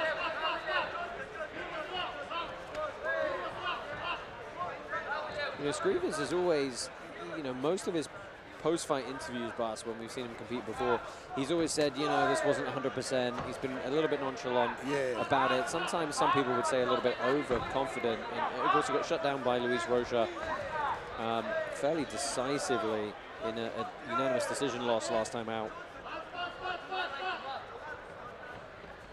Yeah, I would simply say I always fight at 100%. What about that?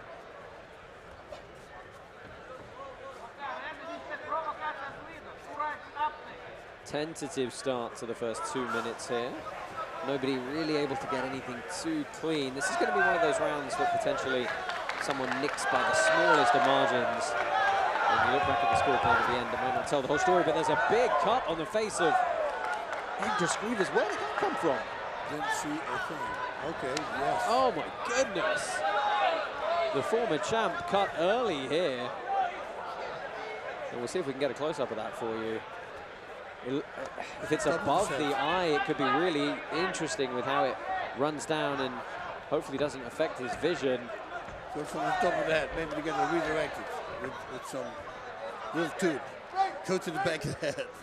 Right, I wonder if we're going to check the cut or the ref's going to give them the last 20 seconds.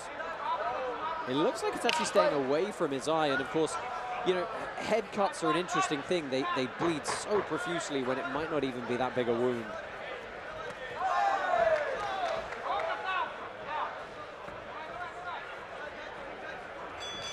Closing seconds here visually. Wow, visually you would say that's very clearly Ruslan's round, but Baza, I don't know what caused it.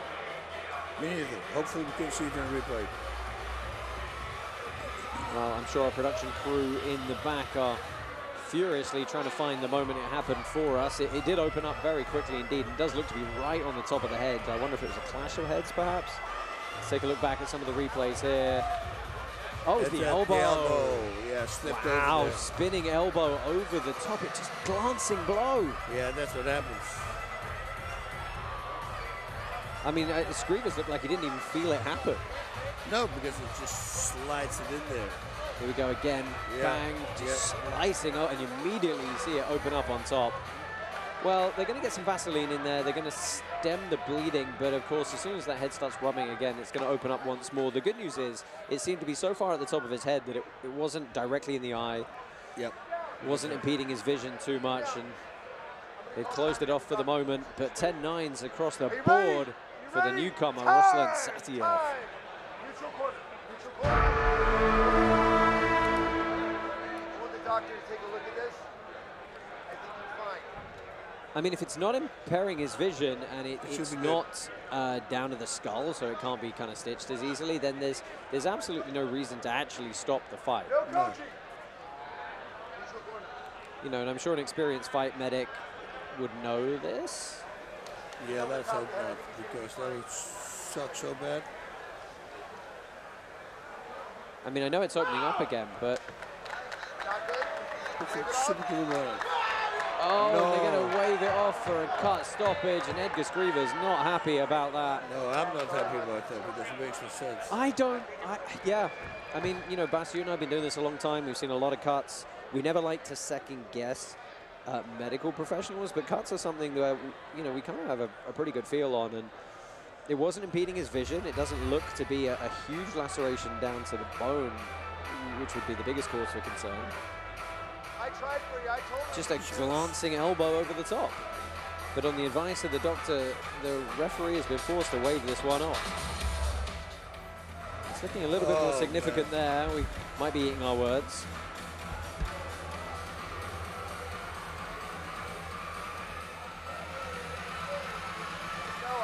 It off, so I had to go with what she said. Well, President Awesome is querying the referee as to why the fight was waved off. Yep. Well, I would. Jeez. That's a disappointing way to end this opening bout.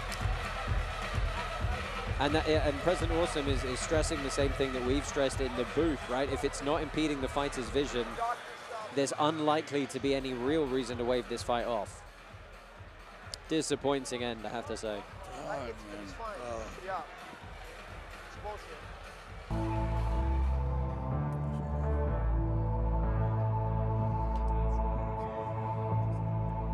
The winner by a TKO. In the red corner from Russia, Ruslan Satiev. Well, Ruslan Satiev is going to take the victory via TKO due to a doctor stoppage for a cut. And Edgars Skrivers, both these guys deeply religious people, just paying their respects to the environment and their opponents.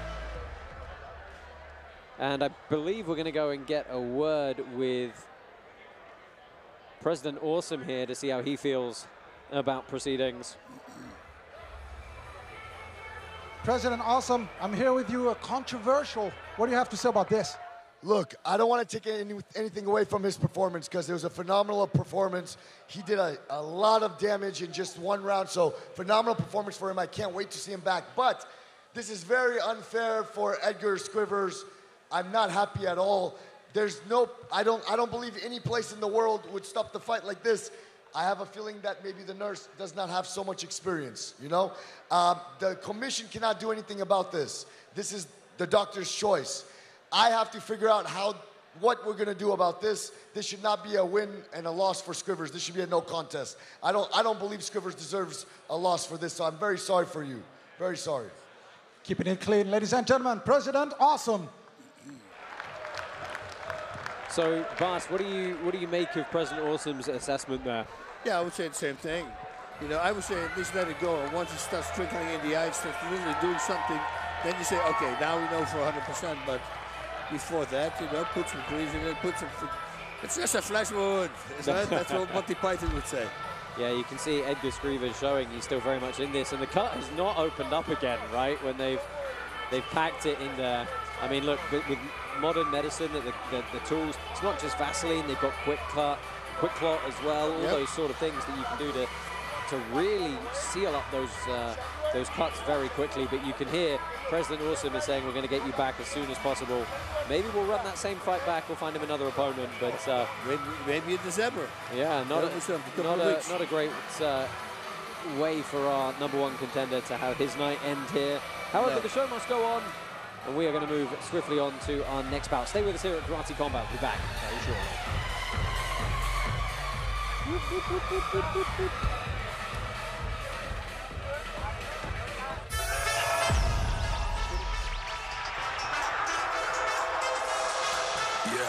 We've been working for years to build a platform that gives our fans control of Karate Combat. In the new app, you'll be able to collect free Karate Combat tokens and then vote on your favorite fighters with those tokens. If they place their tokens on the fighter they think is going to win, and they win, they get more tokens. If not, not a problem at all. You lose no tokens, then just try again. Pick a winning fighter and earn more tokens. The more tokens you score, the deeper you dive into the VIP experience. I need the fun! Front row seats to knockout action, exclusive invites to after parties, and a shot at special prizes that blow your mind. It's your time to become a legend. Download the Karate Combat app and join the revolution with the Karate Token. Well, next up we have got Detchrit Sitsongpeenong taking on Bobirjon Isroilov. And it's another good clash of styles here between kind of that, you know, Russian area in Uzbekistan for Isroilov and Thailand for Detchrit. Bas, give us your thoughts on Detchrit Sitsongpeenong coming into this. He's only 20 years old, but again, another guy bringing in a fair amount of Muay Thai experience. Well, he just had a fight, he said, so he's in shape. His opponent is fast and strong. He will come forward, but will not underestimate him. A right elbow or a right high kick for the knockout. Yeah, and of course, he's taking on this man, Bobirjon Isroilov from Uzbekistan. 25-3 Muay Thai record, 8-1 undefeated in K1 as well. He's been training and fighting in Thailand, as you may have gathered. So many fighters here this evening do, and he's had a lot of success in some of the stadiums here. Yeah, he told us that his game plan that he will be ready for everything. He loves back kicks and he wants one for the knockout. He doesn't want much footage on his opponent because he's always ready and ready for everything. I don't know if that's a spot check. Well, Isroilov, a very highly supported fighter, carries nearly 500,000 fans on Instagram with him. This is a great fight between two young guys, both making their debut, both hungry to make a mark in Karate Combat. This is Detchrit Sitsongpeenong and Bobirjon Isroilov. Sitsongpeenong.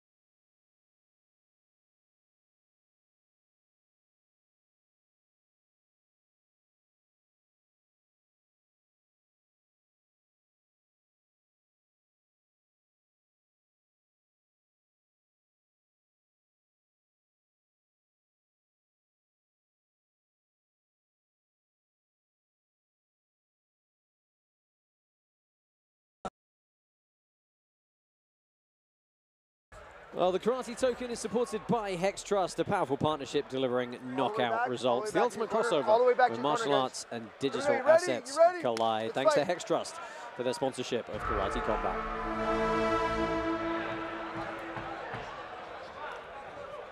So, black pants for Detchrit. White pants for Isroilov.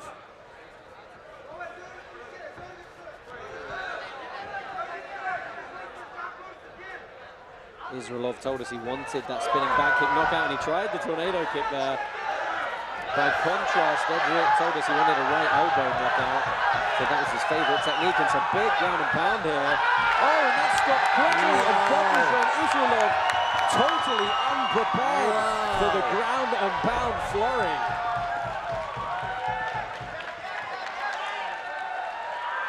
Didn't even break a sweat. Wow. One of the faster knockouts in Karate Combat history. You're not going to have an easier night's work than that. But I was going to say, when he started raining down those strikes, I was going to say, my God, they're very powerful. And boy. Well, let's take a look back at the finish sequence there. So this was the attempted tornado kick, which he caught, landed in a reasonable grip. But see here, there was a chance for Isroilov to defend. And at this point, you see he's not really adequately defending us. Those are glancing on the arm, head. Oh, he moved the arm out of the way with the other hand. Hey, it's legal. And Isroilov just capitulating there. A little bit surprised how unprepared he was to find a defensive posture on the ground. But congratulations to Detchrit Sitsongpeenong. Well, 101 wins now. With 21 knockouts. Oh my goodness. No, 81 knockouts. What was it? 20 no, losses. okay, 20 losses. 20 okay, losses. yeah, okay, I was wrong.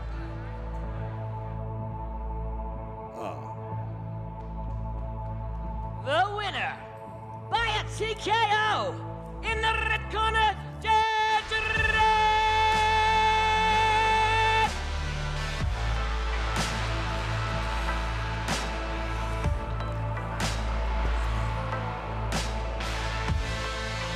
Well, a knockout that fast gives us plenty of time for a post-fight interview. Antoine is with Detchrit. Detchrit, congratulations, my friend, with the fastest knockout of the night so far. How are you feeling, man? ดีใจด้วยกับชัยชนะในวันนี้ครับแล้วก็เป็นการชนะน็อกที่เร็วที่สุดในค่ำคืนนี้สำหรับตอนนี้ครับรู้สึกไงบ้างครับก็ดีใจครับหายตื่นเต้นนะมาไม่ได้ตั้งตัวเลยพี่โอ้ตื่นเต้นมากครับ I was very nervous. I am really happy. I wasn't prepared for that. I was very nervous and now really happy. You probably didn't prepare for the ground and pound. This is something definitely new for you in Muay Thai. Did you get ready for this up ahead, or was this something that you just had to do right here? แน่นอนครับว่ามันมีการต่อยบนพื้นด้วยในครั้งนี้น่าจะเป็นครั้งแรกในชีวิตไหมเตรียมตัวมายังไงก็เดาเอาพี่มามั่วครับมั่วจริงๆครับ I just went with the flow. I don't even know what I did. Well, we'll surely want to see you here back again. You have any plan to be back in karate combat? อยากจะกลับมาใน karate combat อีกไหมกลับมาครับ I will be back. Ladies and gentlemen, give it up for your winner, Detchrit Sitsongpeenong. So Detchrit Sitsongpeenong victorious here. Let's take a look at, I say some replays, but really the entirety of the fight. This was the spinning tornado kick. It did clip the head very slightly. Maybe a little tiny cut like the prior opponent had against Skrivers. Because it slid over there. Yeah, those strikes were very violent. I feel like those two did enough damage perhaps to where he couldn't recover because he had opportunity to defend here and that was a smart move, to pull the hand away and just start freaking sledgehammering down. Like you said, he went with the flow. So not a whole lot we can say about that apart from a great debut performance here on Karate Combat for him. Nice finishing killer instinct, and hopefully we can find someone else for him next time out. Some more entertainment for the invite-only VIPs there in Bangkok. Stay with us here. We've got a lot more action. Of course, coming up next, it's one of Vass's favourite fighters, mine too. Adam Noy makes his return to Karate Combat. Stay with us here for more action from the pit.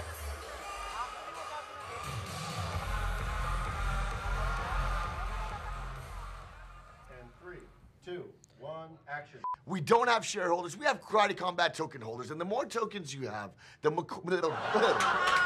We don't have shareholders. We have Karate Combat token holders, and the more tokens you have, the more control you have within the league.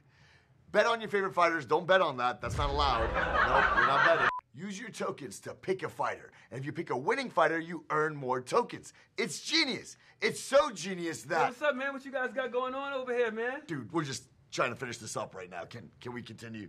Oh, I know you. You're that combat karate guy. Ah, the Karate You're Combat. viral. You really know this stuff? Yo, you need to calm down. You need to calm down.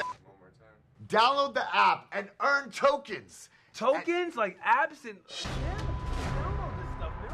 Let's do it right now. You want to do it right now? You want to do it right now? Look, you go to the Google store. There you go. You go to the App Store. You type in Karate Combat, and you click download. You see that? You click download. Download. That's how you do it. Hey. Okay, good. You're awake. That's a relief. Well, you got the Karate Combat app now, and you can start winning tokens. Aren't you happy you asked?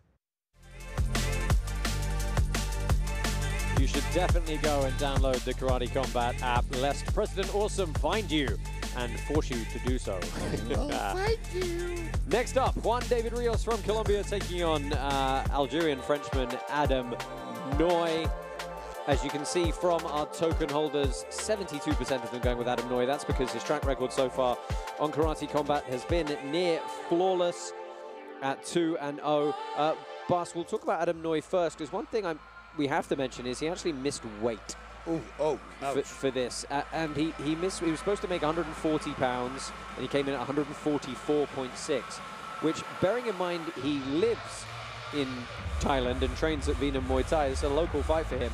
That's surprising. Yeah, that's very weird, because I wouldn't have said that, because he has a whole bunch of experience. So something happened. I wanted to make a joke, but I'm not going to do it. Yeah, something happened, but I'm happy the fight's on. Yeah, he obviously puts together fantastic combinations, very technically sound, very aggressive as well. So, yeah. Super excited to see him make his return. He's taking on Juan David Rios from Colombia, who has a little bit less experience, but he really has a passion for Muay Thai. He's got some explosive knockout power. What else can you tell us about Juan David Rios? Well, he said that his opponent is a top fighter, and he's happy to fight the best fighters. He had an intense training camp. He loves elbows and knees, just like his opponent, but he wants a hands knockout. And it was his birthday this week, so I hope he didn't have any birthday. Apparently, his opponent had the birthday. That's why he was overweight. Well, on paper, this is a very fun fight indeed. Let's say if it plays out this way from two guys who both live and practice their Muay Thai in Thailand. This is Adam Noy and Juan David Rios.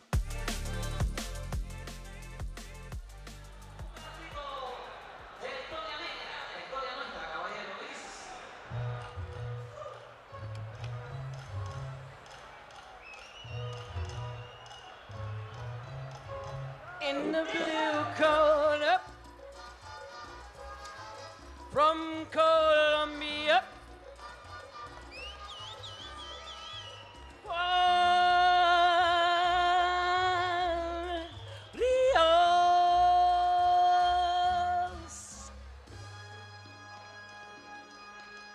So Juan David Rios, 29 years old, bringing a 16-4 Thai boxing record into this one. He said he's going to be a roadblock tonight to Adam Noy's rise in karate combat. He teaches a lot of kids classes as well as being a full-time fighter. He said he had a very intensive and well-organized camp. But he's going to look to use elbows and low kicks. Tough bout for your debut, it has to be said. It has to be, but then again, you know, he's training there as well. We don't know how good he is.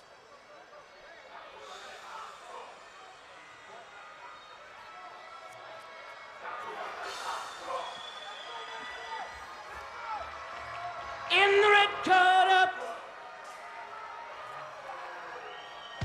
from France,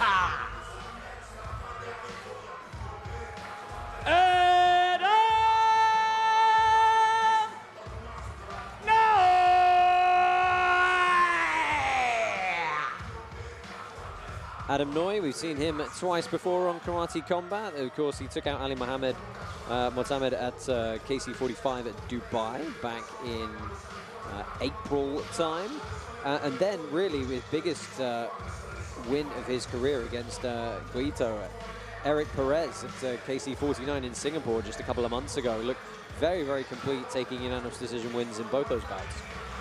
Yeah, he's in the fighters. Talking about not having any penalties.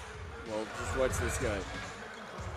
Fighters enter the pit, please. Distance, pit control, awareness. Yeah, he's great. Karate tokens are available for purchase in most jurisdictions, including through the Karate Combat app through C14. Get some today so you can play at Karate Combat 51 next month in Miami. Touch of gloves underway here. Black pants for Noy, white pants for Rios.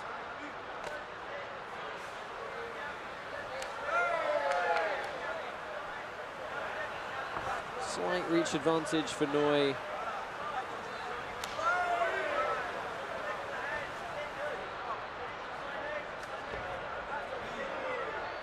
I do wonder, with these guys both being very traditional Muay Thai stylists, we'll actually see the full rule set of Karate Combat utilized if they can adapt to that on the fly. Obviously, a lot more time in the pit, some 6 rounds so far for Adam Noy. Or if we're going to see more of a... The referee waves that off? Or, no, he's out. Oh, he's out. Yeah, he's out. Wow, Adam Noy takes the win via a short stepping elbow. That's so fast I didn't even see it happen. Wow. Wow. Stunned him with the right elbow on the way in. Wow, okay, well. Apologies, I'm slightly lost for words. That kind of took me by surprise. Yep, everything he does. I'm telling you, man. This kid. That is the shortest. No, I mean, look, we just had one of the fastest knockouts in KC history. We're trying to beat it again in our 3rd bout. Let's go ahead and take a look at the replay from that finish. Oh, yeah. It was a hook elbow over the top. Wow. That's one of the fastest elbows I think I've ever seen thrown. So comes in, ducks out of the way, there's the frame, rolls straight over the top. Wow. You cannot ask for a cleaner knockout than that.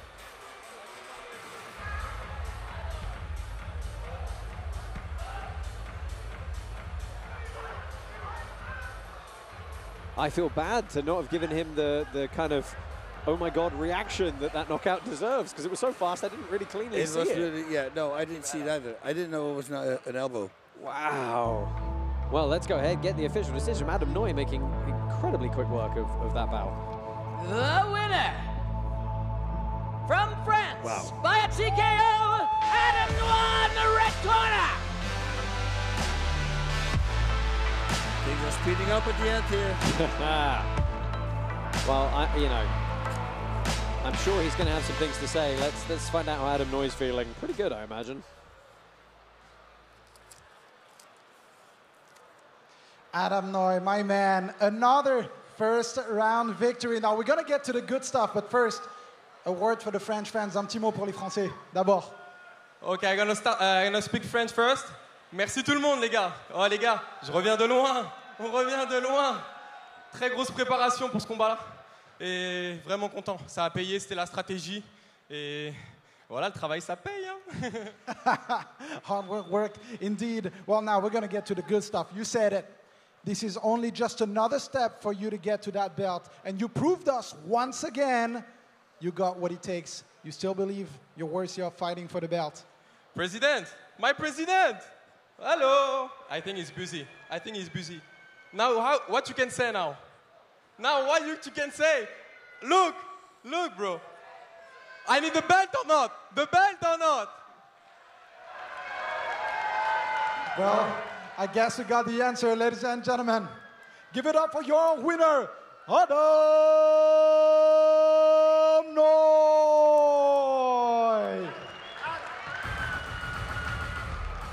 Well, Adam Noy asking for his title shot, and Bas, neither you or I are going to disagree with that. No, not at all. None whatsoever. Jeez, he's so complete. It's an amazing striker. What a talent. And after this, wow. Well, he's getting a word with President Awesome to state his case. I'm sure President Awesome is giving him the lowdown on what is in the pipeline. Hopefully we can get Adam Noy back very quickly.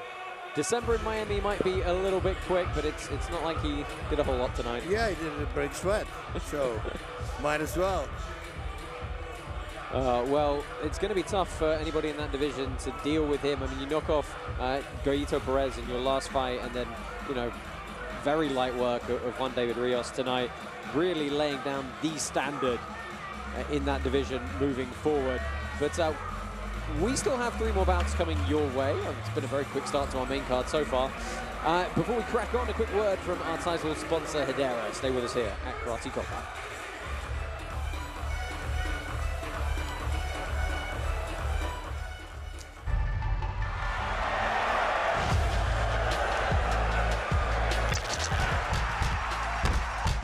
Uploading gaming is different. When a fight comes up, if you have cryo tokens, you place them on a fighter. If he wins, you get additional tokens. If he loses, you don't lose anything. Web3 has allowed us to engage the fans and do things that we couldn't do with traditional tools. We're looking for 10, 20 million fans. Traditional blockchains don't support that kind of volume. We're enjoying the journey. We're really excited about the community's response within Web3 and traditional sports.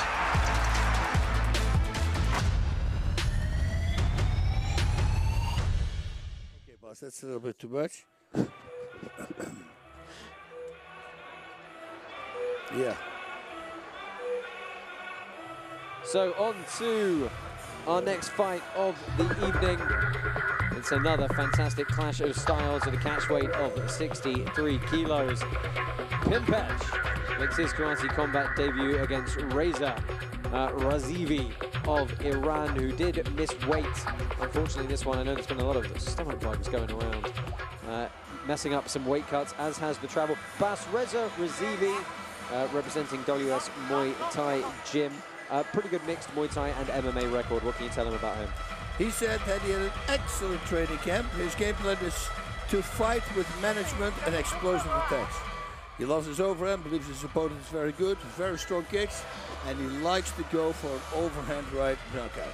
Yeah, Pinpetch, the 30-year-old he is facing tonight, 87-7 is his record coming into this one. As you would expect, there's a lot of stadium experience. Of course, he trains as well with Boonyok, who's in attendance tonight, the greatest Muay Thai fighter of all time. So a lot of pressure on Pinpetch coming into this one. Yep, and his game plan is to keep pushing forward. He says his opponent is a heavy puncher who also pushes forward, and he would love an upper elbow for the knockout. We haven't seen that yet, so if you can see that tonight, that would be great. Let's get this one going. This is Pinpetch taking on Razavi.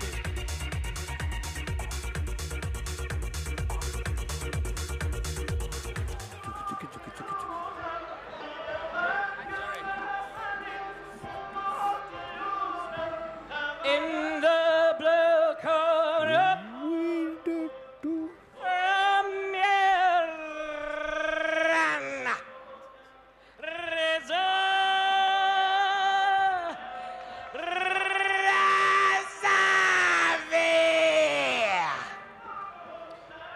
Reza Reza Razavi, hailing from Iran, 14-2 MMA record, MMA experience at 7-5 as well. Has won a kickboxing World Cup before. I believe he's also got some Kung Fu experience as well. Look for him to throw those big overhand rights. I believe he's also got Kyokushinkai styling as well behind him as he makes his karate combat debut tonight.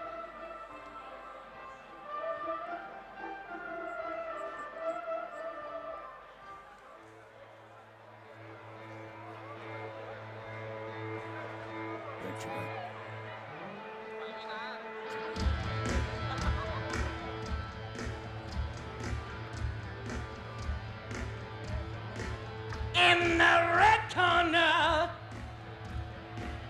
from Thailand,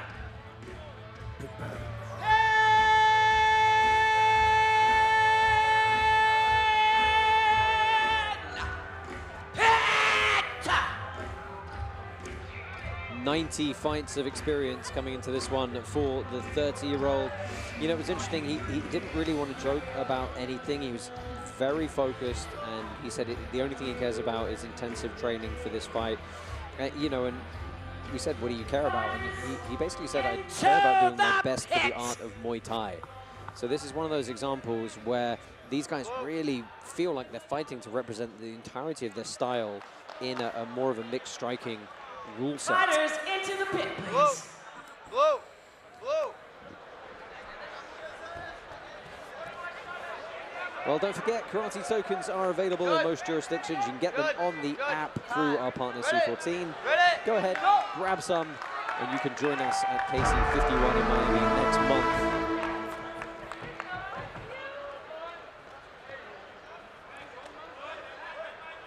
Black pants for Pinpetch, white pants for Razavi.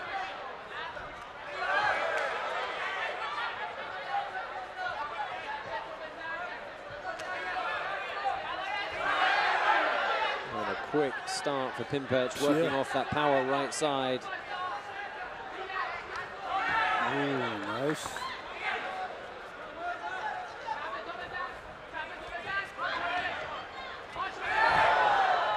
Razavi missing weight by about 3.5 kilos for this one, so fairly substantial. Around 8.5, 9 pounds of weight missed. That's a lot. That is a lot. Yeah, you see the explosiveness, the differences really fast. Although that was a nice I love right head, that knee underneath, right? Yeah, I love that Katagatami head and arm grip to control the spin round for the knees.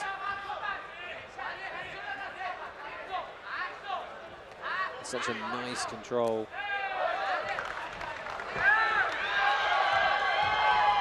Trying to use the power, but the balance from Pinpetch. Look at that, jumping knees in a double overs clinch.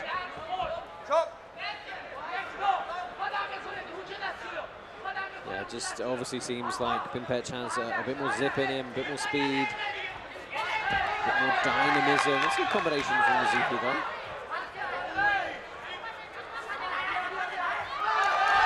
Wow. We mentioned nice. the Kyokushinkai training, right? Yeah. Those kicks in from the short range.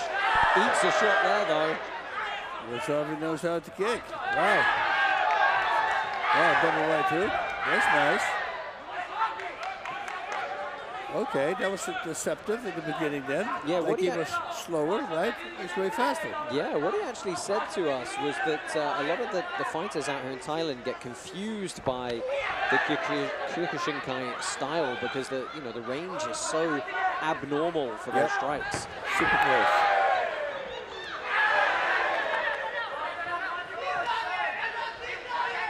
Final 30 seconds here. It's been a good first round.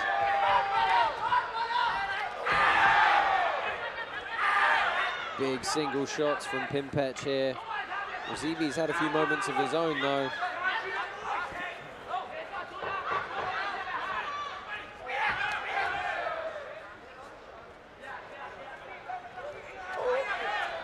That right roundhouse kick to the body. He's landed so many times already. Well, first 3 minutes, Bas, do you have any particular leaning which way this opening round is going? It's a very hard one because Razavi, he came back pretty thick and strong at the very end with punches and kicks. Was it effective enough? I don't know. But here also, he was strong. That was almost Tim Sylvia versus Fedor Emelianenko, right? Or to Orlovsky. So here was some interesting work for the knees up off the pit wall. That's what I like. Trying to get that jumping tie knee to the body.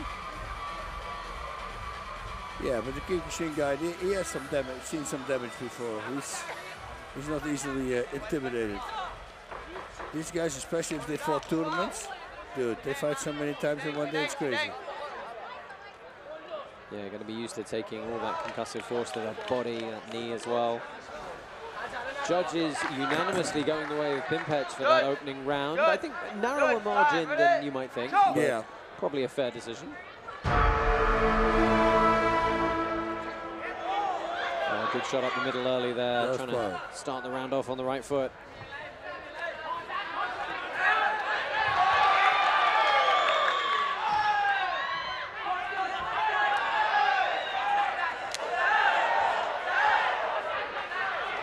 Hammering the body now is Pinpetch. Yeah, those are some crazy kicks. Nice overhand. Many hands. And wrapping it up. I was really in a rhythm now, really in a flurry of combinations.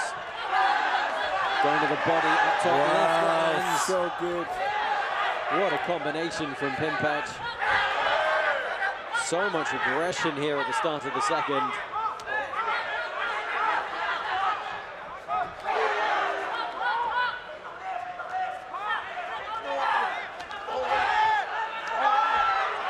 Good shot back from Razavi, but he's pressed up against the canvas here. He's very careful of the elbows. Oh! Whoa. That opened up a lot of blood very quickly. going to be a cut up in the, is it up in the hairline or is it the eye? It was a huge elbow that ripped over the top. And the kick to the body again. That's the brow of the eye, I think. Or is it brow? I think it might be. Yeah, it's tough to tell. It looks like it's up in the hairline. But it's well out of the way of the eyes. You've seen how vicious these elbows can be. But the power from Razavi is still big. Yeah, the way he comes back. Still very much in this one. Yeah. It's a long minute till he can get that cut attended to, but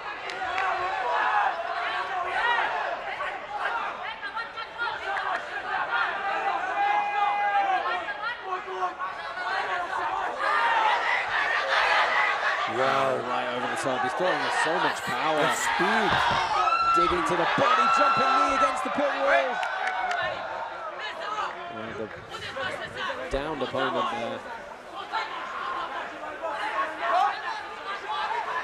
Yeah, the saving grace for Razavi is that the blood's just nowhere near his eyes. He's completely free to keep fighting uninhibited. Wow. Look at these combinations and the speed with which they're firing at each other. Oh, it's a little bit of it. Pelotas, maybe.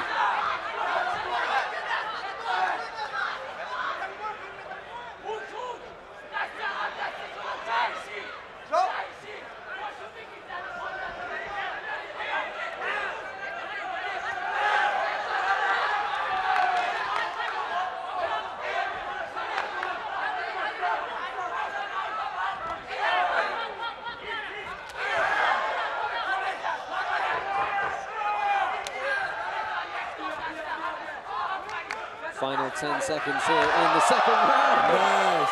What an attempt from Razavi. Absolutely captivating second round here from Bangkok, Thailand. The blood is on the face of the Iranian, but he's still getting stuck in there. And Bash, I think you kind of have to give that round to Pinpetch. He's probably going to go 2 rounds up here. Yeah. Let's take a look at some of the replays and see if we can get a shot of that cut or the elbow. Here it is. Over the top, this right elbow, I think, is what does the damage. Left opens up the cut on the brow. The right opens up the cut in the head. And then again.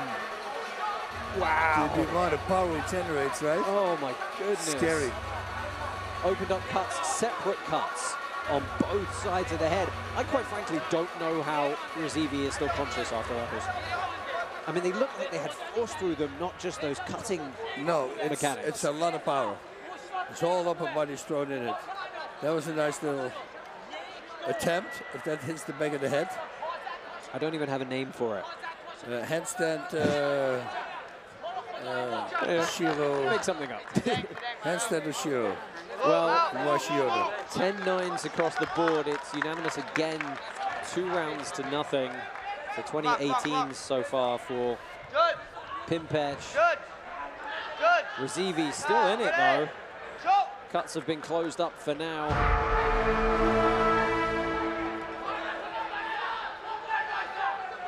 Final 3 minutes on the clock here.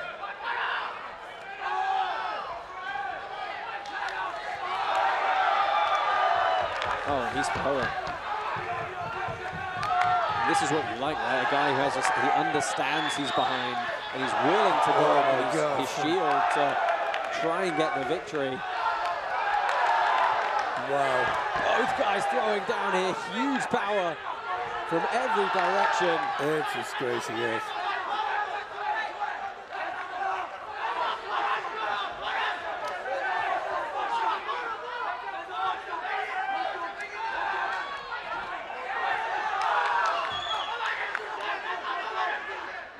Razavi trying to press forward here.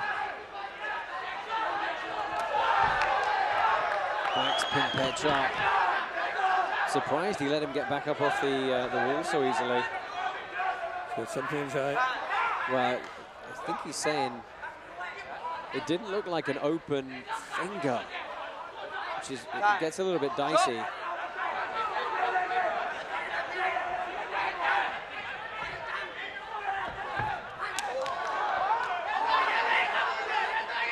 Showing that kind of Dutch body block on the side. I mean, you don't know. It still can go both ways. Yes, of course, we believe that Pinpetch He's going to get it, but Razavi still has another power like that. Oh, they want to throw down. That's what I'm saying. Good show of respect from both guys. Razavi landing well. Well, Pinpetch just wants him to stand back up and keep throwing.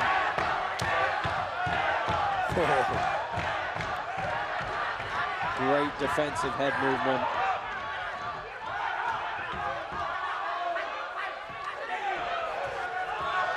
Oh, and that's an unlucky attempt. It was a good use of the wrestling from Razavi, but just a little bit too tired to get it going.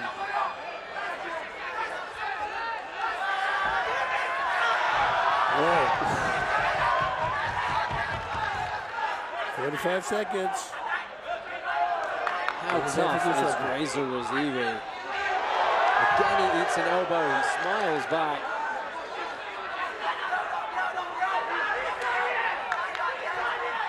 Oh, cartwheel kick.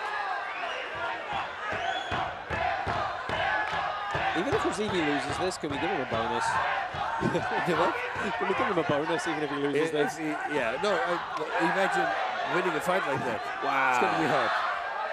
10 seconds left. It's a last gasp effort for Razavi to try and pull out the knockout.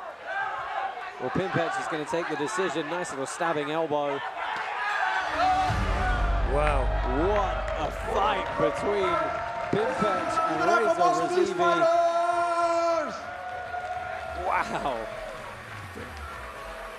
Absolutely glued to that one.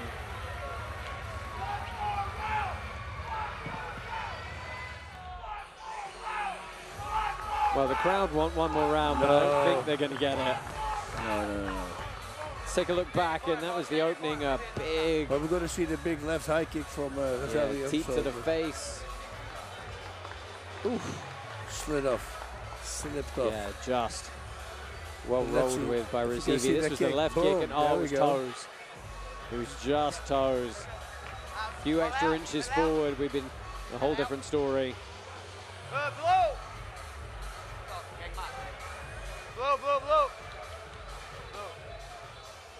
Talk about how hard the skull of Reza Razavi is. Oh, shit. Sorry about that. Well, we have an official decision. It's going to go to Thailand, but let's go ahead and get the hand raised and make it official.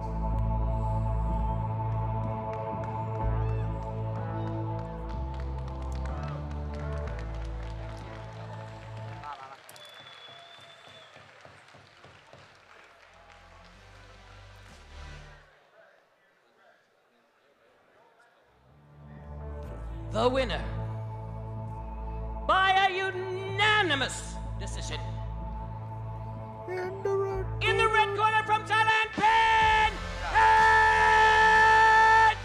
Go see the doctor. It's not that bad, but you need stitches. A well-earned unanimous decision victory for Pinpetch. Don't touch, my good. See if we can get some words with him, but what a complete performance again against a very, very tough and game opponent. Had to pull out all the stops, really. He is with Antoine.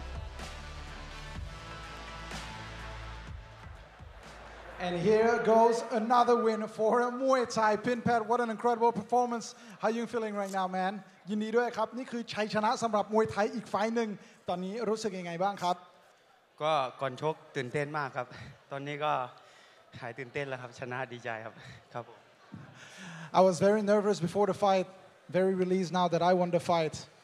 Well, I do believe that the crowd will want to see you once again here in Karate Combat.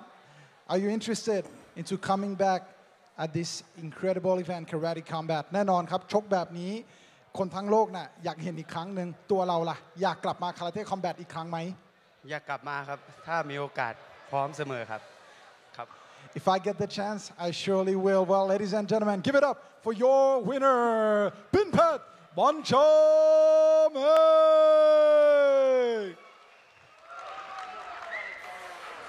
Well, Bas, give us your thoughts on that performance from Pinpetch. What an entertaining bout. Did you miss? Thank you. Oh. We miss you guys too. Thank you for holding down the fort locally in Thailand for us. Well, Bas and I are here on the East Coast in the studio.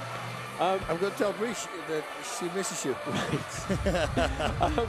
Bas, give us your thoughts on that bout. It was a hard-fought performance, but boy, was it fun to watch. You know what weird was? The very first round, he was kind of holding back, right? Pinpetch. And then he was still doing great. He was still going strong. But the round number 2 is where he freaking started flying. And that's also when his opponent really started. So he's one of those guys, you know, they will never run out of gas. They will keep on going. So both these fighters I would love to see come back. Yeah, I mean, I would absolutely like to see both these guys back on Karate Combat. I think we can find fights for both of them. Razavi, just how tough. How tough. Yeah, unbelievable, man. That's all those Kyokushin guys. They're just freaking animals because that's the only thing they do. Like I said, when they start a tournament, sometimes the world tournament starts with 128 people and it goes all the way down to 2. So you do your counting how many fights that is over 2 days, but it's a lot. And you get injured and you got to keep on going. It's bare knuckle. It's a nightmare. Yeah, well, hopefully we can find fights for both those guys to make quick returns with us here. We've got 2 more fights coming on our main card. Reminder, we've also got 2 Pit Submission Series bouts following that, but it's co-main event up next. It's a retirement fight for Lerdsila. Join us very shortly for our co-main event.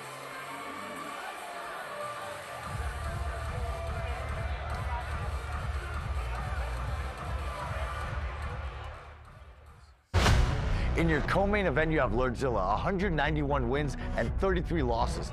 This is my last fight. I'm hungry to win.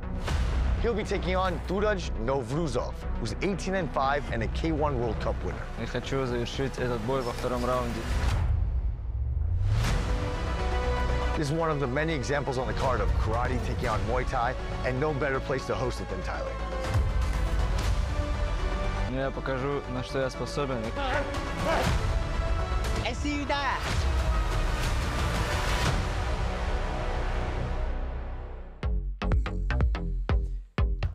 Co-main event time, Turach Novruzov taking on Lerdsila.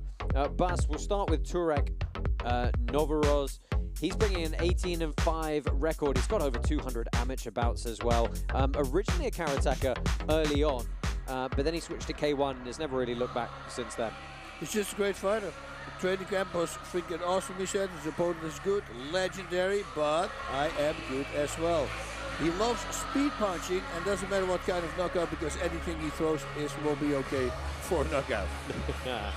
And let's talk about his opponent here. It is the legendary Lerdsila. 229 total professional bouts coming to this one. Rajdon Stadium champion, Lumpini Stadium champion as well. Real fan of those head kick knockouts. Yeah, he's an amazing guy, man. He believes his opponent will attack him with a lot of strikes, a lot of punches, but because he has a strong punch. But he is slower than me. He loves the head kick, and he will make sure that it's going to be a head kick knockout. And somehow, when a guy like that says that, I have a feeling that he might succeed in it. Then again, Novruzov. Oh my God. That's going to be a nice one. Does he have a first name? We call him by the first name. Turach. Turach. Okay, Turach is my name. Yeah, the man, Turach. Let's do it. Co-main event time, guys. Retirement fight for a Muay Thai legend. Lerdsila from Bangtao Muay Thai taking on Turach Novruzov from Sitsongpeenong.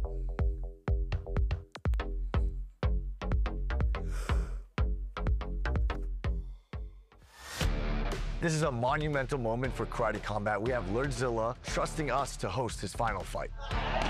Я его уважаю. Я молодой перспективный боец и заряжен и уверен в своих кулаках.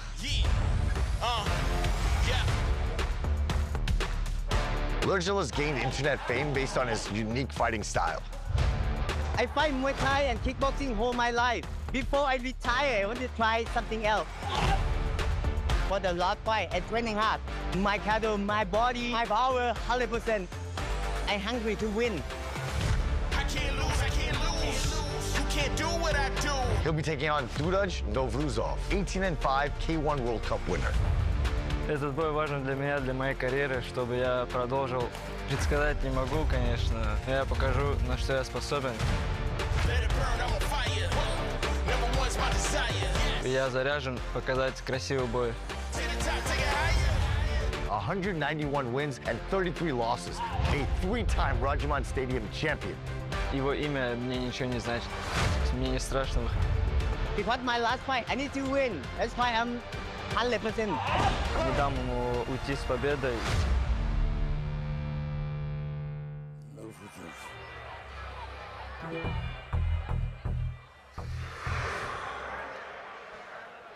Ladies and gentlemen, Karate Combat Kickback 3, Thai invasion. Are you ready for the co-main event? Yeah, yeah. In the blue corner, from Russia, Turach,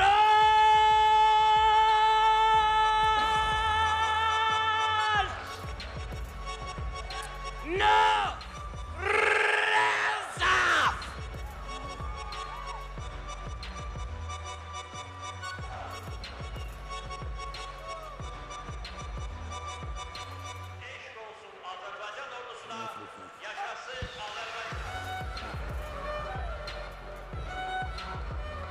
My favorite stat bus about Turach Novruzov is that he has won the European low kick championship. Oh, is that like the slap fight? Just trade low kicks. Okay, I like that better. But look, 23 years old, bringing in a pretty decent record for 23 years old, but make no mistake, he's at possibly the biggest experience disadvantage you can be in a fighting arena. In the red corner, from Thailand, Lerdsila.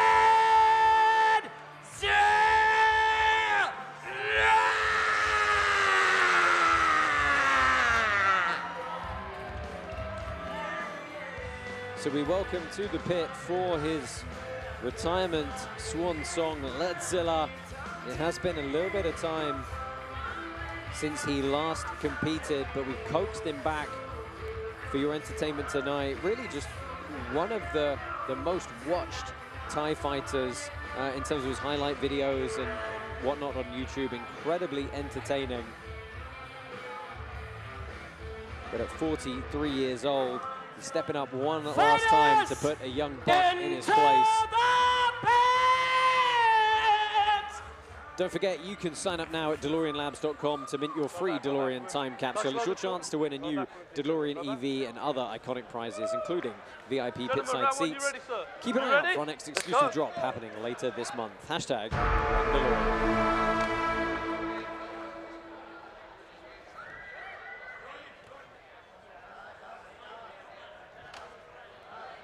Novruzov with the height advantage, but immediately again we just see the speed of the kick from the Thai boxers. Just gonna say the same thing. That was fast. Well, that was fast too, I gotta say. Good. Novruzov. Now switch step to the high kick, looks to go in for a knee.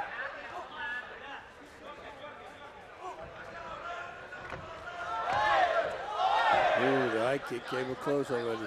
Much more traditional K1 kickboxing style for the Azerbaijani. Watch your fingers. He said he believed his punches would be faster.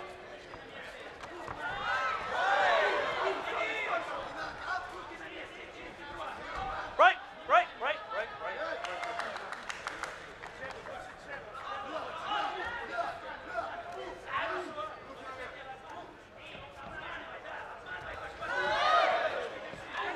Again, just clashing in the middle of the pit once more. Oof. Controlled exchanges here, particularly in the clinch as well.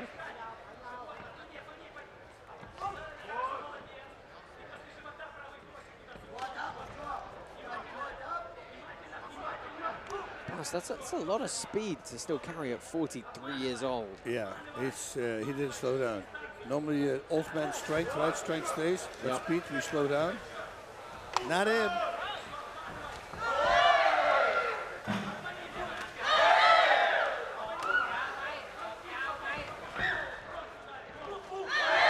Trade big single shots at the moment, getting backed up slightly. Nice little twist jab from Novruzov. Into an uppercut, yeah, that was nice.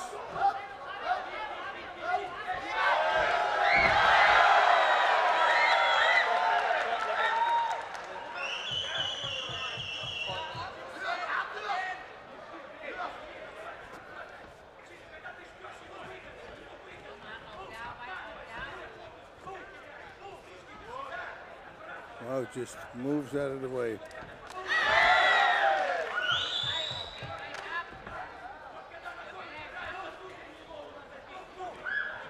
Well, this is actually the first round here, not the third round, as No, our graphic I was would suggest. There's closing the first 3 minutes here. Bit of back and forth. How fast the kick gets checked.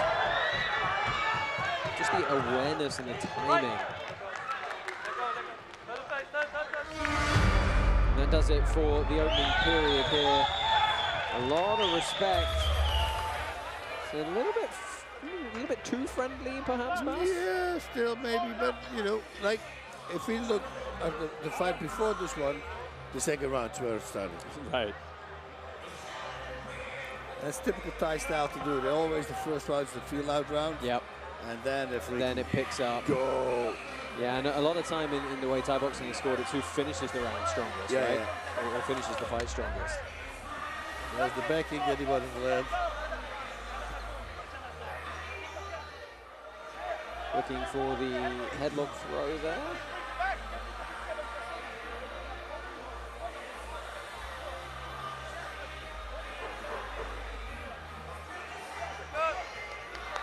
Do you have a feel who got the better of that? Well, there you go, that's the answer. All three judges going the way of Lerdsila for the opening round. Yeah, I would say so, because the right kicks were constantly connecting. Still all to play for here, 2 rounds left on the cards. Clean this ice up, clean the ice up. Go back, go back, go back. Round 2, you ready, sir? You ready? Let's go. Test gloves back underway here. Co-main event from Karate Combat Kickback 3. Good time. Time. Stay over there, You okay? You're both doing it. You've got to be careful with your fingers as well. Oh, they're talking okay? about opening the gloves up, possibly getting an accidental finger in the eye. You're both doing it, just be careful with your outstretched fingers for me, okay? You tell me when you're good. You're good? You're good? Okay. Time, keep the time back in. Let's go.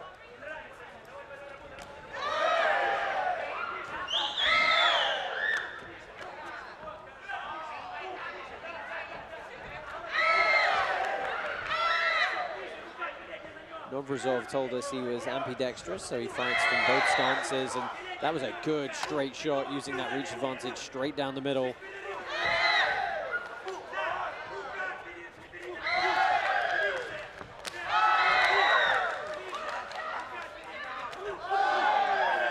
It's smart now.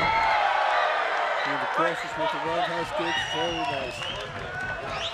There's a good bit of power in the clinch there for what was almost a lateral drop throw. He's got a lot of power. Has he been punching the kick since he was 6 years old? Yeah. Jeez. Some elbows there. Yeah, this is where we wondered how the Thai fighters would do, right? If someone could put them on their back, instigate the ground and pound and force them to have to wrestle up or find defensive posture. We wondered how that would affect them. Yeah. But there haven't been too many folks able to do that so far tonight, because the onslaught coming towards you is so significant. He's got good body control here, good head position, but not able to put it to use. Use that throw. If you want it, use it.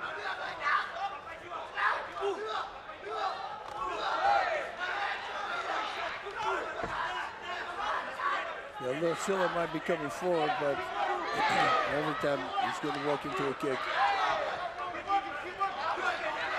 It's a hard fight to score.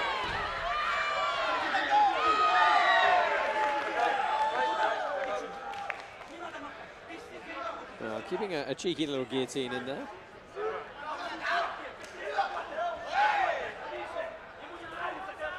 struggling to get a handle on how Novruzov sits with his offense here. It doesn't feel like he's going to land anything hugely significant in terms of knockout power. Break, let go, gentlemen. Listen. Just watch 30 seconds left in round number 2. Yeah, that's right. It is flying by. I mean, again, it's another high output fight, but a lot more happening in the grappling realm now. Of course, it doesn't really count, you know, under the rule set unless you can land some damage as well. And that's all about the transition as you hit the ground. It's a good position for elbows. Novruzov, yeah. But that's why they hold you tight. That's what people's doing. I mean, it's still a smart. Fight smart. So another round in the books here.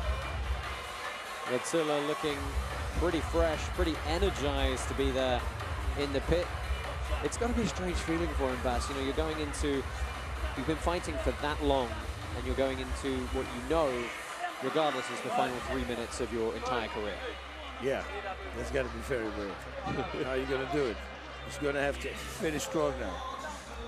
Well, again, all 3 judges giving that second round to Lerdsila. So, barring a point deduction or a knockout or somehow a 10-8, it's his to lose here moving forward into the final 3 minutes. By contrast, Novruzov, he's just got to go for all out at this point. Yeah. No, don't use that. Let's go.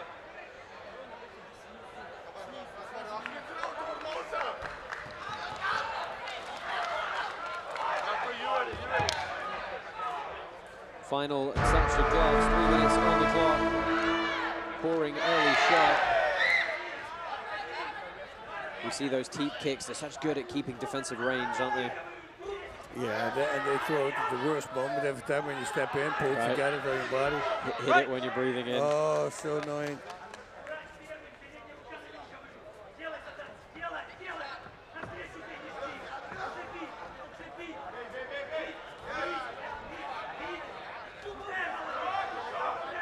Good head movement from Lerdsila, trying to get on the inside, high check as well. Not able to get knees going, just to block the throw. It pops straight back up.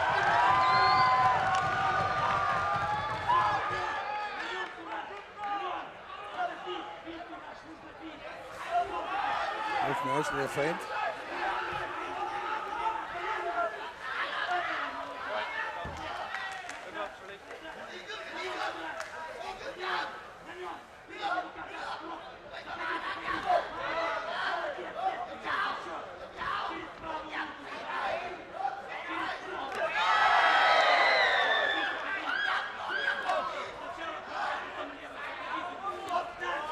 Do you feel as though Novruzov has just got lulled into the rhythm that Lerdsila wants? The swinging back and forth, I think just Lerdsila is better at deflecting punches. He lets everything miss. Leaning back. Typical tall style. There's not a lot that Novruzov can connect with, other than kicks.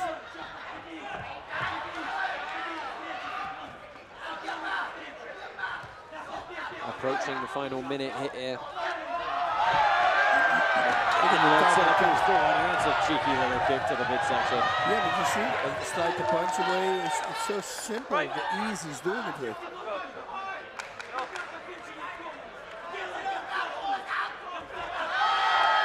Beautiful knee there. And a big plum clinch. Again, it goes to this body lock position. And that's some of the Thai clinch work that we haven't seen too much of. The extreme direction change to move your opponent around, drag him onto a knee, drag him onto a trip. We did wonder if we'd see more of that against the kind of wrestling judo stylists.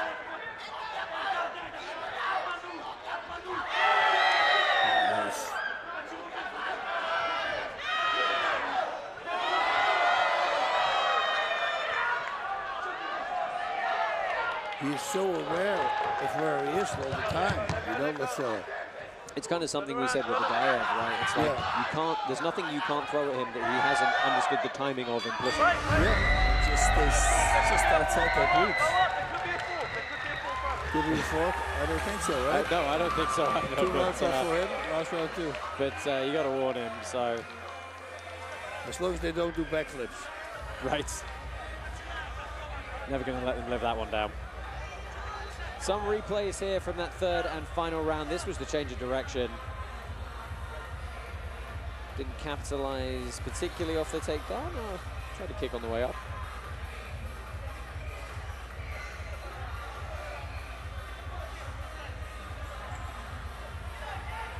And here was some of that head movement you talked about, Vash. Just so good at deflecting, leaning out of the way.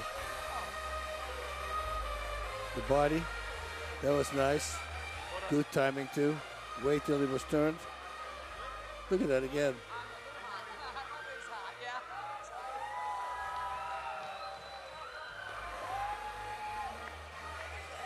Well, time for the official decision. We think we know which way it's going to go, but let's go ahead and find out how the judges scored it.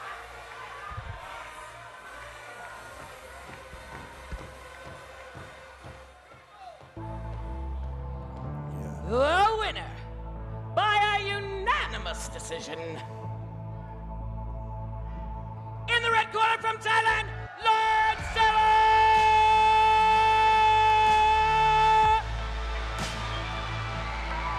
Well, now we get the show of respect. Congratulations to Lerdsila. He racks up his 192nd pro victory. That is fight 230. On his resume, and with that I believe he is going to call it a day on his professional career.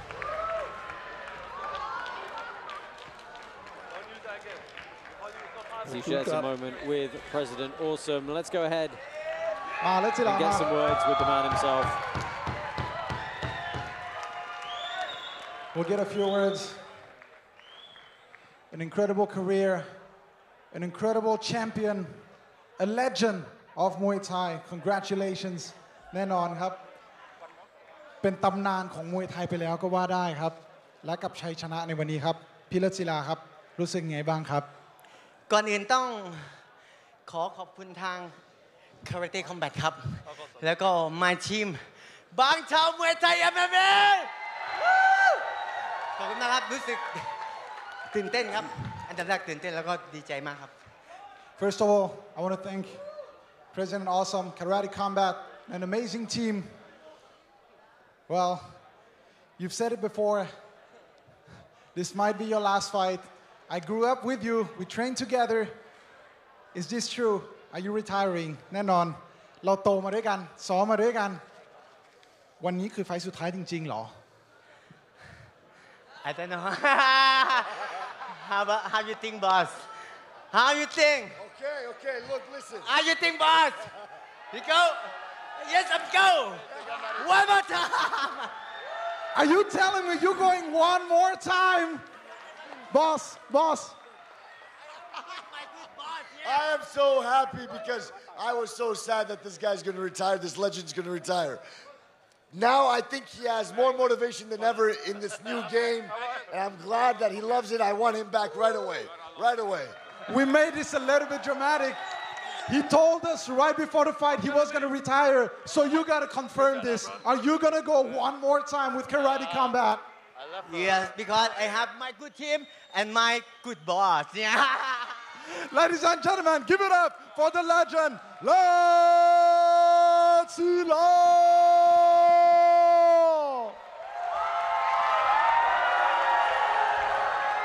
This guy looks like he has zero injuries, right? Zero injuries, a lot of energy. What the heck? Well, congratulations to Lerdsila and Bangtan Muay Thai and MMA. Stats for you based off that one.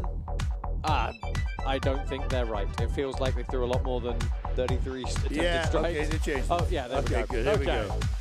Well, over 100 for both guys, 159. Actually, more strikes landed for Novruzov, but you got to say the power, the control, generally overall damage probably going the way of Lerdsila and getting him the win across all judges' scorecards there.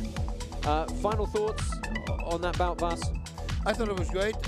You know, like we said, the first round was a little bit feeling out process, and then they really started turning it up. Both fighters came to dance, and both had a great performance. So I'm okay with both of these guys coming back as well. Absolutely. That is co-main event in the books. We're moving on to main event time. It's going to be Yodwicha taking on Vahid Nikkah. I love this guy. Karate Combat is a unique atmosphere for any of you. If you've never been to an event live, you can get to one. I trust you. I encourage you to check one out. But our kickbacks are a slightly different vibe again. This one's invite only, and they're having a lot of fun out there in Bangkok, Thailand.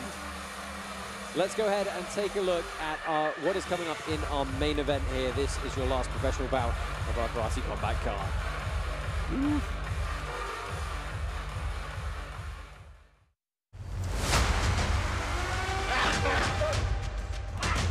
For your main event, we have Yodwicha, who's undoubtedly one of the most decorated fighters in Thailand. ผมชอบศอกกับเตะกับเข่ากับหมัดครับ3 อย่างครับ His opponent Vahid Nikkah is 25-11.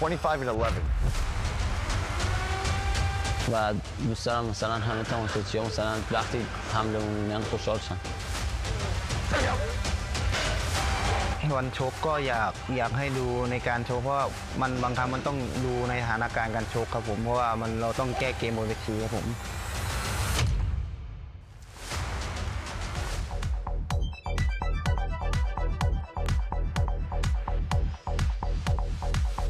Main event time, Bas Yodwicha taking on Nikkah.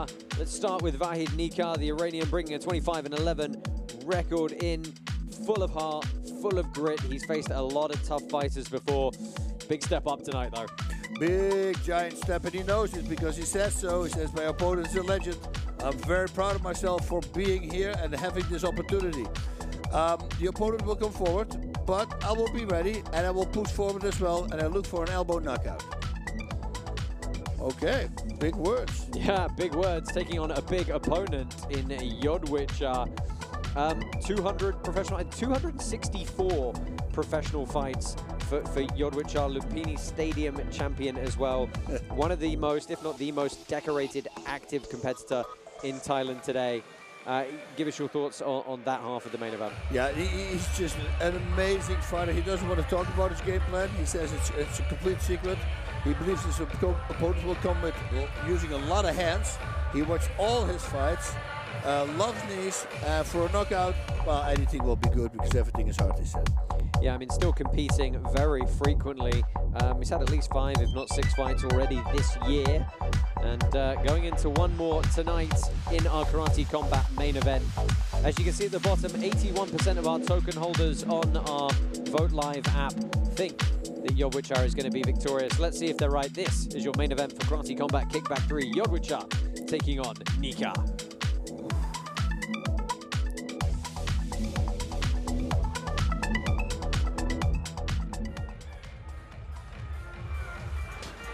For your main event, we have Yodwicha, who's the most experienced fighter in Karate Combat history. His opponent Vahid Nikkah is 25-11. มันมีความรู้สึกดีใจและความรู้สึกกดดันนะเพราะว่าเราเป็นตัวแทนของคนไทยนักมวยไทยที่มาชกรายการคาราเต้คัมแบ็กครับรู้สึกกดดันและตื่นเต้นครับ With 201 wins and 58 losses, he is the ISK World Champ, the WBC World Champ, as well as Lumpini Stadium Champion. کامبت کاراته ایونت خیلی بزرگیه و خیلی خوشحالم که تونستم همچین جایی بازی کنم. Don't let his record fool you. He has that heart and that grit to take out a legend.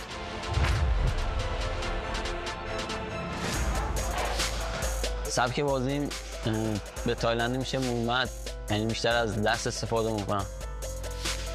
วันชกก็อยากให้ดูในการชกเพราะมันบางครั้งมันต้องดูในสถานการณ์การชกครับผมเพราะว่าเราต้องแก้เกมบนเวทีครับผม و دوست دارم مثلا همه تماشاگرها مثلا وقتی حملمون میان خوشحال شن. ผมชอบศอกกับเตะกับเข่ากับหมัดครับ3 อย่างครับ Jadi sejadi dulu yang bozor itu, tu ni nau. ก็ผมจะพูดว่ามันต้องดูชกว่ามันต้องมีจังหวะเราจะการันตีว่าเราชนะน็อกยกนั้นยกนี้มันไม่ได้ครับผม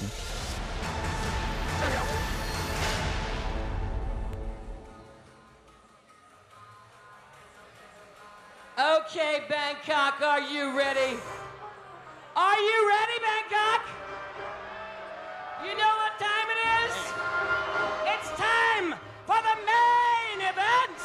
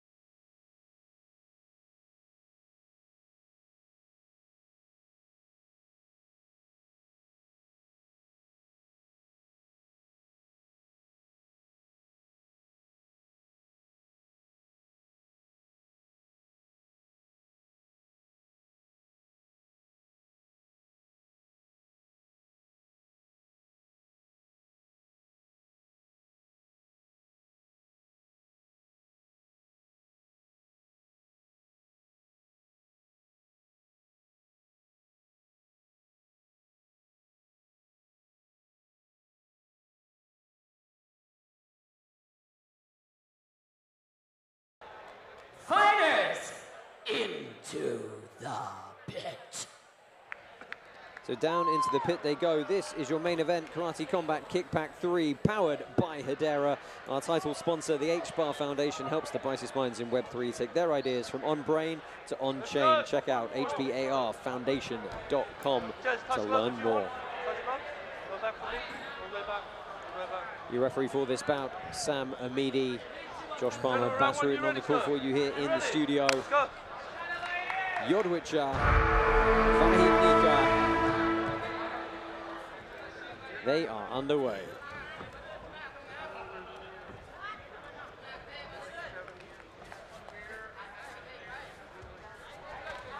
Oh, there's this nice straight punch already there, but watch that. There's Tice and Nikkah as well. I mean, you talk about, you know, Vahid Nikkah, we can talk about experience disadvantage all you want, but, you know, he's still got 36 professional bouts. It's a lot. It's more than most people make it. It is a lot. It's a lot. And, you know, it doesn't say everything, because things can become too normal with lots of fights. Then again, this is a lot of fights. It's probably pretty normal for him. Well, that was a good shot, and getting pulled around by the leg there. Big right hand over the top. Yeah, but it grazed. But if that would have been clean. Oh, he did land. Yeah. Nikkah said he was the one who wanted to be coming forward and doing a good job throwing with a lot of abandon here. He looks for an elbow knockout, he said.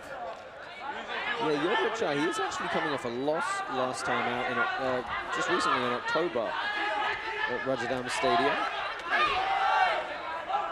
Big knee to the body.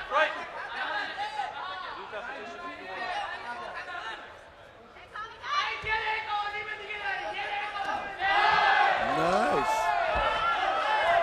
Need shorter hooks.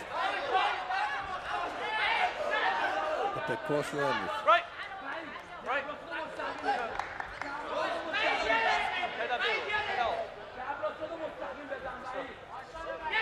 Into the final minute of round number 1 here.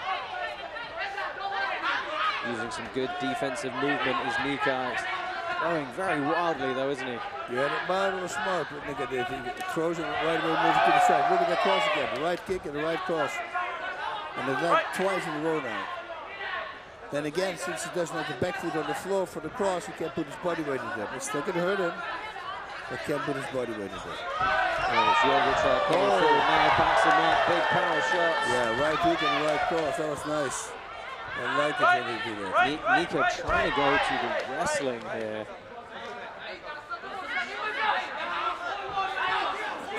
Which is a good tactic if you've got some wrestling background. I don't believe he does. Oh.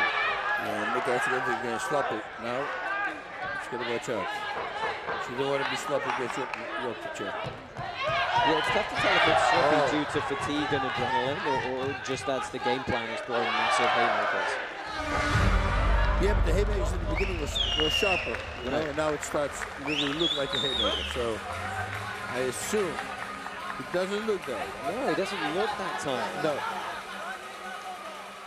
He's just getting a bit carried away, perhaps, and just letting the composure go. That was a nice right hand from Yodwicha. Maybe that was the deal. That could have been it. Well, he recovered pretty well into this leg pull. I like that, the way he did that. Same thing. Boom. Oh, chopping down elbow. Yeah, very close range.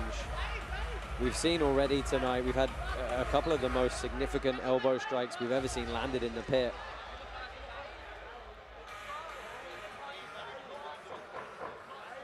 Let's go. Gentlemen, let's go.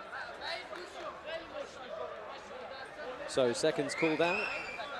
Underway for our second round. All 3 judges going the way of Yodwicha in the opening round. Let's go. I think that's fairly easy to agree with that one, boss. Oh wow, they're saying he's... Well, he's got to be... Not answering the referee is... Well, they've got a final warning. I don't think I've seen anybody do that before, boss. Yeah, well, he needs to beat, right? That's what I said, maybe he is tired, you see? Yeah, bought some extra time. Trying to chop across the thigh there.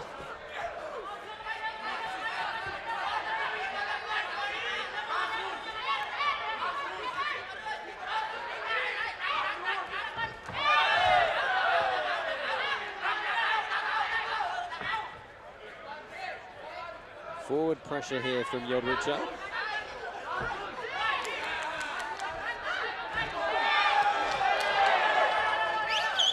Again, just more wild strikes from Nikkah.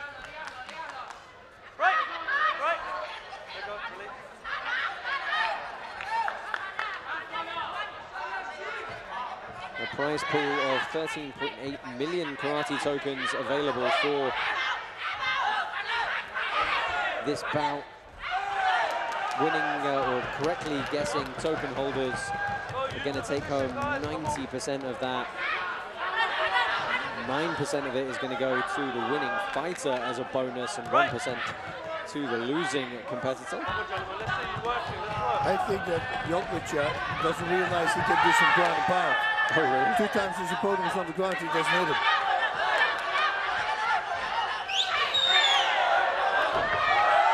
Okay, now he stops. Yeah. Maybe he just didn't fully understand the rule set. I mean, we saw earlier from Detchrit how dangerous his ground and pound was. Yeah, that's a lot of power. Beautiful knee every time. Really starting to build up the damage here. And the fact that Nikkah capitulates to the ground so easily here is going to give the referee a lot of pause to look at every time this happens. You might just say you're not answering the effective defense. Oh, look at that left hook. Maybe he wants the knockout on the feet. Doesn't really want to be there anymore, it looks like. Yeah, I think this is it's certainly, I was going to say the beginning of the end, but it's closer to the middle of the end right now. He's letting himself get backed up and sliding down. Just ground and pound and finish it and wrap it up. Good pummel inside again. There we go. It's a good ground and pound here.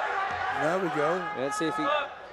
Yeah, you just want to see him throw a couple of big strikes on the ground. And I honestly think Nikkah would turn away and force the referee to pull a stoppage.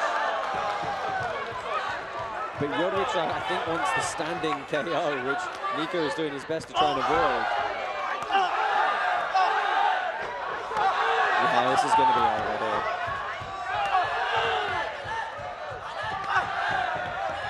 Nikkah's going to make no attempt to get up. The referee's going to have to stop him. Yeah. And I think Yodwicha was somewhat robbed of the standing knockout that he wanted. Yeah. But he realized, okay, if I want to stop this guy, that's it now. Yeah. Just ground and pound. If he knows that term. Well, a very decisive performance for Yodwicha in the main event here. He takes the victory. And it just seemed like Nikkah started to fade, the fatigue, the reality of what he was up against as well once he started to get tired. Take a look back at some of the replays here. Making a miss from every angle. And every time with that knee, I love that knee. Boom. You see it, he just stops. He loaded up for a moment, but...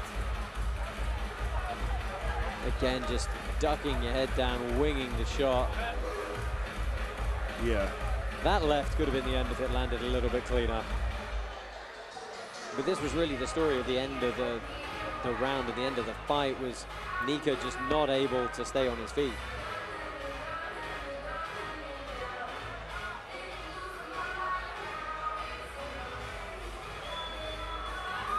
Yeah, not a good game plan.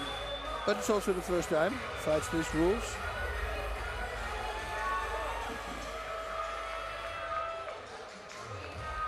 Wow, 28 fights. 28 years of age. And so many fights. 46. 246. Wow. The winner by a TKO in the red corner from Thailand, Yodwicha!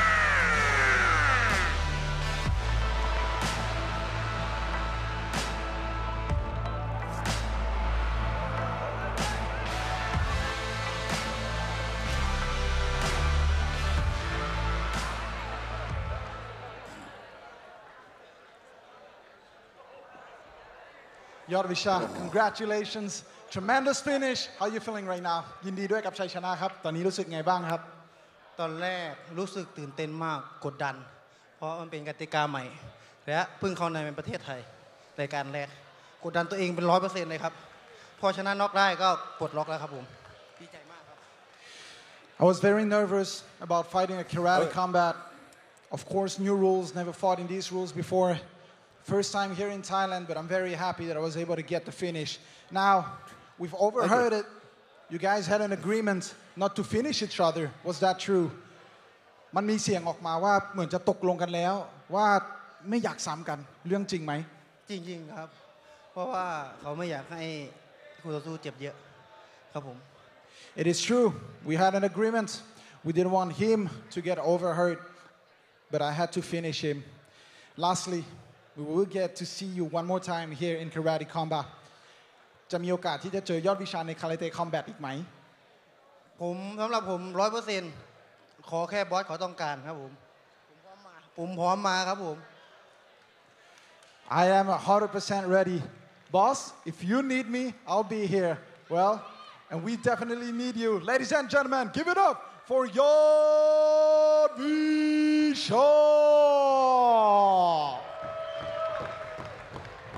And with that, I'll pass it over to you, boss. Well, here are your stats for the bout. Yodwicha outlanding 2-1 effectively on strikes landed. Not so many kicks, but really just completely outmatched Vahid Nikkah in the end when it came down to it. Yeah, too much force. Every time he went down to the fight, he decided not to keep on punching, and at the very end he goes, you know what, I want to wrap this up, start hitting, and the fight was over. A good performance from Yodwicha. It's going to be interesting to see if we can fold some of these tremendously experienced Thai boxers into our existing roster here at Karate Combat. There's a lot of interesting style matchups that become available, and I think, Bas, generally the Thai boxers have represented themselves tremendously well this evening. I think all of them have come away victorious against their respective opponents. I know, but you know, also, what is it going to look like if they fight our champions? Right? Well, so let's see what happens there. Yeah, certainly, as we say, stylistically, still some stuff to prove, perhaps. But Thai boxing representing itself very well in our mixed striking rule set here at Karate Combat. That's not all we've got for you. Of course, that was the main event of our Karate Combat card, but we've also got a little bit of pit submission grappling for you coming your way. 2 bouts to take place, both in the middleweight division, to round out the evening. Let's go ahead and get these rolling, and then we'll get you on your way. Thank you for sticking with us here for, what, 5.5 hours so far. 2 grappling bouts coming your way. Let's go ahead and do this.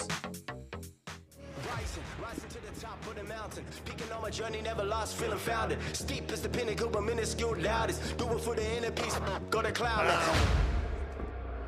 It's so silly, son, how I just rise like yeast in a Lamington. I'm kinda like this beast in a labyrinth. See a winning man when they see me pose for the camera. I'm a son of a gun, son of a killer, son of a son. And each and every day getting bigger, feeling willing. Each and every day feeling I'm a killer, never fearing, cause it's clear that I'ma be a winner.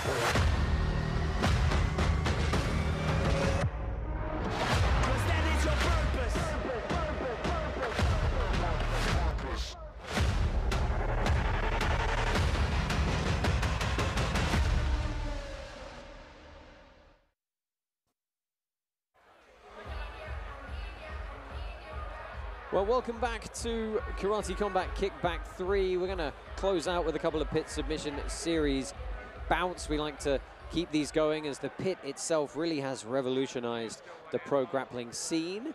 And as we build towards bigger and bigger pit submission grappling cards for you, we want to make sure that it's still in the mind and still available for people to watch. We're going to open up with Matiev taking on Kim in our first bout, and then our second bout, Nala Gontijo is taking on Rodrigo Caporal. Just 2 bouts on the cards. It's an interesting rule set for you. I'll talk you through as we go along. Let's go ahead, walk these 2 fighters and introduce them both.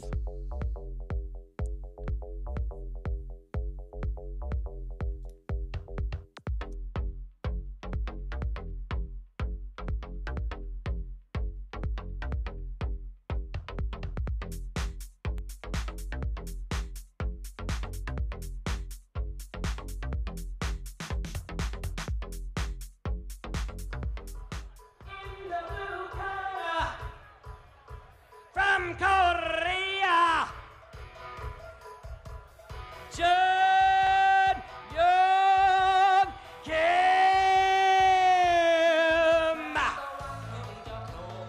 So John Young Kim, the Stag Beetle, makes his way to us from South Korea, 36 years old.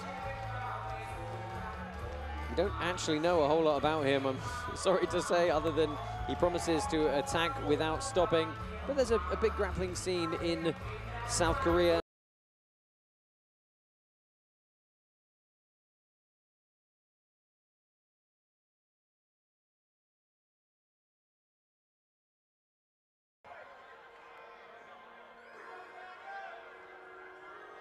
Ladies and gentlemen, in the red corner, from Russia, with love, Magomed Matiev. Magomed Matiev, 34 years old, representing Phuket Grappling here in Thailand, obviously originally hailing from Russia, so there's a certain particular style of wrestling that emanates from Russia and those Eastern European nations. Expect him to be quite a handful for Jong Young Kim here this evening. Has some experience in ADCC rules. Won the Thai ADCC Absolute out here. But he said he originally got into martial arts after watching Pride FC, so... Oh, wow. That's... and then he started grappling. Yeah, go ahead and download the Karate Combat app. Vote live on iOS and Android apps today. Collect your 88 free Karate tokens so you can help run the league and play up-only gaming at Karate Combat 51 next month in Miami. 3 5-minute rounds on the clock if they need them. We're going to have open scoring, of course, as well. Heavy favorite, Jong Young Kim, which I have to say surprises me a little bit, even though we don't know a whole lot about both these guys. But straight arm drag going to the back quickly here is Matiev. This is a bad start for Kim. Oof. Yeah. Up under the neck quickly, full back control, driving those hips in here. This could be a quick night. Here, he's got a side choke in. Uh-oh. Yeah, trying to trap the arm. It's sliding. Ooh. Oh, Kim's doing a good job of not letting him connect his hands too much, but this could be it. And there's the submission in under 1 minute. Magomed Matiev ends the night of Jong Young Kim as clean as you like. Arm drag, spun him down, and then back control and could not stop the back attacks. Jong Young Kim very disappointed, but sometimes it just doesn't go your way. That's it. We all make mistakes, buddy. Every single one of us.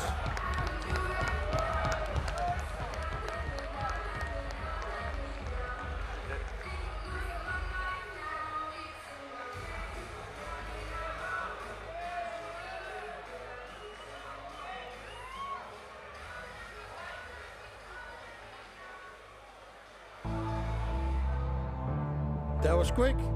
Yeah, well, we'll wait to see the replays and see what's going on. Let's go ahead and get the official decision. The winner in the red corner from Russia, Magomed Matiev. So Magomed Matiev, your winner by rear naked choke in fairly short order. The finish was what it is. This is really where the fight went. It was a simple arm drag to the back. Just arm drag, got behind the tricep, and you see he never let that grip go on the tricep. So by the time that Kim was on the ground, he was already forced to turn over and expose his back. Sometimes as simple as one grip, and that's literally what it was in that regard. That was it, and nobody's slippery yet, you know, they're not sweating. He dragged it perfectly in, kept the grip. Wow. Big squeeze at the end. Clean submission.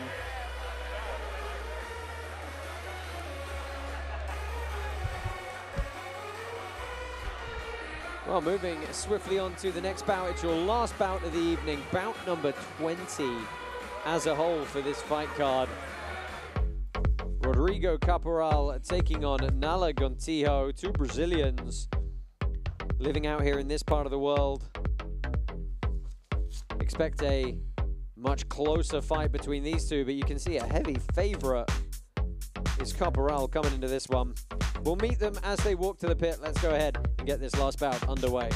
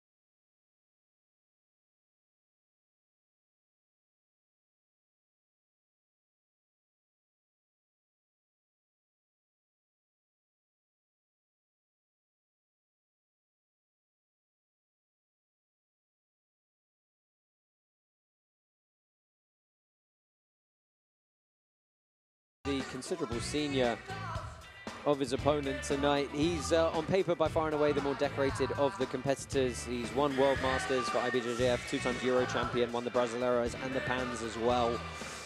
So he's kind of been there and done that. He represents Atos Hong Kong. Of course, Atos, the team under legendary grappler Andre Galvao. Interesting to see if he's still going to have it at this age, though. Don't forget, karate tokens are available for purchase in most jurisdictions, including through the Karate Combat app and our partner C14. Grab some today. Join us at Karate Combat 51 in Miami and play up-only gaming. Here we go. Topless for Caporal, black rash guard for Gontijo. Heavy, heavy favorite with our token holders, and on paper is Caporal. But sometimes, you know, that 13-year age gap can play havoc. Especially later into the match. Well, reaches for an inside trip.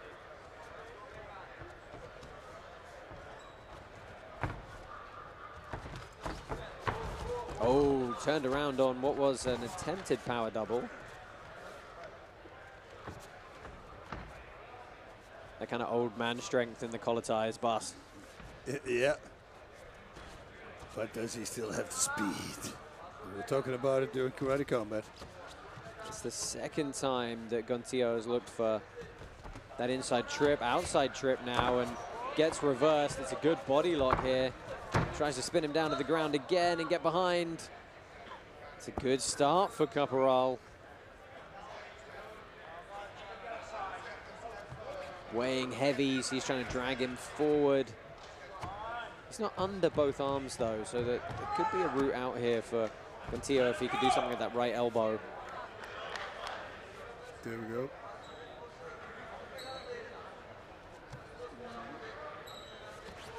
Oh, goes front headlock series, not able to hold on, though.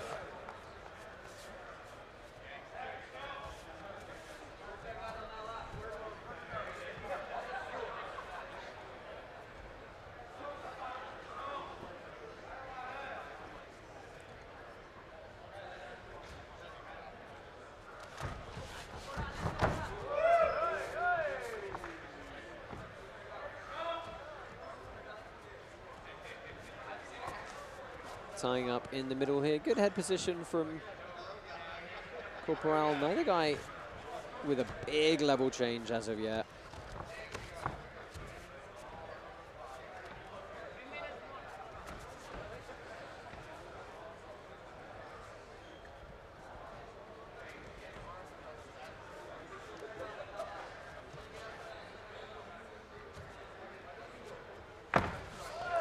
Tried the Tayatoshi, a no-gi Tayatoshi as well. It's that low single leg. I mean, it's the judo background of Gontijo. I don't think I've ever seen anybody pull that off no-gi.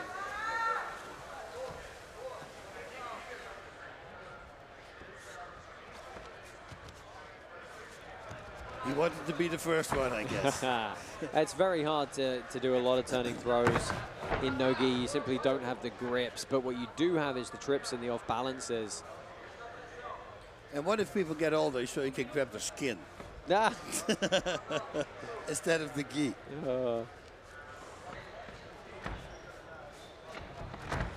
Oh, nice. Tried to get inside again. Oh, there he went across for the Harai. And straight to the back. Nice transition. Potentially, Corporal's going to scoot his back along the floor, turn into him. Gontijo's going to try and come up on top. There he goes, up to knee on belly. Now sprawling. Good sequence for Gontijo here. Knee. That's what they would shout now. Yeah, that was by far and away the cleanest sequence we've had to any sort of dominant position. Not that he was able to hold it for that long. But with 1:13 left in this opening period, it's tough to see how, you know, Corporal's attempted move to the back earlier is comparable.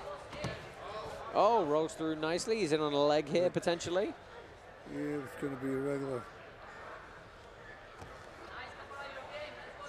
Oh, Corporal does a good job of flattening him out in a traditional half guard here.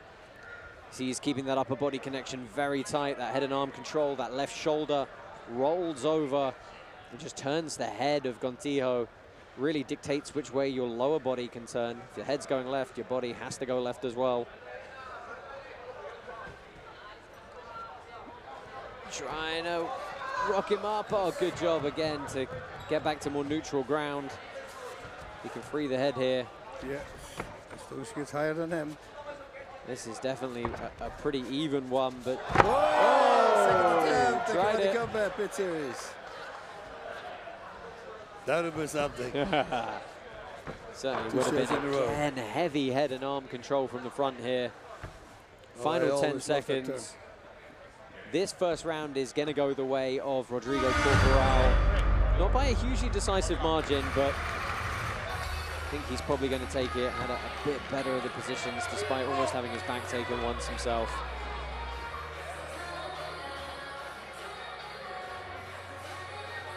Take a look at some of the replays here. Yeah, and a lot of the position that, well, that was... It was nice the way he moved over his body immediately. Yeah. Very beautifully done. It was a Haragoshi with the overhook whizzer, and then hopped over the top to try and Now take he the pushes back. the elbow up very smart to get out. Caporal. Oh, so.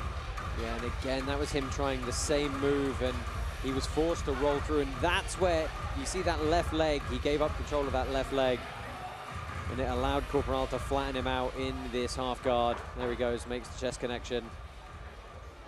And I think that's probably what's going to give Corporal that first period. That was the attempt. Yeah, he got close. He got close. Fight. Felt on his back though. It's a long way down. Yeah. Yeah, and it's not a super spongy mat. A lot of grapplers don't realize it's a harder, more aggressive canvas and a thinner substrate underneath. Duck under attempted, and this is what I want to see from Gumtiho. I want to see faster pace.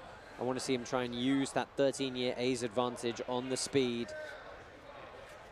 Use the trips, use the off balances. That Uchikomi to try and find the gaps around Corporal. Yeah, but Corporal also, you know, you see his body's a natural body. So most of the time the bigger guys, sometimes you see them completely jacked and they run out of gas really freaking fast because all those muscles need oxygen, but he doesn't have that. So the way he was sitting in his corner, drinking his water, not breathing through his nose, so he's in shape. Oh, lovely drag to the reap. Can he come up on top? He does. That's a great takedown for Gontijo. But keeping a guy down is a whole different kettle of fish. Yeah, especially this guy. Ooh, snaps down to the guillotine.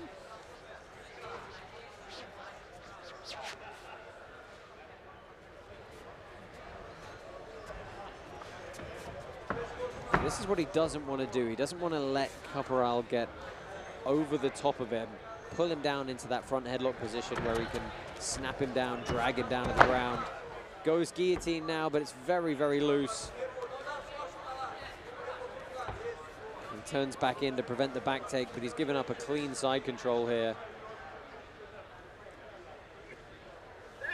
Double underhooks as well. This could be a good move to mount for Corporal. You see how he's inching the arms up to create space for the knee to come through the middle. The double unders is just not a nice place to be, and he tries to buck out, does a good job, high legging to retain guard here.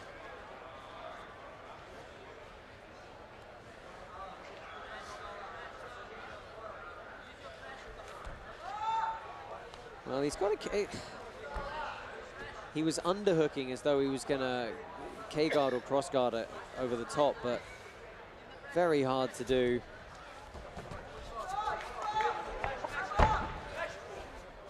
Just pushed around by the bigger and beefier Corporal here. Halfway through the bout, again, it's a half-guard position for Corporal on top, head and arm control.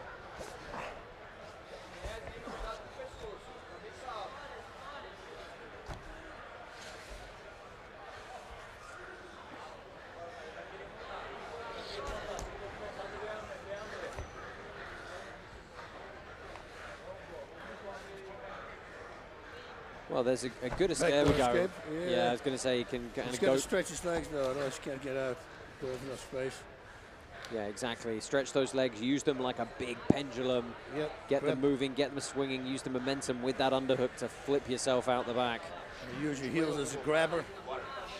Pull yourself out. Oh, there he goes this time. Just go over there with the seals. Yeah, one of my favorite escapes. Got a leg entry here, potentially. But it looks like the strength to move the body of Corporal around is... Jump into a side choke on the other side if you can jump over it.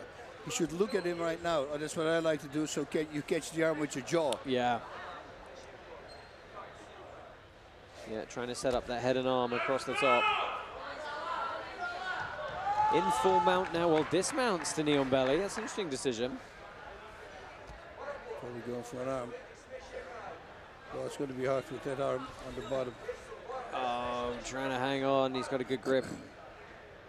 Now especially he can push off the wall. Corporal staying incredibly tight here. Yeah, I think Cognito should have waited for a little more space and then used that wall. Tio.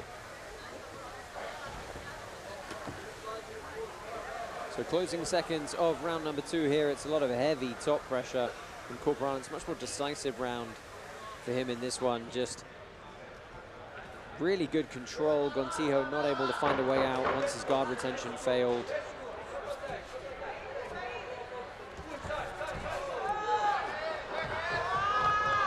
They're going to go back to the corners for one more round.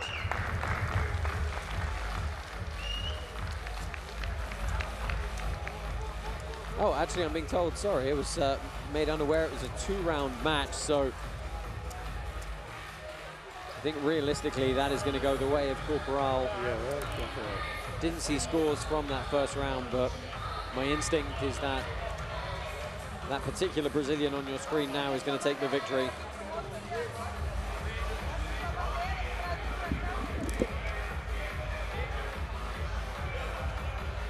As we just wait to get the scores tallied here.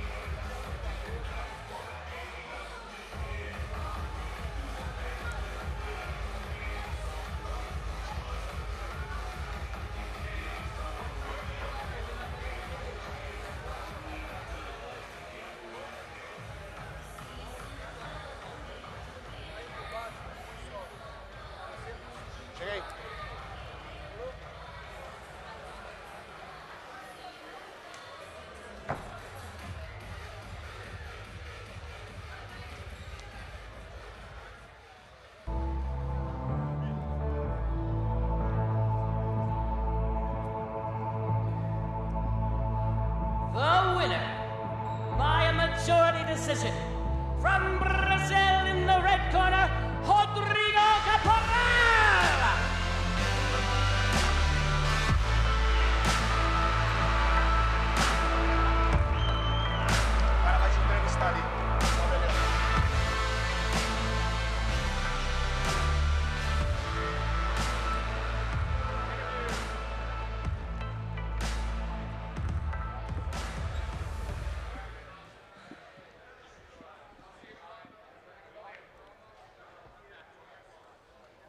My man, congratulations, what a victory. How are you feeling right now? I feel great. I want to say thanks so much for Karate Combat for inviting me here, give me this opportunity.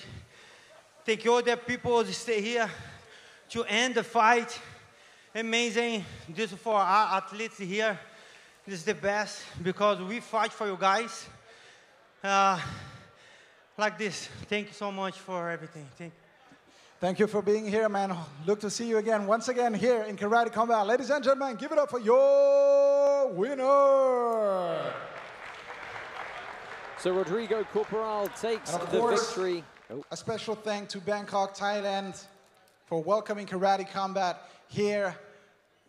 It's been a long road, and we know President Awesome has a lot of things to say about it. But before that, of course, if you've been following us on social media, make sure you tune in because every single month for this year, next year, and the years on, we will be back with Karate Combat. So make sure you follow us on social media, YouTube, Instagram, Facebook, all of it. We will be there. And the last words, President Awesome, thank you for being here. Thank you for having us. And thank you for bringing Karate Combat to Thailand. And with that, I'm leaving the mic to you. Thank you. Okay, I'd like to close the show with a very important message. Like I said earlier, this show was very important to us. We went through a lot of obstacles to make this happen. I've kept quiet about a lot of it, but it's very important. I say this on the broadcast. I say this to everybody again. 2 days before we were being kicked out of our venue, this event was going to be canceled. We got news from many sources that Chatri and his assistant was trying to cancel this event, was calling police on us, was bringing up our licenses, complaining about us, was calling the fighters and the teams to pull fighters out of our event. By the way, this is the second time we lost our co-main event because we hear that one championship is threatening gyms to take away these opportunities. This not just hurts our organization, but it hurts the fighters.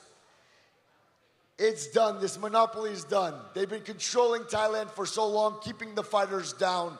Everyone is mad. All the fighters are coming out and speaking out finally. And we're here for the fighters. We are here to bring opportunities back to them. And no more they will be bullied. No more they will be treated like slaves. So Chatri, this is our new home. You will see us often. Good luck to you, my friend.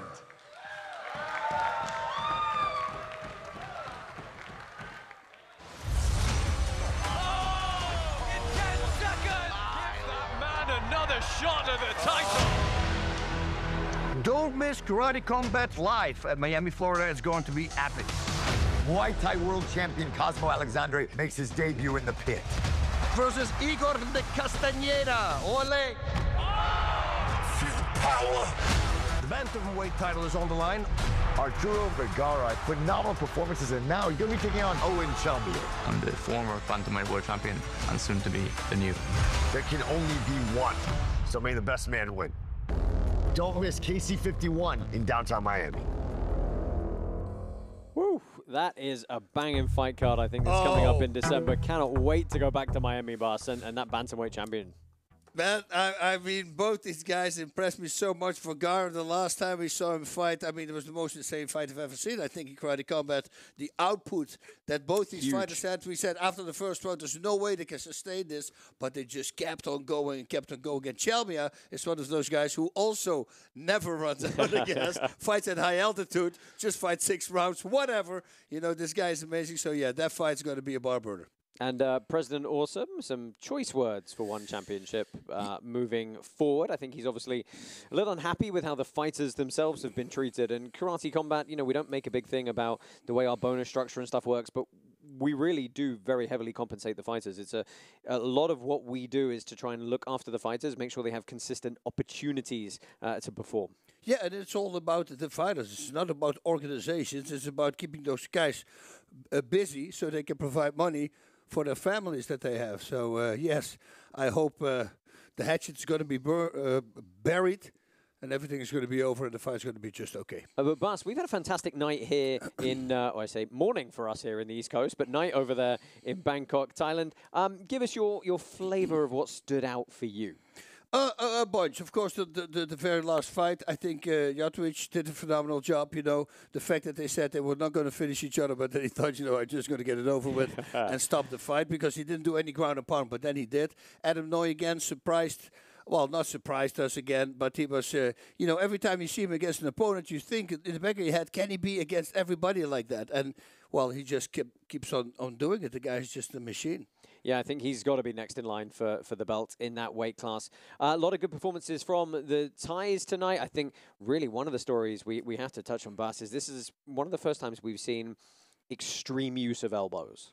Yes, and unfortunately nobody got stopped True. By way of elbows, because all the Thai fighters were saying it before, so it is my wheelhouse. I'm going to drop people with elbows, but guess what? Other fights were already bad. Those karate fighters, we can't say it anymore, because in the beginning they said, oh, this is the karate fighters, sport karate fighters, but now these guys are getting so strong, and all the fighters coming in, and they're telling us, they're saying, my God, this is so insane. I mean, Gojito, when he was facing Chaleamlap all the way in Mexico, I go, why did you find this guy who never sparred before? The guy just trains with his mother, and then after that he started sparring.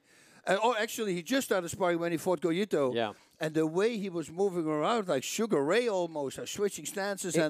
It really just feels like what we've done and what Karate Combat have done is create a really good middle ground rule set to find which of these styles can translate into actual combat. And we're getting some fantastic stylistic matchups. And almost without exception, every single style is finding something that works for them in the process of blending it all together. Yep, and that's the most beautiful thing there is, of course. You think the Azerbaijan fighters, the guy also from Russia, all these guys who have a wrestling background, you would think, right, they start using more takedowns. Some of them they don't, but they can. Why won't they do it? Because it's a great way, that I always say on the broadcast, you know, to get inside your opponent's head. So I think the evolution just started, and it's only going to go better and better.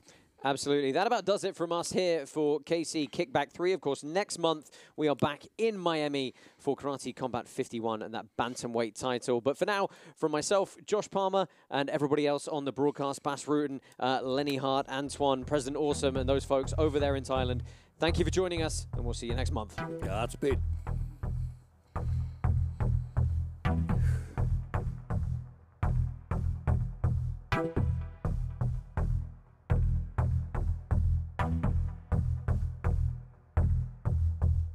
Thank you.